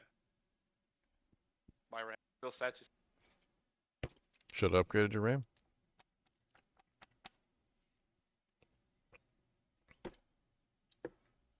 Yeah, but you're okay with 82. Yeah. Sure. Are you going to be using power charges on your dude? I have to. Are you going to use Devour? I'll usually do, probably gonna use my old setup. Have you seen Devour? Not. But I'm You not get sure to I eat. can You run get it. to eat corpses. Eating a corpse gives you a power charge. And that's on what weapon? Is that on the talisman? That's on the Wyvern. Yeah. So Wyvern skill. It's yeah. really. It looks really good. It looks way better than like what's the one on Monk? Killing Palm or whatever. It's like way better than Killing Palm. Yeah, but I don't even use Killing Palm. So there's a gem. Well, yeah, because you have to actually kill things. But like with the Devour ability, you can walk up to a group of monsters that you just slaughter, hit the like W key or whatever you want to have it bound to. He literally will just eat all of the corpses and fill up all your power charges. Yeah, I don't like depending on corpses. It's the same as using the ritual, ritual setup or whatever. But you don't have to depend on it. It's just there. It's free power charges every single time you kill a pack. Oh, unless I want to use my offhand slot for something else. But yeah, I guess I could have it as a backup setup instead of using profane ritual. What wasn't going to be?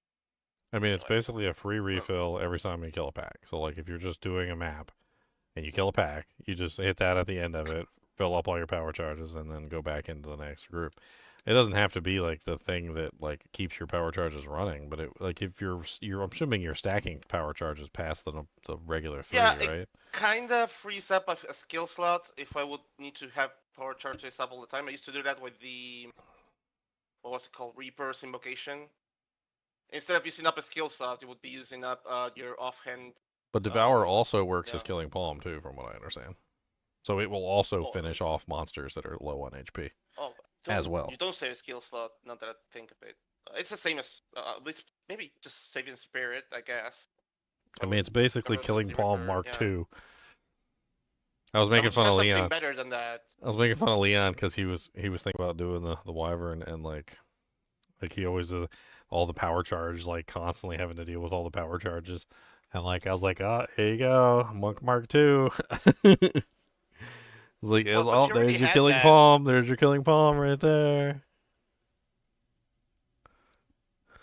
I mean,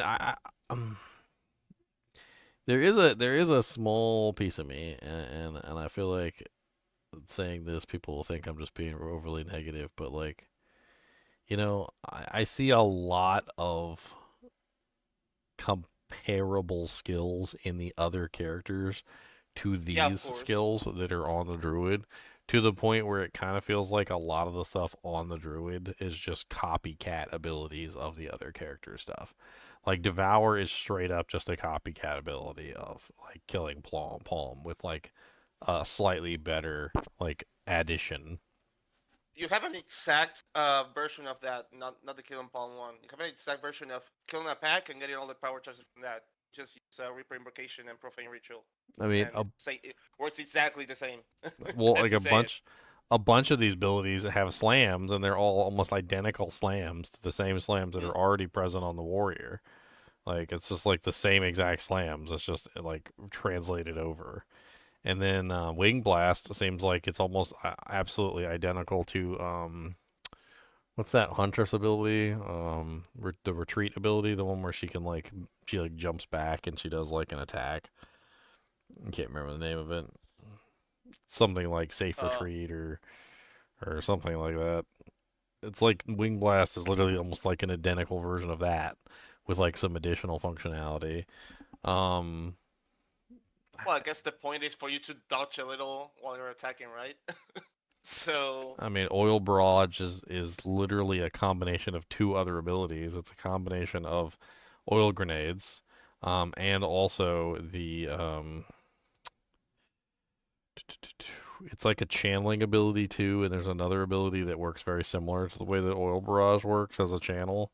Can't remember the name of it right off the bat, but it's like they took those two skills and just like slammed them together.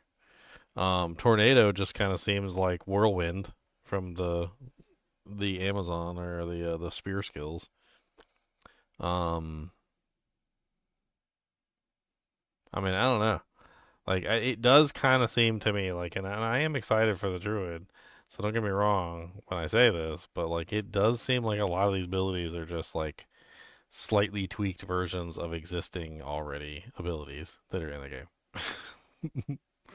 that's the way I see, and that's kind of the bad part of trying to give access of certain interactions to a character without having force you to go the weapon or the tree. That's because they tie things to weapons. So Yeah, I'm not if you wanted exactly like access fond to of the something tying like, things to weapons. It has its limits over time. With sort of figured out it has its downsides. Crafting will be great in the new season. You're probably gonna need to like spec into the Legion. So the Legion was last season's mechanic, and a lot of the really good crafting materials came from the Legion. So you're probably going to want to spec into the Legion. It's going to be like a core part of the game now. The Legion definitely seems like it has the pinnacle crafting materials. So that's going to be something that you're going to want to put points into and you're going to want to go into. 100%. Crafting's nerfed. 0.4. Crafting got nerfed? What do you mean it got nerfed? How? They removed homogenizing, and you get less abyss currency. I mean, I could make a lot of really good items without homogenizing. It was good, don't get me wrong, but I could still make a lot of really good items without homogenizing. I'm not saying it's gonna be bad. I'm just saying it's nerfed. I barely even used it Properly before, so. to be honest. I think I might have used homogenization like maybe twice all last season. They had to. Crafting was overpowered. Every other item was like irrelevant. Besides with crafting. Yeah, you will literally have no good items to loot on maps because of crafting. And rolling magma, doesn't that one seem kind of like that other ability on the warrior? What is it called? Like magma spray or something like that, or magma?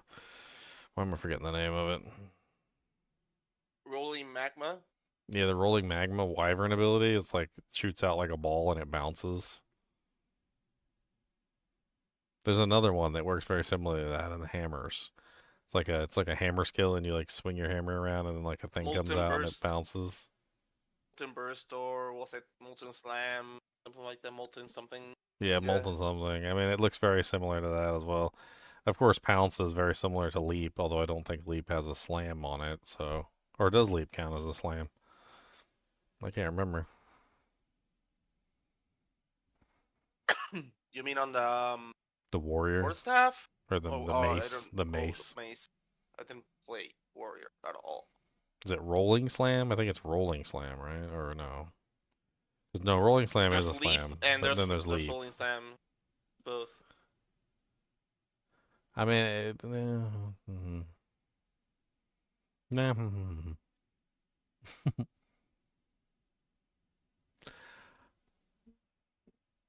I mean, there is that spell totem in there, which is kind of neat. Cast spells for you. Actually, could be pretty fun.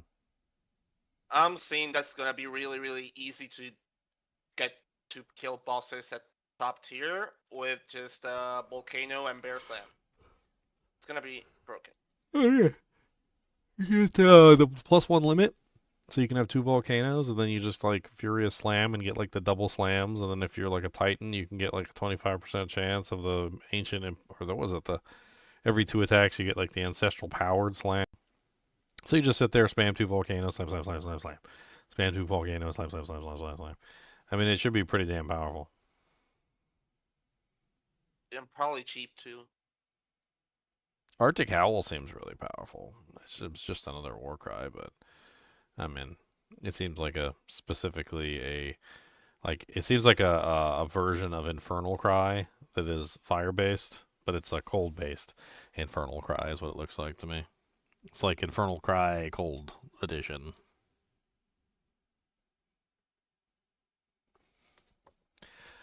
I always kind of felt like that was a little cheap, in my opinion. Like the whole, like, oh, there's an Infernal Cry and it's fire, and then there's a Zeus Cry and it's lightning, and then there's an Ember Cry and it's fire again, and like then there's the Arctic Cry and it's cold, and like, I mean, it's kind of interesting to have multiple versions of a skill with different elements, but at the same time, it does kind of cheapen the way that the ability works to just have like a fire, and ice, a lightning, a magic, a physical like version. Well, you gotta cover all the cheap one. ideas first, right?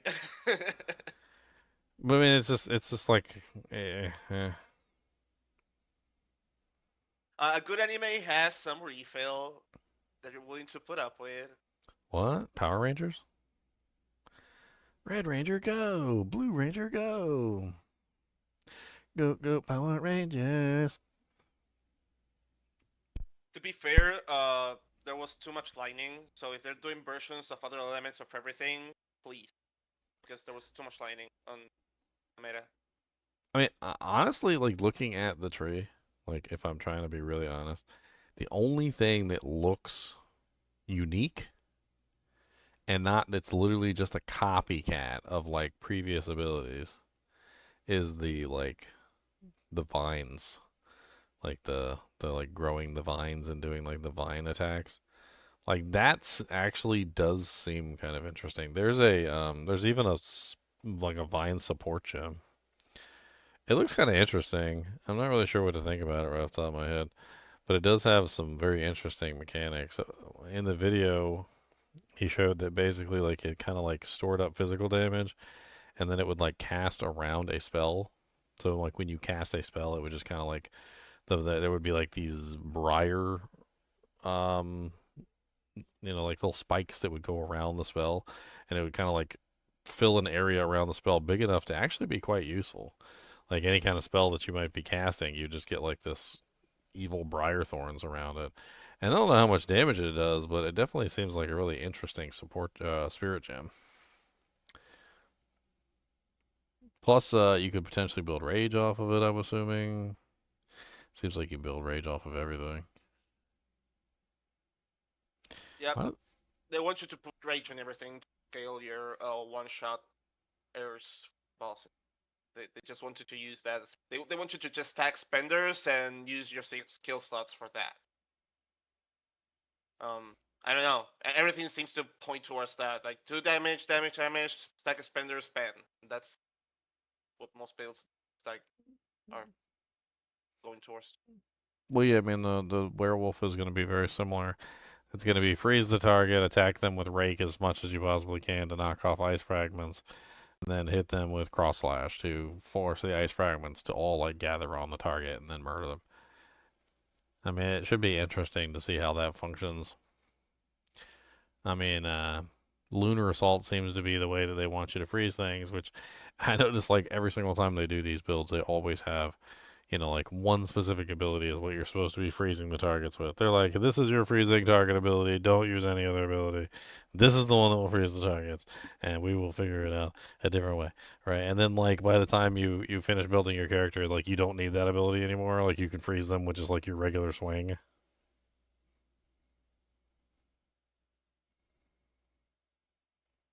Definitely need to make some identity decisions on something, some compromise. Although I think it's a good patch from what I've released on paper. I mean, it's gonna be fun to play the Druid nonetheless.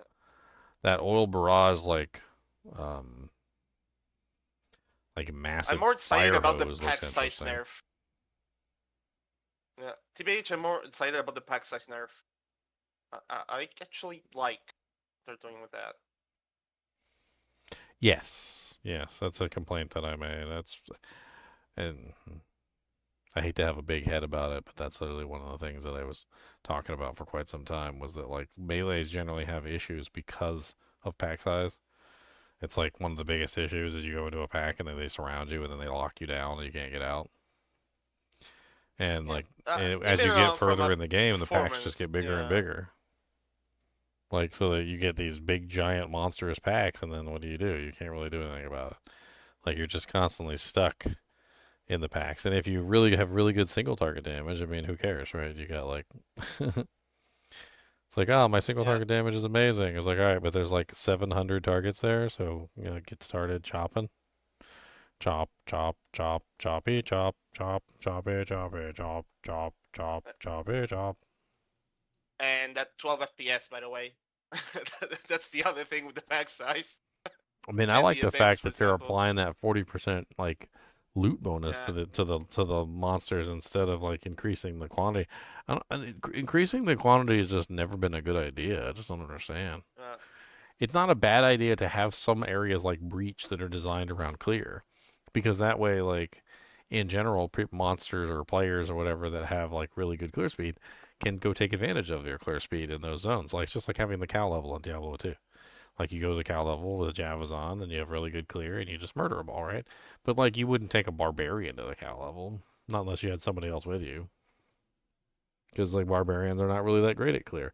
They're good at single target You can damage. even scale that. You can not go pack size and scale the monsters, at least your tablets and stuff. Or you can scale pack size. I think they're going to add the mod. That's what I read. Something like that. Like you can, but I don't know if that's for 0.5 or what. But they mentioned it on the intro. Bum, bum, bum, bum, bum, bum, bum, bum.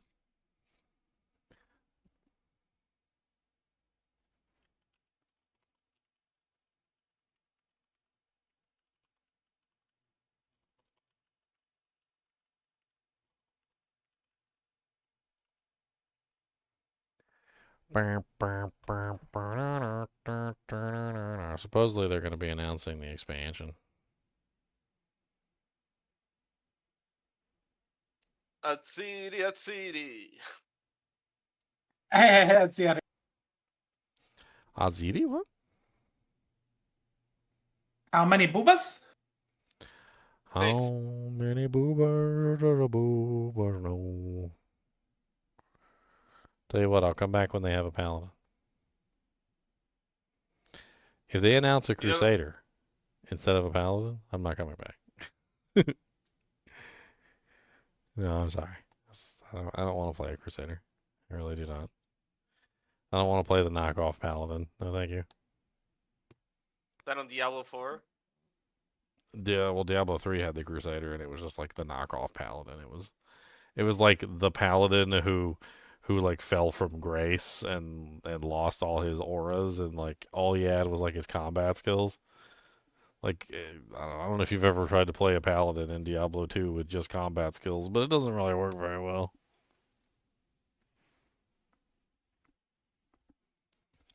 It's okay, I guess. Without the auras to support your combat skills, it's not great.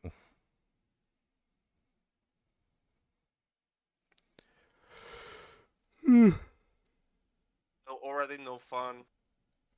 Dude, the auras are like the thing that make the paladin great.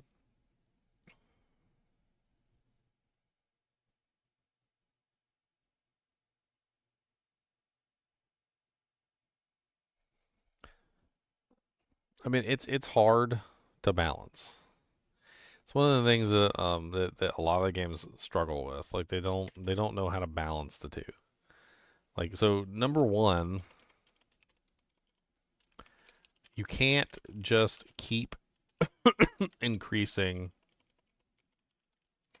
the monster number, right? You can't just keep making the monsters like a larger quantity. You can't just go from like 10 pack size to like 100 pack size to like 1,000 pack size to like 1,000,000, 10,000 pack size. The problem with this is that as you increase the pack size, you are also inevitably like increasing the like need for clear speed, which causes an issue because there's plenty of characters in the game that don't have clear speed.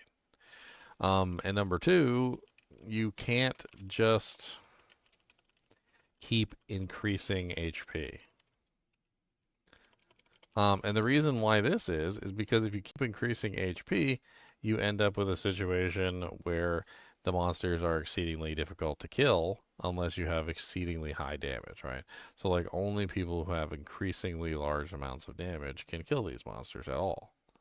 And believe it or not, like this was actually fixed in Diablo 2 by Crushing Blow, which basically allowed even the weakest players to kill high HP monsters, because you could potentially do a certain amount of damage no matter what every hit, as long as you had a certain amount of Crushing Blow.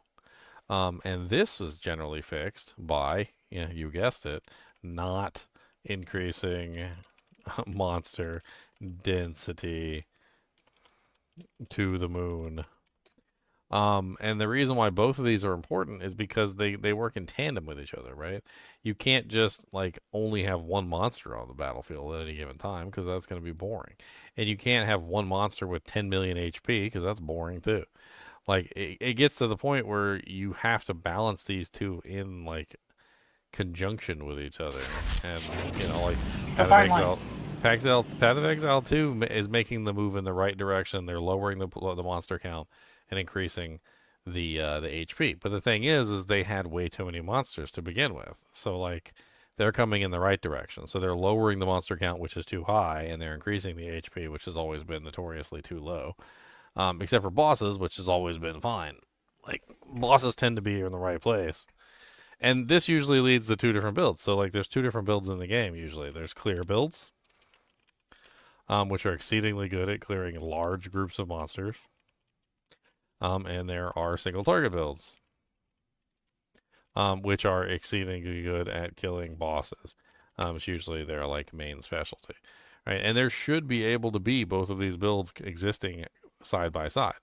Now, what's the problem? The problem is that, well, if you have extremely large amounts of monsters, like say pack sizes of like 10,000 or so, then your single target builds have to become clear builds, whether they want to or not, whether they're good at it or not. They might be the worst clear build ever. Like out of 1,000 clear builds, they might be literally 1,000, but they have to be a clear build, so they're going to find a way to make it work, right? And the same thing goes for the ones up here, is that like when you have a character who's really good at clearing, but like now you have a boss who has like 17 trillion HP, right? Now this character, who is a clear character, has no chance of killing the boss because she's not set up for damage sponge monsters, right? So she can't do damage, 17 trillion damage to a monster. I don't even know if that's trillion, but and yeah, like Leon said, it's a fine line. You gotta walk the line in between damage sponge and what's the name of that one game? It's called like Hyrule Warriors. You guys ever played Hyrule Warriors? Yeah. And I think it's called the Warrior series in general, because like it's a genre, right? Dynasty Warriors. If you increase the density of the monsters too much, you end up with a situation where you're basically just playing Dynasty Warriors or like Hyrule Warriors, where it's just like this. This is literally what you end up with if you just keep increasing the density, to the point where literally there's like 7,000 monsters on the screen and you're swinging your sword and like every single monster's flying up in the air at the same time. It's stupid. That's PoE 1. Yeah. And they tried to steer a little bit away from that. That's one of the reasons I didn't like PoE 1. I feel like PoE 2 did a better job, but they still have an issue. Like there's still too much in this category where it's like one swing of your sword and like 10,000 monsters fly up into the air.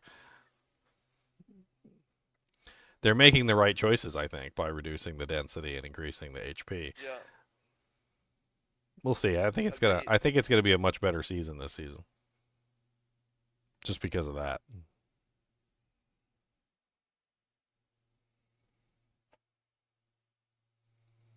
These games are so boring, by the way. I think I bought like the original Hyrule Warriors or something, or I played it on demo, and like, man, it is such mindless. Just,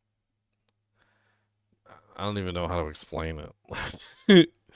Do you literally just run in as like a warrior and you start swinging your sword and like everything dies? Like it doesn't matter what you do. You swing a sword, something dies. You swing another sword, something dies, and you just keep doing this over and over again until everything's dead. It's like you're like one swing of your sword and like 10,000 monsters fly up in the air and turn black and fall down into like smoking ruins. And it gets kind of addictive, like a little bit, where like you just sit here and you're just fighting all these monsters all the time as like Link or whatever. But then you just, I don't know, it just starts to get really boring because it's the same exact thing forever. There's really not much variation, like in terms of like what you do with them either or how you kill them.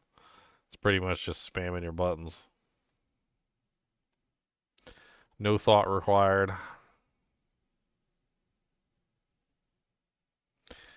What else do we got here? Kind of interested in the tornado skill, but I don't know. It does pull the elemental ground surfaces, but then again, you have to create the elemental ground surfaces. If it was a monk, I could just have like free elemental ground, but I don't know if I want to do monk ascendancy. The free elemental ground is nice. I did notice, however, that one of the other skills gives them elemental ground. I think it's called the howl, the lunar howl or whatever. See if I can find a picture of it. It's the lunar howl. That is not what I wanted at all. The Arctic Howl or the Lunar Blessing? I thought it was the lunar howl, or is it Arctic howl? There's Arctic Howl, I think, is the shout. Then there's Lunar Assault and Lunar Blessing are the two lunars. I think Arctic howl is the one that actually gives you the chilled ground. I remember something about that. Yes. Creates chilled ground.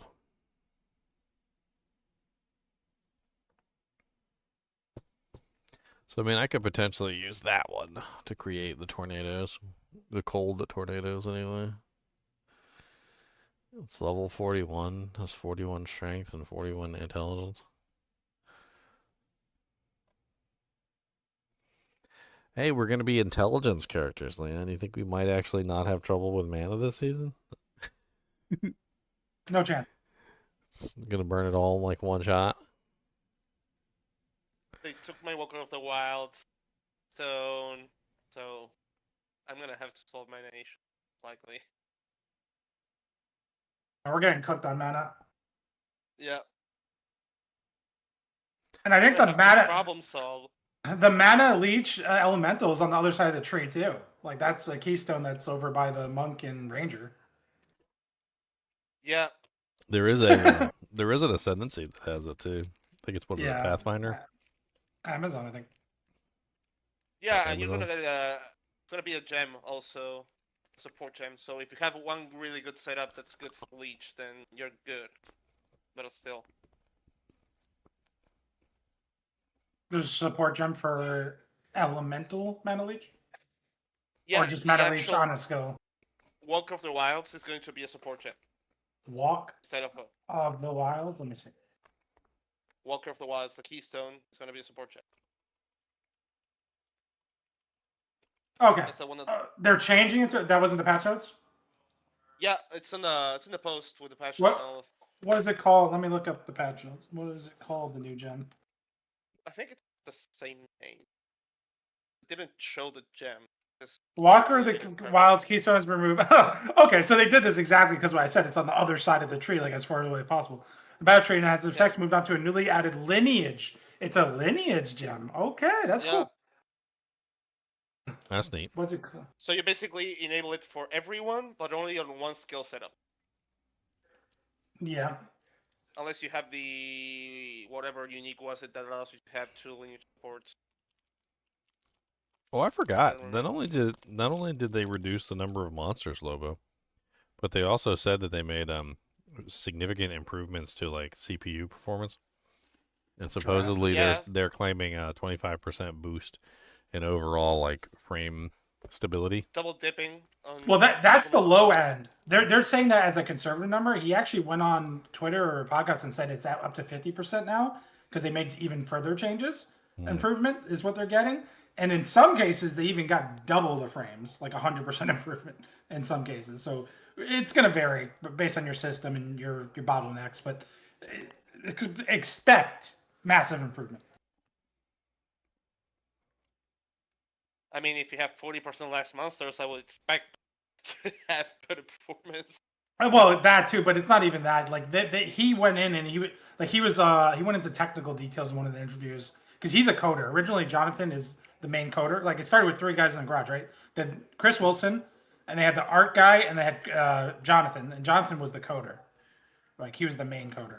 So like he's a technical person, and he was telling like how they went through and like a lot of threads weren't being utilized, a lot of calls were being made in like a they weren't able to be called at the same time, so now they're like gonna be able to take advantage of multi-threading and a lot of things. Like he was going into it. Just a lot of stuff wasn't optimized.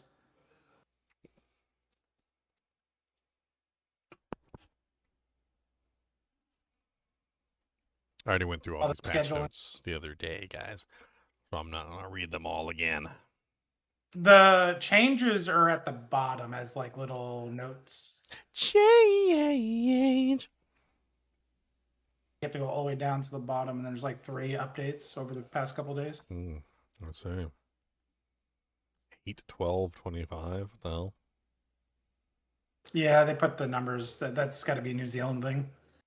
So 12, 8. Yeah, okay. yeah.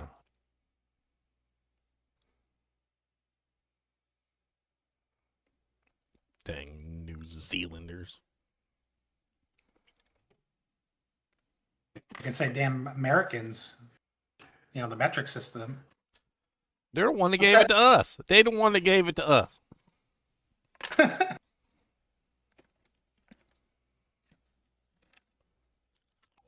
I love this saying, like, what's that in American? Whatever it is. What's that in American? What's that in freedom dollars? What's the freedom bucks? When pairing, you now hit all enemies in an area in front of you, in addition to the enemy who instigated the parry. Oh, yeah, I thought you would like those parry changes. Parry now also hits the enemies you parried, regardless of distance. Yeah. And it basically has a cone effect, too. Yeah. Added some additional parry-related passive nodes to the tree.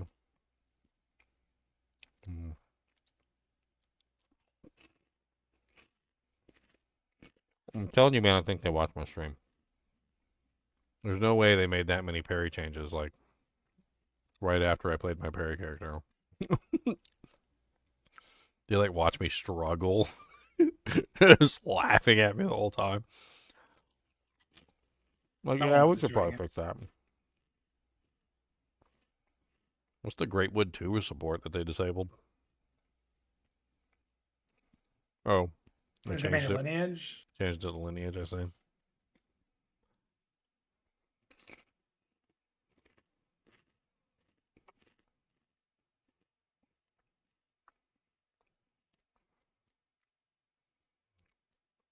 That's a big change. Magnified Area 2 gem no longer causes a supported skill to deal less damage. Oh, it has to do with totems. It basically limits the amount of totems to 1, but drastically buffs the totem based on the limit you would have had. So if you're able to summon, let's say, 10 totems, you get 10 times the value out of that 1 giant totem. Good. I'm tired of seeing like 10 totems on the screen spamming the same auto thing.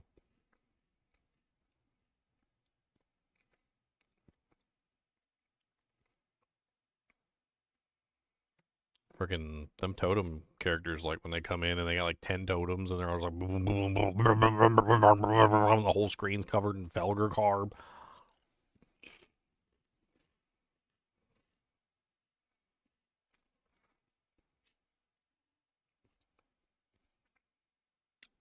Homogenization was removed. Rolling magma. I don't know. I don't know, man.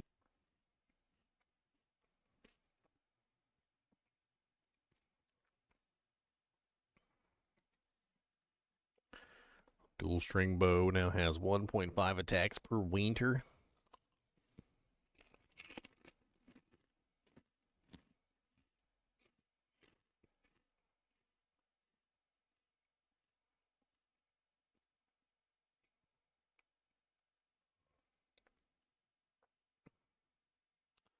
Mountain Splitter Ascendancy passive. Every third skill that doesn't create fissures, which you use yourself, causes 3 additional aftershocks ahead and to the each side of the initial area.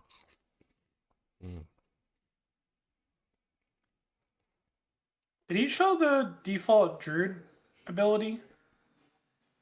Or the Wolf ability? The default? Rake? Is it called Rake? I think it's called Rake, yeah.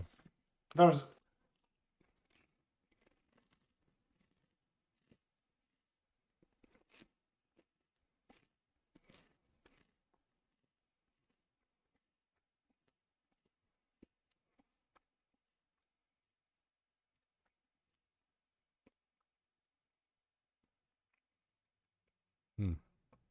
Looks like Rage is going to be a hell of a lot easier. You can now lose 5 rage per second if you've not taken damage or gained rage within the past 4 seconds. Down from 10.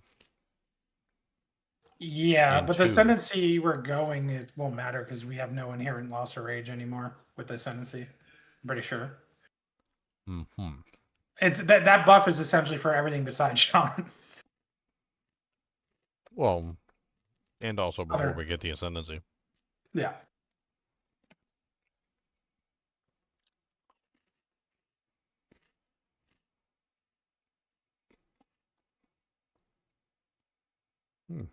Nice buff to Iron Ward.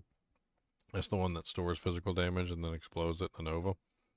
They changed it from 1.8 meters to 6. The Nova was just too small. I want to see the actual ability for the normal, like, attack you get.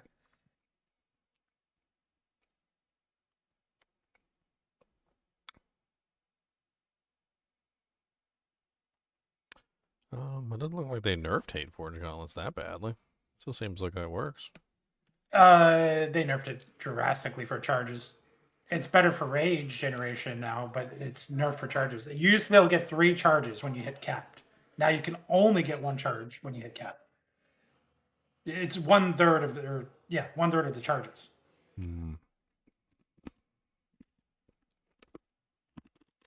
It's essentially okay, and it's good for rage generation, but it's not going to be like an answer to charges anymore.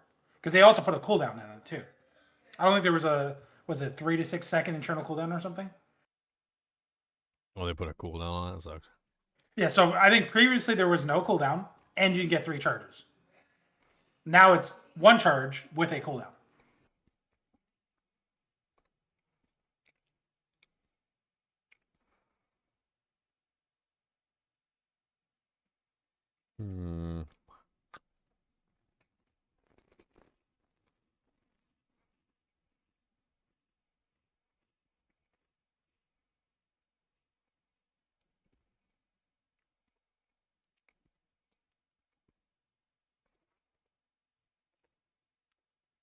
The main reason they're doing it, I think, is for spell totems. It's not even for, like... Spell totems. So we're getting punished. Yep. I mean, because we've had 3 seasons of those gloves being in there. And you could always use them the way they were meant to be used. I mean, I would argue, like, spears could generate max rage in, like, an instant. Like, spear field and all that. Like, you could have gone crazy with charges all these seasons. It's about spell totems. It has to be, because they want that spell totem to feel meaningful when you use 3 charges to drop the spell totem. That's got to be the reason behind that nerf. What charges do you need to drop the spell totem? You need 3. Which 3 ones? endurance, Any? either 3 endurance or 3 power. They said.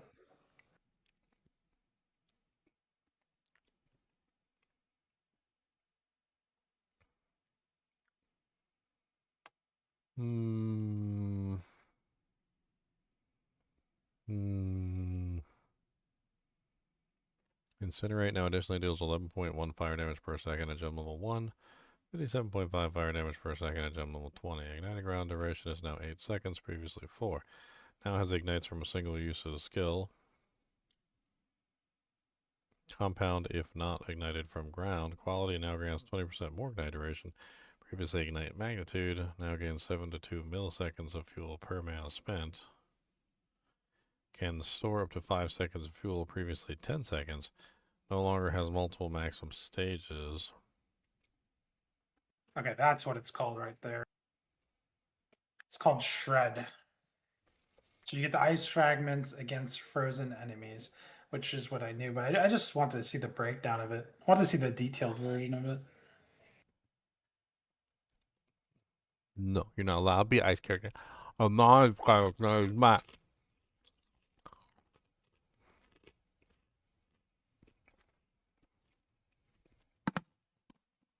Dread. I don't know. I mean, since it doesn't matter which basic skill you use, you could potentially have like the bear for endurance charges or Yeah, well, bear would be good for generating rage in general, but well, that too.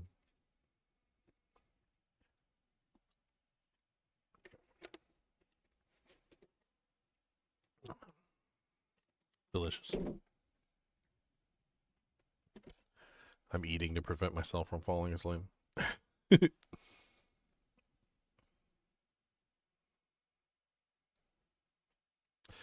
I mean, it looks good. I mean, the builds look pretty self-explanatory. Like, if you're a bear, you're pretty much going to be like a Titan or a, maybe a Warcry bear. Looks like you could easily do Shaman as well. I mean, there's options, but like, you can easily do a Titan, like, Slam Bear with like Aftershocks and a bunch of with stuff large and success. Yeah. Large success, easy. I mean, if you just wanna win, like there's almost no risk to it. Yeah. Yeah. The Ice Wolf looks really good in combination. Like I don't know how it's gonna perform end game, but I can already tell by what I've seen. It looks like it's gonna perform extremely well. A lot of different ways that you could potentially push the Ice Wolf in like different directions. Be interesting to see how I'm gonna like do it end game. Wyvern, I don't know. I think I'm with Leon.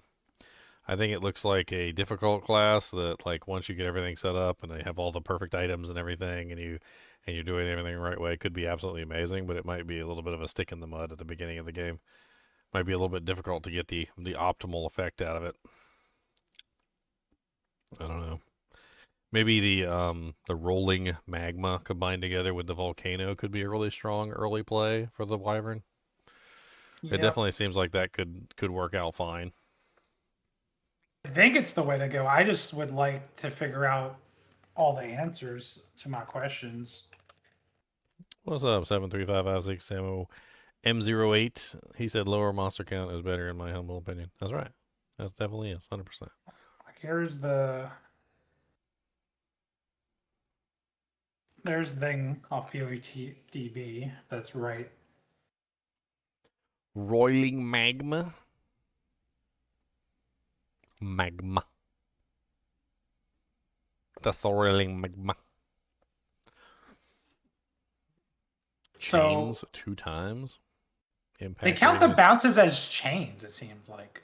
But it's not a chaining skill, which is also confusing. I mean, right off the bat, I see an easy upgrade there, which is increasing the impact radius, which may also increase the total number of times you can cause the volcano to go off. That's what yes, AoE, you have to build AoE. And I don't know if he did that.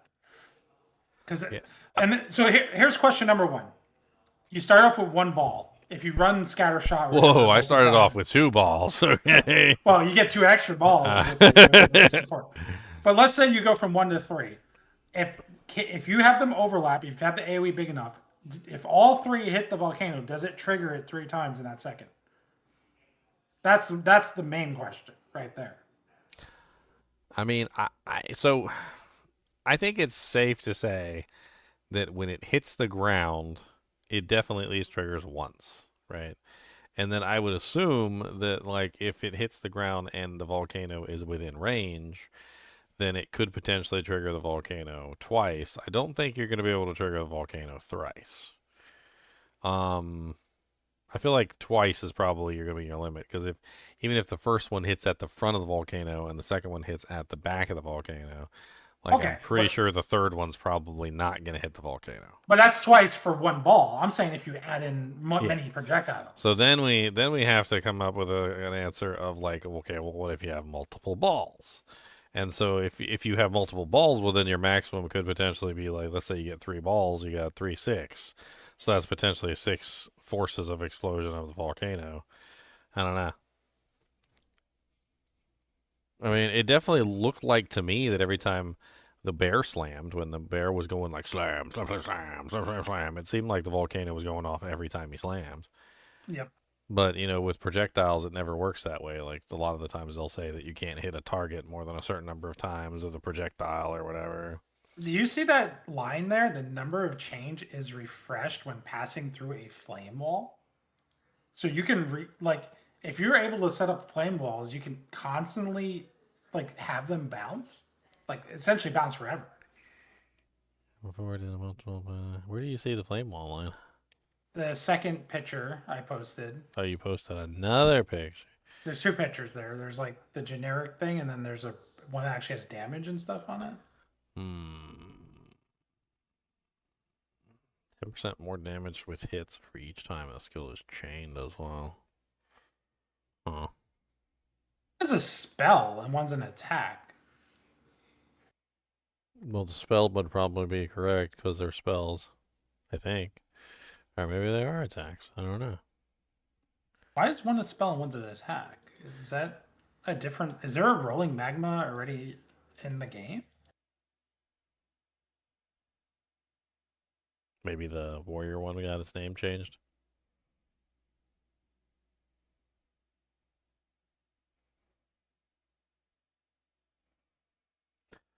Bum, bum, bum. Because that one's not a shapeshift one, so I guess we have to ignore that. Yeah, it doesn't even say wyvern. So what is it? I don't know what that one is. I'm just going to not confuse myself with that. I'm just going to delete that. Shapeshift into a wyvern and lob a ball of magma that deals area damage, and as it hits the ground, the skill chains, bouncing forward to deal damage multiple times. The impact on molten fissures or volcanoes will activate them as though they were slammed. The molten fissures part is interesting. So that means you could have fissures and volcanoes running at the same time. Leon's going right down the build he had last season. Volcanoes and fissures, my boys. Don't say that. But it's a range version, so I can do it from a safe distance. in my pocket in the corner, just casting stuff and be like, haha, I'm not in melee. He doesn't want to be a melee character. You got to stand in the exact right spot and have it's like bouncing a basketball or like playing like a game. Like you have to bounce it exactly from the right spot to hit it twice, you know? I mean, it's like, I gotta stand here. It's a build that I always wanted to do with the warrior, but that one skill always made you move backwards whenever you used it, and I hated it, remember? And I tried to stop it from moving me backwards, and I never could. I think they finally did fix it, but... Yeah, it's Zinner's favorite skill. Yeah. But this is like a fire breath range version.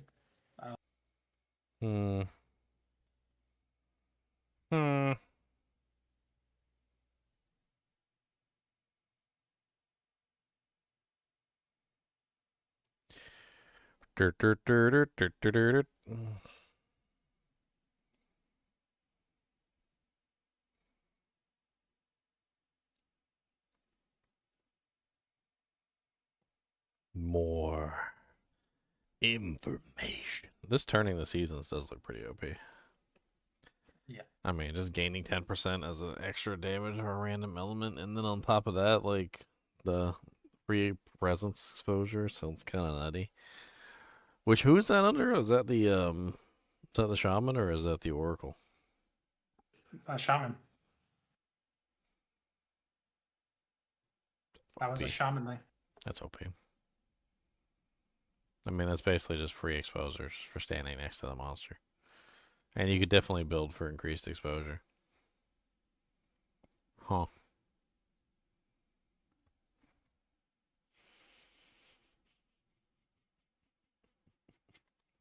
You know what? Let me take a look at the skill tree. Let's open up Path of Exile again so I can look at the skillum trees.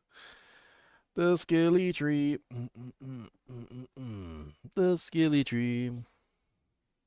I gotta make a warrior right now, and I gotta throw bouncing balls at visitors. There we go. I think you were gone when I was talking about earlier with Lobo, but like, you know, does it seem to you at all like the Druid is mainly just made up of a bunch of skills that are already in the game, just slightly tweaked? Yeah, for sure. For sure. Oh man, there are some unique skills in the list, but I think most of them are literally just the same skills we've already seen 1,000 times. Like the blast skill or whatever is pretty much just the retreat skill from the Zon. Tactical retreat or whatever that was called. Arctic Howl is literally just like a cold flavored like Infernal Cry. Like Devour is literally just like a special version of Killing Palm. Like a lot of these are literally just like skills that we've already seen in the game. Like they're just the generic skills we already know about.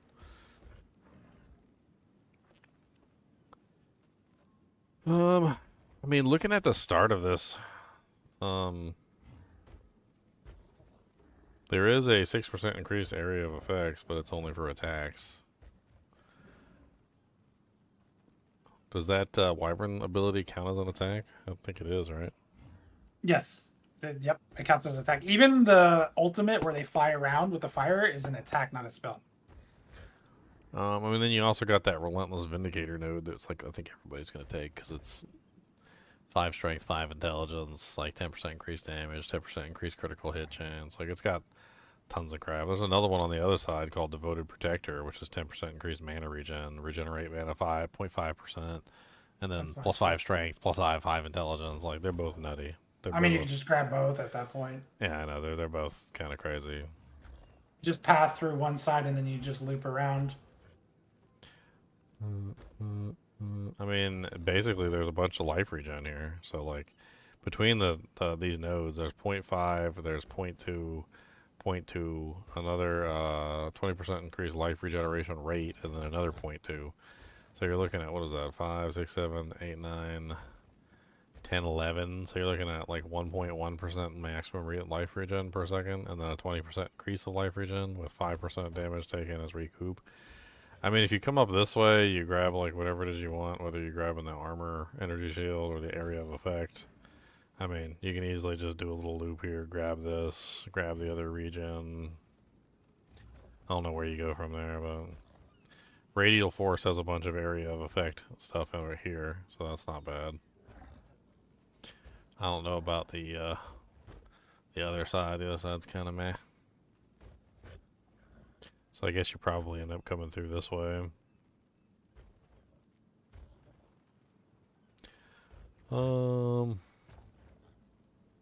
Guess it depends on which way you want to go, doesn't it?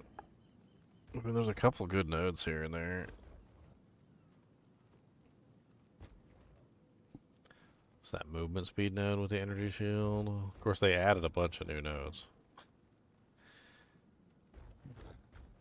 I'm actually like, I don't know why, but like every time they do this, where they're just like, oh, here's the passive tree, it's got like that 10,000 nodes on it, and then the patch comes out like, we added 700 new nodes. You're like, oh, okay, so I have no idea what's there and what's not there. And well, we also changed out a bunch of nodes. I'm like, okay, so the ones I know aren't there either. I mean, I'm looking at what's here, but then I was just thinking, like, because I think I did like a side-by-side comparison with what we had seen, and it was huge. Like, there was at least like, I don't know, like at least 5 or 6 clusters just on the screen of what I'm looking at right now.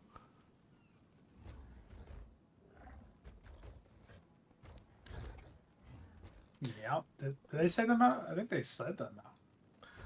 I mean, Zelda Totk looks like a good idea with all this regen that's here. Go armor, energy shield. Here's your number right here. What? There's the number right there in that picture. Yep, that's a lot. 250. 250. Your mama's a 50.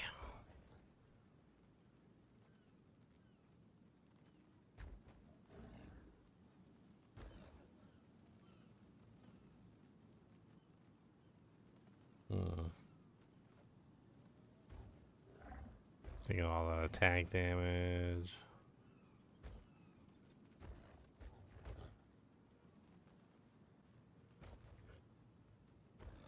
Gain 5% of damage as extra fire damage. 5% physical damage taken as fire damage. Molten Being.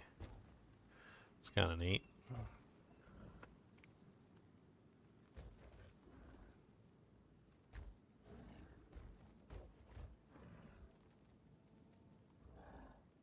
I mean, we do have the rage stuff over here, I think.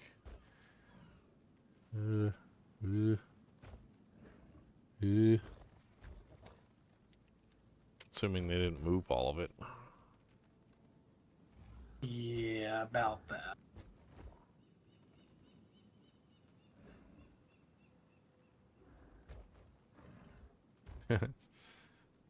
Rage you gain is also granted to your allies in your presence. Just get that and everybody just grab rage gain and we just start spamming rage. Rage. When the next ARC stream, unfortunately, I won't be doing any more ARC streams for a little while. We're going to be playing Path of Exile 2 for the launch tomorrow. We got a season launch, so we're going to be doing that for at least a couple weeks. If not more. If not more.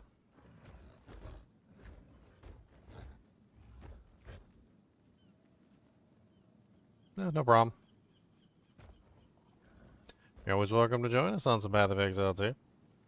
We got a pretty good crew. Were you just gonna kill him in Arc anyway? You're gonna go after the ginger? Yeah, he was trying. That's what he was trying to do. He was trying to kill me. Yeah, I figured. Trying to murder freaking sharks with freaking laser beams, man. Freaking sharks with freaking laser beams.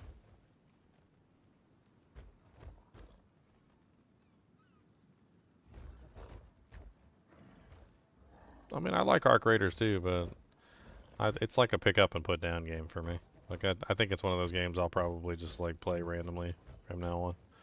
Yeah, I don't think it's a game that I'm going to, like, devote my life to or anything.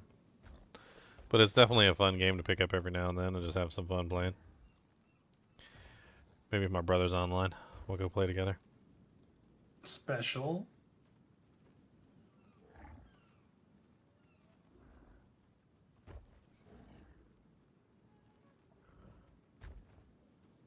Goldeneye, but Austin Powers. Yeah, baby.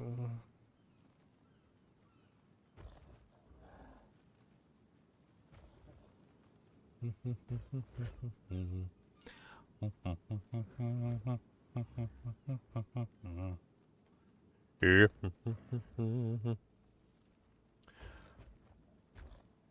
I already wrote up a Diablo 2 Resurrected 12 Days of Christmas. 12 Days of D2R. 22 Days of Terror. No.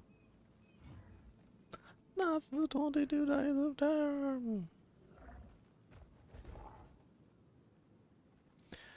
On the 12th day of Christmas, my true love sent to me 12 spitters spitting, 11 slingers slinging, 10 bobs a leaping, 9 death lords a charging, 8 players EXPing, 7 gems a gleaming, 6 keys of hatred, 5 caster rings, 4 socket flail, 3 piece angelic, 2 stones of Jordan, and a monarch spirit shield. It's pretty good. It's not bad. Now you have to llama rap it. No, it's a classic. We sing it to the classical music.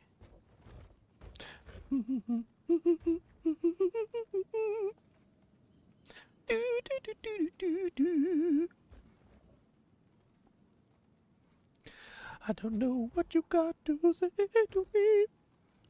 I don't know why I'm looking all the way down here. It's going to be so hard to get all the way down here into this crap. But, like, There's the rage nodes over here, which would be really nice to reach. I didn't even think about that either. Like, are these abilities considered strike skills? Because we got that whole node over here that gives us the beautiful strike splash. I was just looking at them. The tribal fury. And the thing I noticed that they all seem to have in common is they all seem to have the AoE tag. So building AoE might be the play for sure.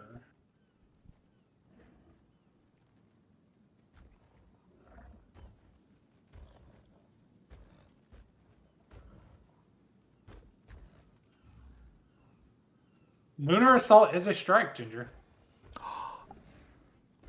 It is a strike. It's right there next to the rage node. Every rage also grants 1% increased armor.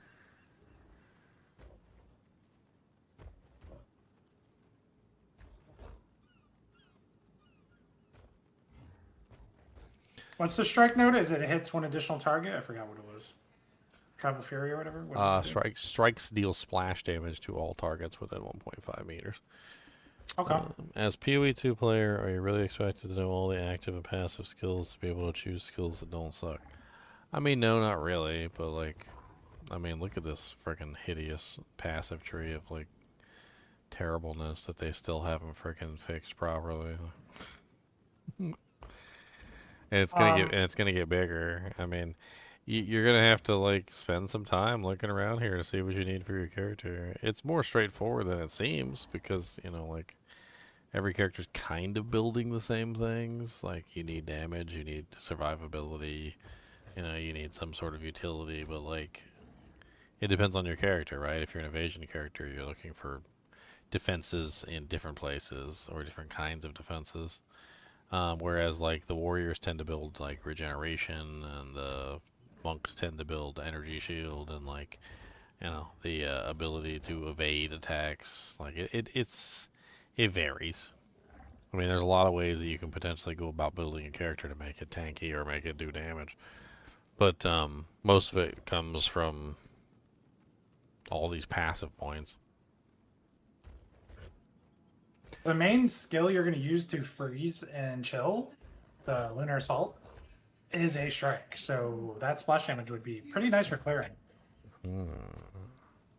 That'll just make more stuff, you know, frozen and chilled and just more splash, more AoE. I mean, no matter what, it's on the way to the rage abilities. So like, there's several like range because I want at least the rage plus maximums. So I'm at the very least I'm going to be going down to Unforgiving, which is +4 max rage. I don't know if I want to get that one though, because like none of the ones before it actually give rage. They have inherent rage loss. And then there's also the whole section down here gives 8, 2, 2, and 2. So you get what? 2, 4, 6, 8, 9, 10, 11, 12, 13, 14. So you get 14 there. I mean, what is our maximum rage that we're looking at? So we have 14. What's the base? Like 3? I'll lose the base on rage. 10. It's been so long.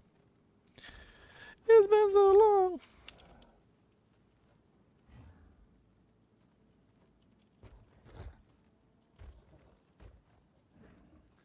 And the base rage is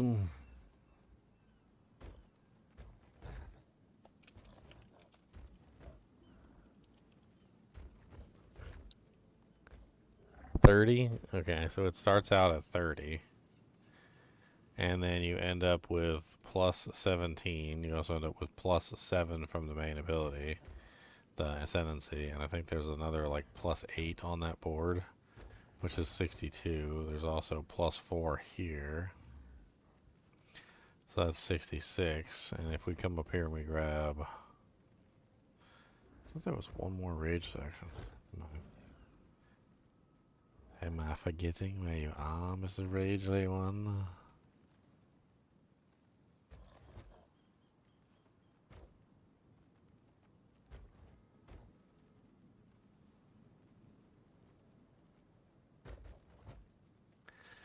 I mean, that's already 66 rage if we can get up that high. It's a pretty high amount. And we get what? 1 or 2% per like attack speed? So it's 1% attack damage and then 1% attack speed, right? Yeah, I was looking at them earlier, Charles. There's some changes in there that are worth talking about. It's just a little while ago. If you want to rewind, I was reading them. Or really just kind of like going over them and looking. There's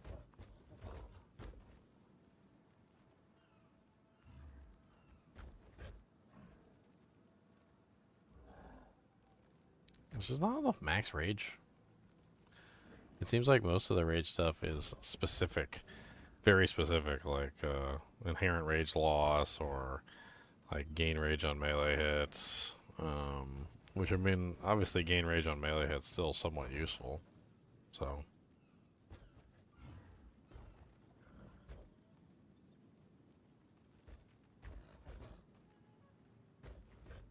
Inherent also brace 25% slower.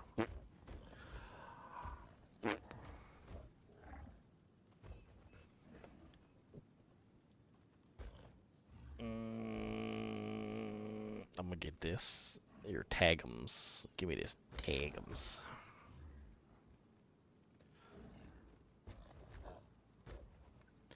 Water repellent.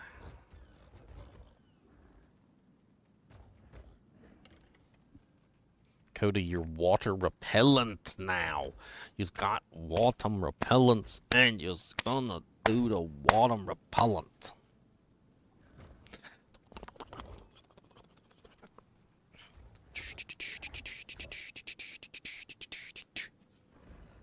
What do you think of that? What if I grabbed his meats? Oh no, go grab his meats.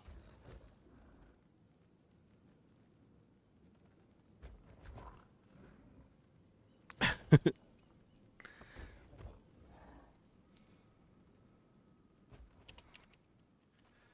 was actually just thinking, like, if I'm a wolf and I'm on this side of the board, what do I have to access for, like, freeze bonuses? Most of the freeze and chill stuff is on the other side of the board. Perpetual freeze, 15% chill and freeze duration on enemies.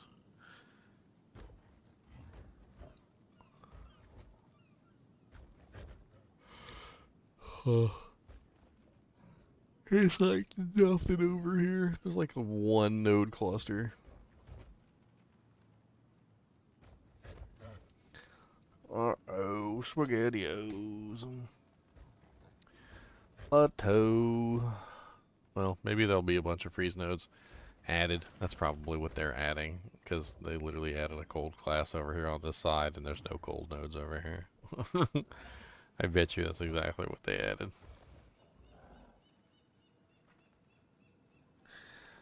Have they released the updated Path of Exile 2.4 tree?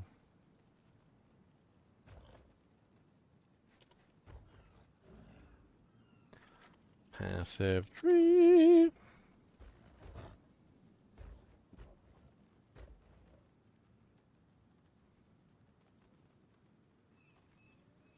I made a massive 0.4 comparison for the tree. Oh, okay. I got a doojank here, Leon. I got a doojank-a-lank.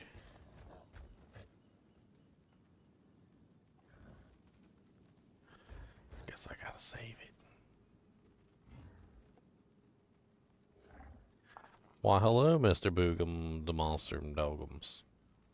Are you prepared to meet Jesus? Are you prepared to meet Jesus? Cause you're gonna get an atomic powered nuggums.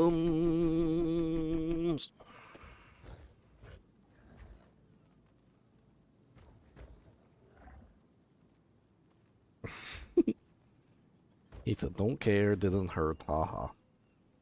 He said, didn't even feel it, cause I'm a big dog. And I have special powers of not being able to feel stuff. Because I don't care about your pathetic powers of nuggums. He said, yeah, but what's in them pockets? What's in them pockets, precious? What's in the nostrums? How about that? We go like this and get in the nostrums and then lick 'em. Cody, where's your new horn? Where's your new horn at? Where's your new horn? Oh no. Let me see. Where's your new horn?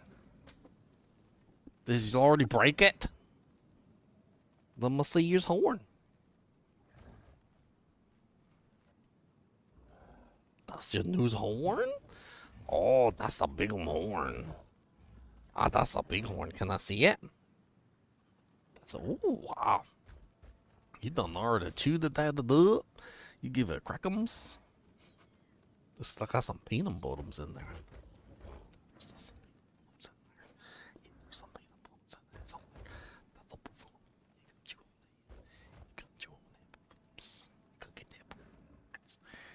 Get it in there and chew on that buffaloes. Oh no, I guess the buffaloes in there. Guess the buffaloes. Hitta ja dessa buffaloes. Hitta da the buffaloes.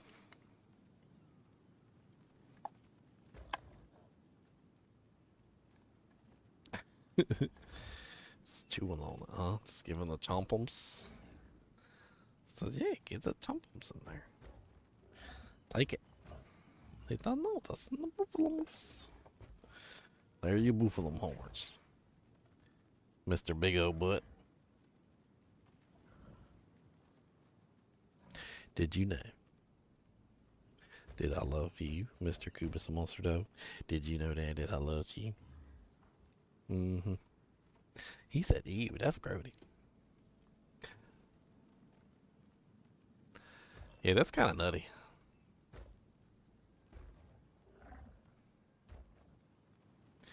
Red equals removed. Green equals new nodes.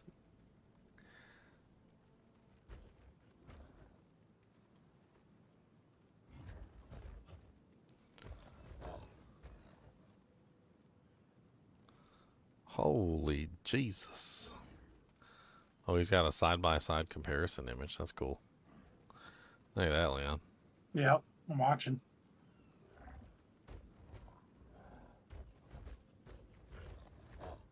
On the first day of Christmas. On the first day of Tankmas, my true love gave to me an M4 Sherman 3. On the second day of Christmas, my true love gave to me an M24 Chaffee.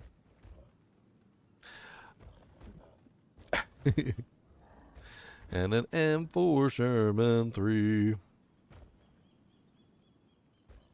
I do like how that one looks like a face, like an alien face. Like the two eyeballs. What the hell is that little node closer there? Yeah, you talking about the one that looks like a little alien? Yeah, talking about the starting area. Oh. Oh, that's Zoidberg. It's Zoidberg, yeah. That is Zoidberg right there. That is definitely Zoidberg. See? That's Zoidberg. The mercenary looks like some kind of like scarab or something. That's a Scarabio. Right? Like it's got like the pincers in the front. Yeah, yeah, I see it.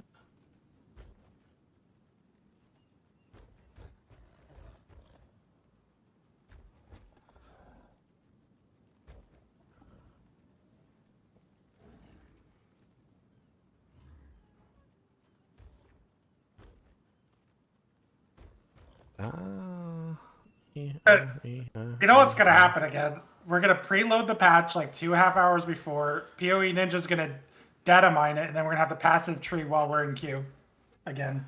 That sounds like fun.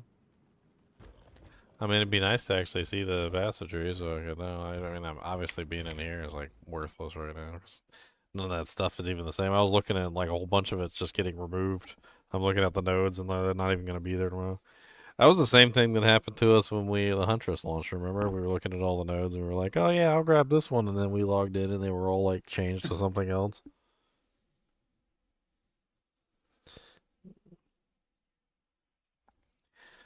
Alright, I think the hours are finally catching up with me. I've been awake too long. Probably for like 24 hours. I didn't want to go to sleep early though, because, you know, obviously I want to get a good night's sleep tonight for whatever. Maybe I'll watch the Game Awards on my phone or something. I'm not really too interested. I mean, if they announce the Paladin, then, you know, whatever. Maybe I'll come back upstairs and make a short video about them announcing the Paladin. That'd be funny. Like, I might actually come back now. Look at this. Alright, I'll see you tomorrow. You'll see us later tonight when we're both playing the Paladin. Yeah, exactly. Alright, guys and gals, it's been fun. It's been, what is it, like 4.5 hours? Obviously, we have the Path of Exile 2 coming up very soon, tomorrow. Diablo 4 comes up, I think, today sometime. And then the Game Awards, apparently they're supposed to be, like, announcing the Paladin or something. I don't know, or, like, the new expansion. I guess we'll find out. If I haven't fallen asleep by then, I'll take a look at it. I'm not overly interested because, you know, whatever. It's just a last-ditch grab to bring us back. It's the same thing they did with Diablo 3, right? Like, Diablo 3 died almost completely. And then they were like, oh, we added back the Crusader and the Necromancer guys. Come on back. We got the new classes in here now, guys. They're so pretty. And then they trick you to come back, and then you come back, and then you hate them for tricking you. But they're probably going to trick me, so. Anyway, keep watching.